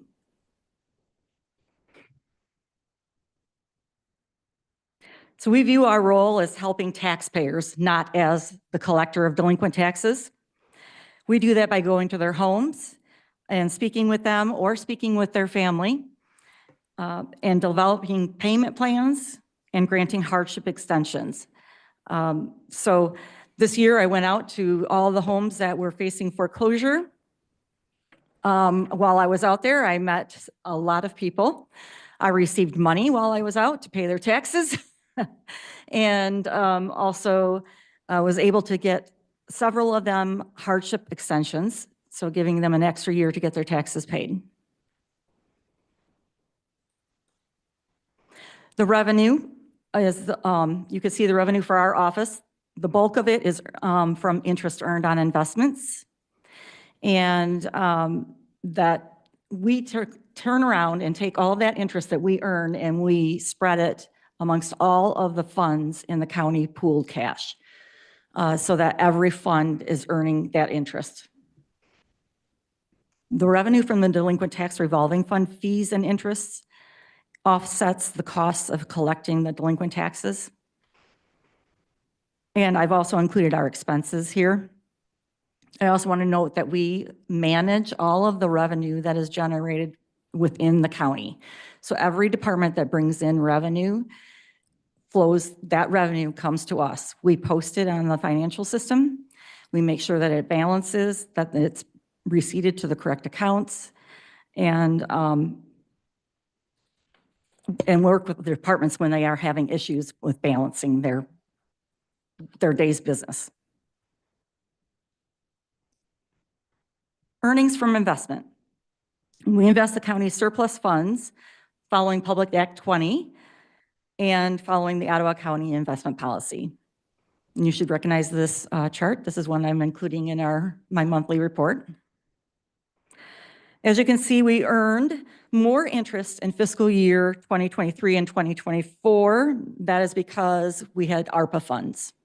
So we were able to invest that money until it was needed and spent. We are accountable. So we are accountable to the state of Michigan. They rely on us to coordinate the collection and distribution of various funds for them. One of them is a state education tax, and one is the trailer coach tax. We are also accountable to the libraries within the county. We hold the penal fine money in a separate bank account and distribute the fines and the interest earned on that money annually to the libraries based on their population. We are also accountable to the various county departments that issue citations because we are the Municipal Civil Infractions Bureau for the county. The Board of Commissioners in 1995 established the Treasurer's Office as that bureau. And so what happens is when the departments issue a citation, they give us copies and then we collect that money. If the citations are not paid, we turn them over to the court.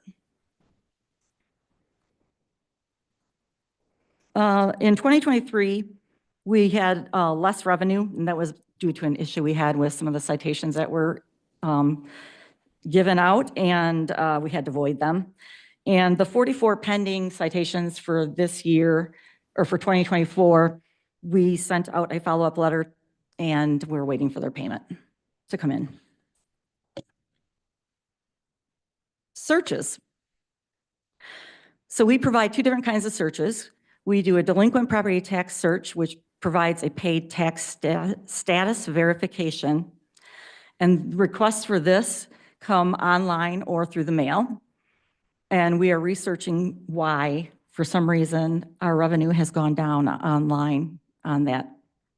We're working with our website developer to figure out why, why that revenue has gone down.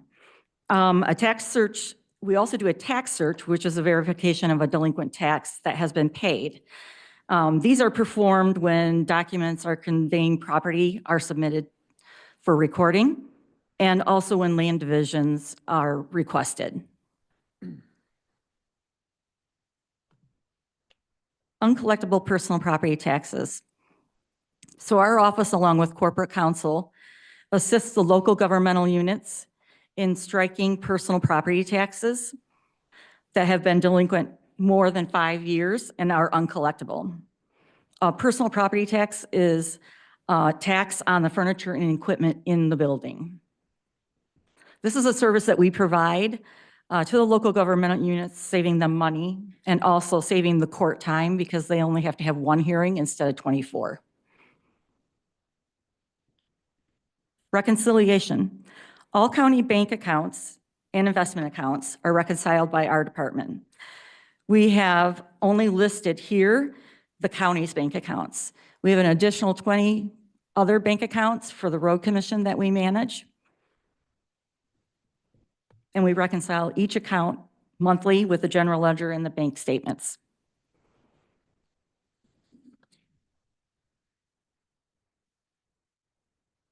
Engage with the community. So we engage with the community in several different ways. Attending chamber events, going to the Farm Bureau events, local government board and council meetings, meeting with taxpayers. Another way that we do that is by selling dog and kennel licenses. We sell those to the residents of Ottawa County, and we do that by partnering with local governmental unit townships and cities, veterinarian offices, and the Harbor Humane Society. Every December, we deliver the supplies to each location that has offered to sell them for us, and then they, in turn, send the money back to us after they have sold the licenses. We balance everything and make sure everything is recorded properly. Every year, we publish a list of the top 10 dog breeds and dog names. So the list comes from all of the dog licenses that were sold in the fiscal year 2024. Dog lovers love to check this list out because they like to see if their dog's name is on there or if their dog's breed is on there. And this snapshot is from a post that Shannon had made with the top 10 list. I had the opportunity to have my picture taken with a dog that was available for adoption at the Harbor Humane Society. Smudge was his name. And we took that opportunity to remind dog owners to get their dog license and also that there are dogs available at the Harbor Humane Society. And Smudge was adopted shortly after. So we do reports. We do reports to the county, to state of Michigan, to the Census Bureau, and also reports just to the local units of government. Our initiatives for fiscal year 2025 are to purchase investment software, which you just approved, so that'll be happening soon. Thank you. And also implement a tax foreclosure avoidance payment reduction program. So that is a program that was started by Ingham County, and we're following their model. And it's helping those taxpayers who have multiple years of taxes owing. So in our case, we're going to offer it to those who have at least 2 years worth of delinquent taxes. They have to meet requirements to get in this program. They have to meet a financial hardship requirement. They have to have 2 years of delinquent taxes. They have to pay their current year's taxes so that they don't come delinquent, and they have to be making monthly payments. It's for 5 years. It gives them 5 years to get their taxes paid. And it allows our office to either reduce the interest rate that we charge or to waive it. And then the third one is restructure our office. Because of the change in various laws, our responsibilities and the knowledge required has increased. So we're proposing to restructure our office through the new wage study. This is the treasurer's office team. Each member is deputized and takes the oath of office because they are collecting and distributing money on my behalf. I'd like to thank the treasurer's office team for helping me put together this report and for also all of their hard work and dedication to the Ottawa County residents. Also like to thank you guys for giving me this opportunity to show a little bit about what our office does. Well, Do you thank have any very much. questions? Thank you very much, Cheryl. Comments, questions? No. Your reports are great. Thanks. Thanks for Thank you. everything very much. Thank you. Okay, the next thing on the agenda is the second opportunity for public comments. Anyone like to address the board? Is there anyone online, Rachel? Yeah, Regina? No? No hands are raised. Okay, seeing none, let's go to the item number 12, discussion items. It's, the question is, I think, Allison, you want to address this one? Tee it up for us? I can start it out otherwise. Go for it. There was a little discussion or asked why there wasn't many reports, and I don't want you to think that I did this just for not transparency. We did it with administration, and we talked about how the department heads would rotate certain times and months. If there was anything that was really important to the county or to the citizens that they reported, the door was always open to get back on the agenda. A lot of times they didn't have much to report, they told us, so we were trying to make it convenient for them and making it efficient how they report. So I think this is really a good policy, or not a policy. The way I'm running it as chair of planning and policy, I think it gives them the opportunity to come as they want, and also gives them the opportunity to share when it's really important to share. So that's kind of why I did it. So it sounds like the issue deals with the Health and Human Services Department specifically at this point, about how often they should report, right? That's the concern? Yes. Okay, anybody else want to comment on this? I would just say that I was disappointed that it hadn't been a discussion that was brought forward, because I think something as historical is our monthly Health and Human Services updates is something that we as a board really should be weighing into. And so I really appreciate that I was allowed to put this on the agenda for today, just so that we can discuss that and the merits of the frequency from my perspective over the last couple years, and then in talking to constituents who have been watching online for much longer than I have. The Health and Human Service updates are probably some of the most important ones to some members that are watching on a regular basis. I would say mental health continues to be a very strong one. The veterans one, since that the updates have been made, that has continued to be something that constituents have been brought up, as well as from the health department, as well as it's really just all of them. So from my perspective, I have felt like they have had valuable information that they have shared every month, that they have brought before us. I never felt like it was that they were trying to find something to just fill in the space. And it also gave us an opportunity to be asking them questions on a regular basis. And sometimes they came from constituents as well. So I would prefer that we don't just simply reduce it. Gary, you want to address this?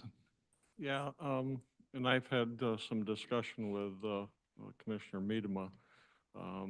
This is something that, once the Commissioner Kyers had some discussion about it, I talked to each one of the department heads at our monthly meetings.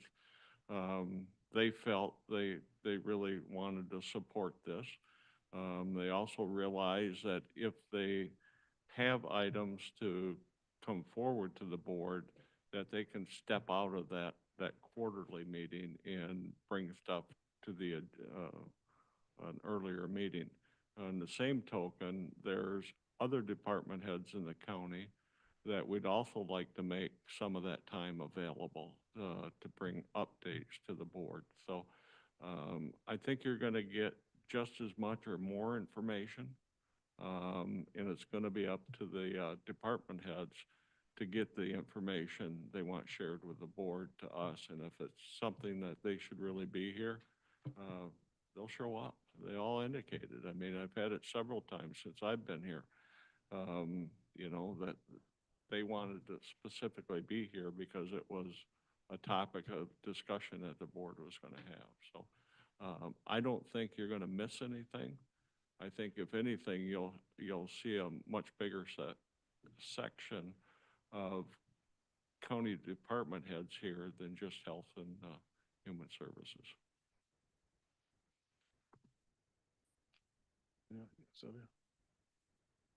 Yes, I just wanted to put some things on our radar about HHS. As you guys are probably aware, there are very significant changes happening on a federal level with HHS, both in policy. RFK is doing a lot, or Secretary Kennedy is doing a lot with, like, how do we look at things? How do we address things? And I think that's going to be impacting potentially multiple departments, multiple county departments, but not just in policy, but also in funding. So $11.4 billion in COVID era grants have been cut. You know, the reasoning was the COVID-19 pandemic is over, and so HHS will no longer be funding things connected with that. So $11.4 billion on the federal level translated down to $390 million for Michigan. Here in Ottawa County, now this is not related, this number is not exactly related to the cuts, but Ottawa County receives $9.3 million a year. In 2024, we did from federal HHS for our 2024 audit. From that same audit, there were $325,000 in easily identifiable COVID-related grants. And there might be even more, but based on the information that's very clear in the audit, there was at least that much. We just approved a $900,000 COVID-related grant after the beginning of the year. And so that's another one that's on the line. So the state of Michigan did sue to stop the cut of that funding. So, you know, it's still uncertain as to what will happen, but we need to have eyes on, are we spending that $900,000 grant? What about those, you know, the other $325,000 in COVID grants? Are we spending that? Are we being careful with that? What services does that affect? And I know CMH is being watchful of these issues. Our health department needs to be as well. Elizabeth Hertel has stated 70% of MDHHS funding comes from the federal level. And so there have been drastic, and by drastic, I don't mean I disagree with them, but there have been very large cuts in both the bureaucracy funding levels and in grant levels. So I just bring all of that up to say that this is probably going to be a time of great transition in the area of HHS, both in, you know, the standards that the federal level is passing down on how things are done, but also in funding. And so I think we need to be careful how much we take our eyes off the ball in being watchful of what's happening there. So I just want to put that on the record, that in relation to how much are we communicating with our departments, because it's, you know, multiple departments that will be affected by this. I think we just want to be a little bit careful. Anyone else? Just have one small little thing to add, that I had requested the discussion to actually just say Health and Human Services updates, and you had added the word frequency. And Yeah. so I may have had a misunderstood. reason why I put it the way I did. Okay. And so if I can speak to that, I just, the reason why I had put it on there is that there have been times over the last couple of years that I wish we had, as a board, have been allowed a discussion item to potentially request certain topics to be brought forward to us for like the next month. And I thought that could bring value potentially, that if there are certain items that we're like, I'd really like to hear on this item, that might actually help provide some of that feedback. So if, for example, Commissioner Kyers, if you're saying like they're not sure what to be bringing because they feel like they didn't have enough information, there could be several of us that are like, I'd really like to hear this that's happening within that department. Yeah, I may have misunderstood. So we just got to communicate. So I think the idea of having these discussions, if you want, I think they're good. So, yeah, I misinterpreted apparently. So, yeah, well, I don't want to do that. So, all right. Okay. So Gary, it's administrator update. Anything you want to add? Yeah, just got a few things. It's, 'tis the season in Ottawa County. You know, you walk the hallways here and you hear the word budget. And, you know, Karen comes walking through the offices and everybody says budget. And, so again, it's, something that, the department heads, they've been talked to at, department head meetings, along with the elected officials. And, I think they're all pretty, astute to the fact that, you know, we're going to ask them to take a good, long, serious look at their budgets and the process. The other thing is, you probably know a lot of this, but in regards to Crockery Lake, the request for declaratory judgment has been filed, and we'll wait to see what the judges in circuit court do with it, but we're assuming they're going to recuse themselves. So, so we'll keep you updated as that moves forward. It's been a month full of department head meetings. I try to meet with individual department heads. They kind of schedule that. Same with elected officials. We've had monthly group meetings with all department heads and electeds where they all come together. And what we typically try to do is provide some type of update or, you know, some type of item or program that has cost the Board of Commissioners a substantial amount of money.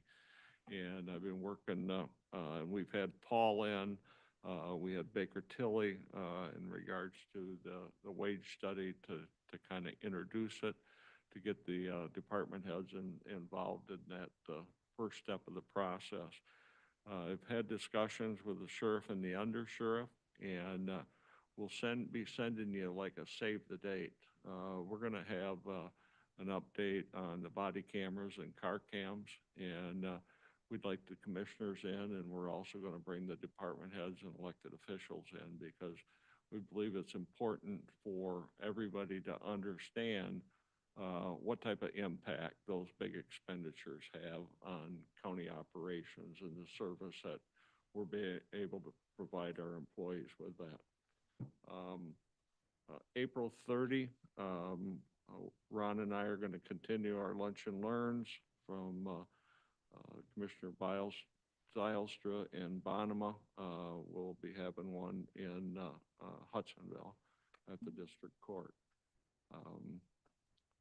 Commissioner Rhodey and I attended the joint policy and TAC board meetings. As you know, the director is in the process of retiring, and they have a group that's been interviewing some candidates, and we hope within the next couple weeks to be naming a new director over there, which is extremely important for fire law enforcement and EMS services across the county. One other thing I want to share with you is that I've been having discussions with Paul Sachs about doing an assessment or a report on all the ARPA funds that were sent out to various organizations. And we believe that by the time this board gets ready to do a strategic planning process, probably around the 1st or mid September, that we'd like to have that report in your hands so you can take a look at, you know, how that money was expended in the county. We believe that, you know, all these organizations have to be accountable for funds, and we want to see how effective that money was as it went out to the county. So Paul has agreed to do that. At the 1st of April, we were having an administrative meeting, and we were asked by one of Shannon's employees if they could do an April Fool's joke. And I don't know if many of you had seen what transpired, but it was, Ron and I both assured Scott Vandenberg that you do something and you're accountable for whatever you do. He said, no, he said, I'll do it in very good taste. So what he did is he kind of put a spoof out there in regards to the movie Holland. And it was pretty amazing what took off the next few days. And there was, on this particular post, there was 317 views on Facebook.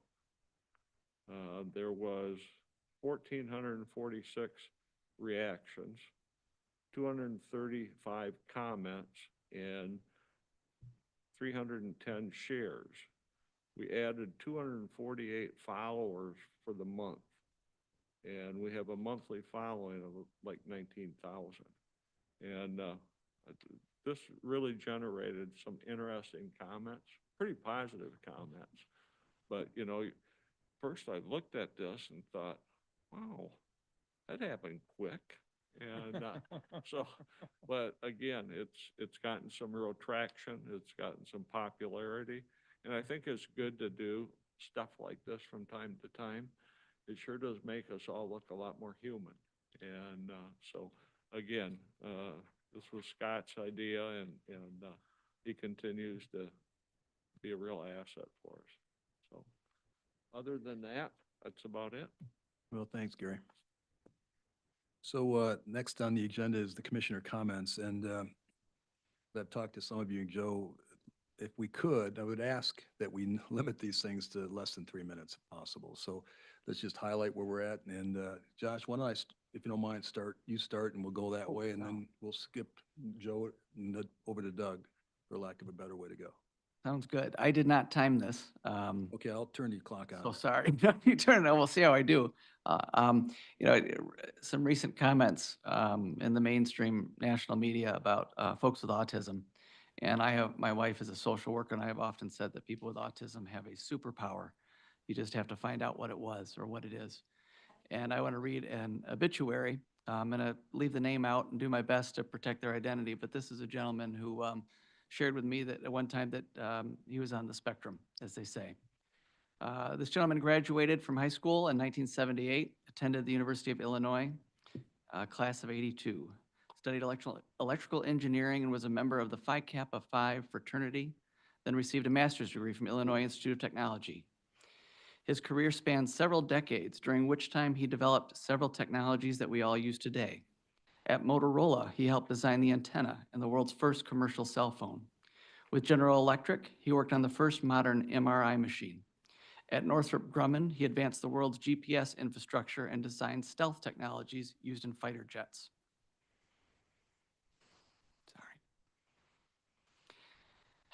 He was a prolific scientist and inventor for most of his life, having over 65 granted patents to his name. This is probably a big understatement. We literally could not find them all. Most recently, he started a successful engineering consulting firm in Ottawa County. He was a skilled craftsman who always found new projects where he could apply his talents around the house, making furniture, homemade maple syrup from his maple trees, and intricate landscaping designs. He was best known for always being there for others when needed, caring deeply for his family, mentoring people at work and in the community, living out his Christian faith with devotion, and being extraordinarily brilliant. Anybody who knew him will remember his unquestionably unique and quirky sense of humor. So on recognition of all those autism spectrum all-stars out there, I want to thank you for your contribution to our society, and in this particular case, to the gentleman I read, thanks for his family, and my thoughts and prayers are with you as you grieve the loss of an incredible human being. Thanks. Bill? Yeah, thank you.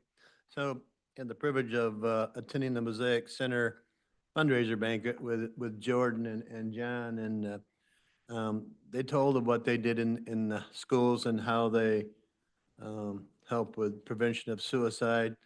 And I thought it was a great event, and they raised a whole lot of money, and there was a whole lot of good people there, and we were entertained by professional opera singer. And it was very good. So I appreciate what that did for us. Thank you. Is that up to me? My turn? Okay. I just have a couple things to share. At our last planning and policy meeting, Dr. Gwang gave a measles update. Vitamin A was brought up by Commissioner Rohde, sorry, during the discussion, and the WHO website affirmed Commissioner Rohde's comments regarding the vitamin. I thought that was very fascinating. Additionally, the WHO website states that vitamin A supplements can potentially reduce the number of measles deaths. An informative website that was shared with me by a doctor here in the county is called justtheinserts.com. Within the website, you can obtain information of ingredients in the MMR vaccines, limitations of the effectiveness, alternatives, specific populations such as those who are pregnant, breastfeeding, fertility, and pediatric. And you can also read about contraindications, which according to the FDA are conditions in a recipient that increases the risk for a serious adverse reaction. So just more information to stay informed, justtheinserts.com. And then Wood TV8 ran an informative clip on Ottawa County's groundwater situation this past Saturday. If you haven't seen it yet, I recommend watching it. I also have it on my County Commissioner Facebook page. And then last week, Commissioner Berry and I had the opportunity to visit the West Michigan Regional Airport to learn more about its role here in our county. On Saturday, May 3, there is a special invitation to anyone to join them for the 2025 Tulip Time Fly-In event at the Business Center from 9 a.m. till noon. And then additionally in the afternoon, if people are interested, they can actually stay with their families or with their friends and just watch the pilots come in and land the planes or take off. And there is more information on their Facebook page at the West Michigan Regional Airport. I also have a flyer here if anyone wants to see it. And then just in lieu of many public comments today regarding DEI and not knowing how many of them had an opportunity to see the resolution that we passed in 2023, I just recommend going there on our county website to actually see the language that was passed in there, January 3, 2023. And I will just end with, from my perspective, what I heard a lot of today is something that I very much believe in, which is just loving God and loving others. And that is the way that I think most people want to be treated. So. Yeah, just real quick, I wanted to echo what Commissioner Kier said on the Mosaic fundraiser. It was a really great event. They raised a ton of money there, and that's good. I know they're also working on trying to export the model they have here in Ottawa County into a couple of other counties too. So they've been working out in Lansing in order to do that. I think that's a great thing. You know, the community mental health system in the state, extremely important, but it is designed by law to address severe and persistent cases, and where Mosaic is really addressing the mild to moderate. A huge missing piece in our mental health system. And if you address mild to moderate, the hope is that you won't have to address it once it becomes severe and persistent. So just want to shout out the work they're doing. I'm wishing them the best and going to be watching closely to see what happens out in Lansing with some of their efforts to try and expand that model around the state. Just a quick report. I had a great materials management meeting since the last board meeting, another one tomorrow. Went well. Be happy to bring any information back that comes up. We have an asset board meeting coming up too next week, maybe. So meeting's going well, and that's about it. Yeah, I just want to appreciate what Commissioner Brewer had to say, and just want to add a short statement. The families, educators, advocates, and organizations who champion inclusion and opportunity for those on the spectrum, thank you for your tireless efforts. To all who uplift the dignity and worth of every individual, especially our outstanding staff here at Ottawa County, thank you for making Ottawa County a place where everyone is valued. And finally, to our district residents who enrich Ottawa County with their talents, Thank you for your invaluable contributions. You all work to continue building a community that reflects the ideals of respect and support for all of those on the spectrum.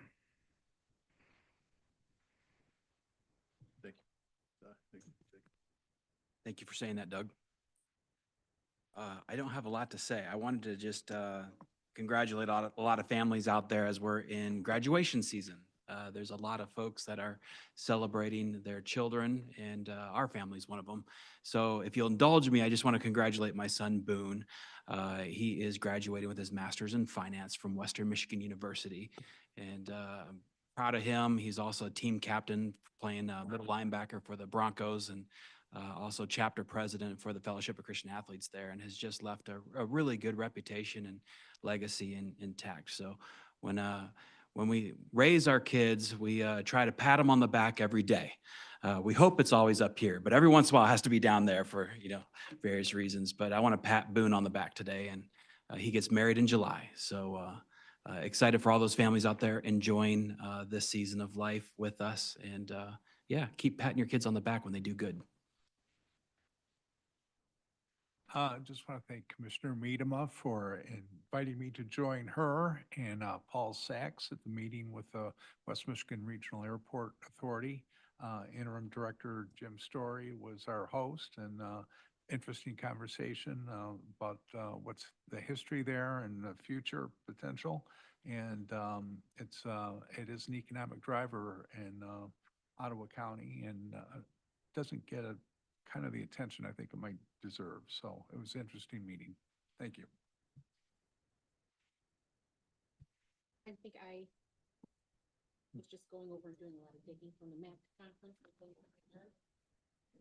Thank you, sir. From the MAC conference that we learned, addressing the Michigan juvenile bed shortage. One that I found super interesting was ransomware attacks. That wasn't something that I thought I would be learning a lot about, but I thought that was pretty interesting. I especially wanted to talk about the return of Axe My Tax. They had couple speakers there that really talked a lot about that, but they never invited Carla Wagner to talk about what that was actually about, what that initiative was about. So it was very slanted, negative teaching to all of the commissioners that were there. Practical strategies for Michigan County leaders. And we met a lot of really great people. One woman was a brand new commissioner from St. Joseph County, where I used to live. And she had all sorts of questions for us. She looked up to Ottawa County, and she was pretty excited about being a new commissioner and learning some things. So that was mine. All right, I just have a couple things. One, there was a lot of concerns raised today, and I see it online at different times too, in regards to DEI and people with special needs and disabilities. And I guess I just want to note that when this county did have a DEI department, we had really neglected attention to things like ADA compliance. Our buildings were vastly ignored in regards to that. And so so just so the community knows, that has been a big concern and a priority of this board over the last couple of years. And I believe, I could be wrong if I don't have this figure right, but I think we put, as much as like $700,000 into making our county buildings ADA compliant. And that's that's still in process. But as far as prioritizing people with special needs, that is a priority of this board. And so DEI does not equal that being a priority. That's a priority of most people, and it needs to continue to be a priority.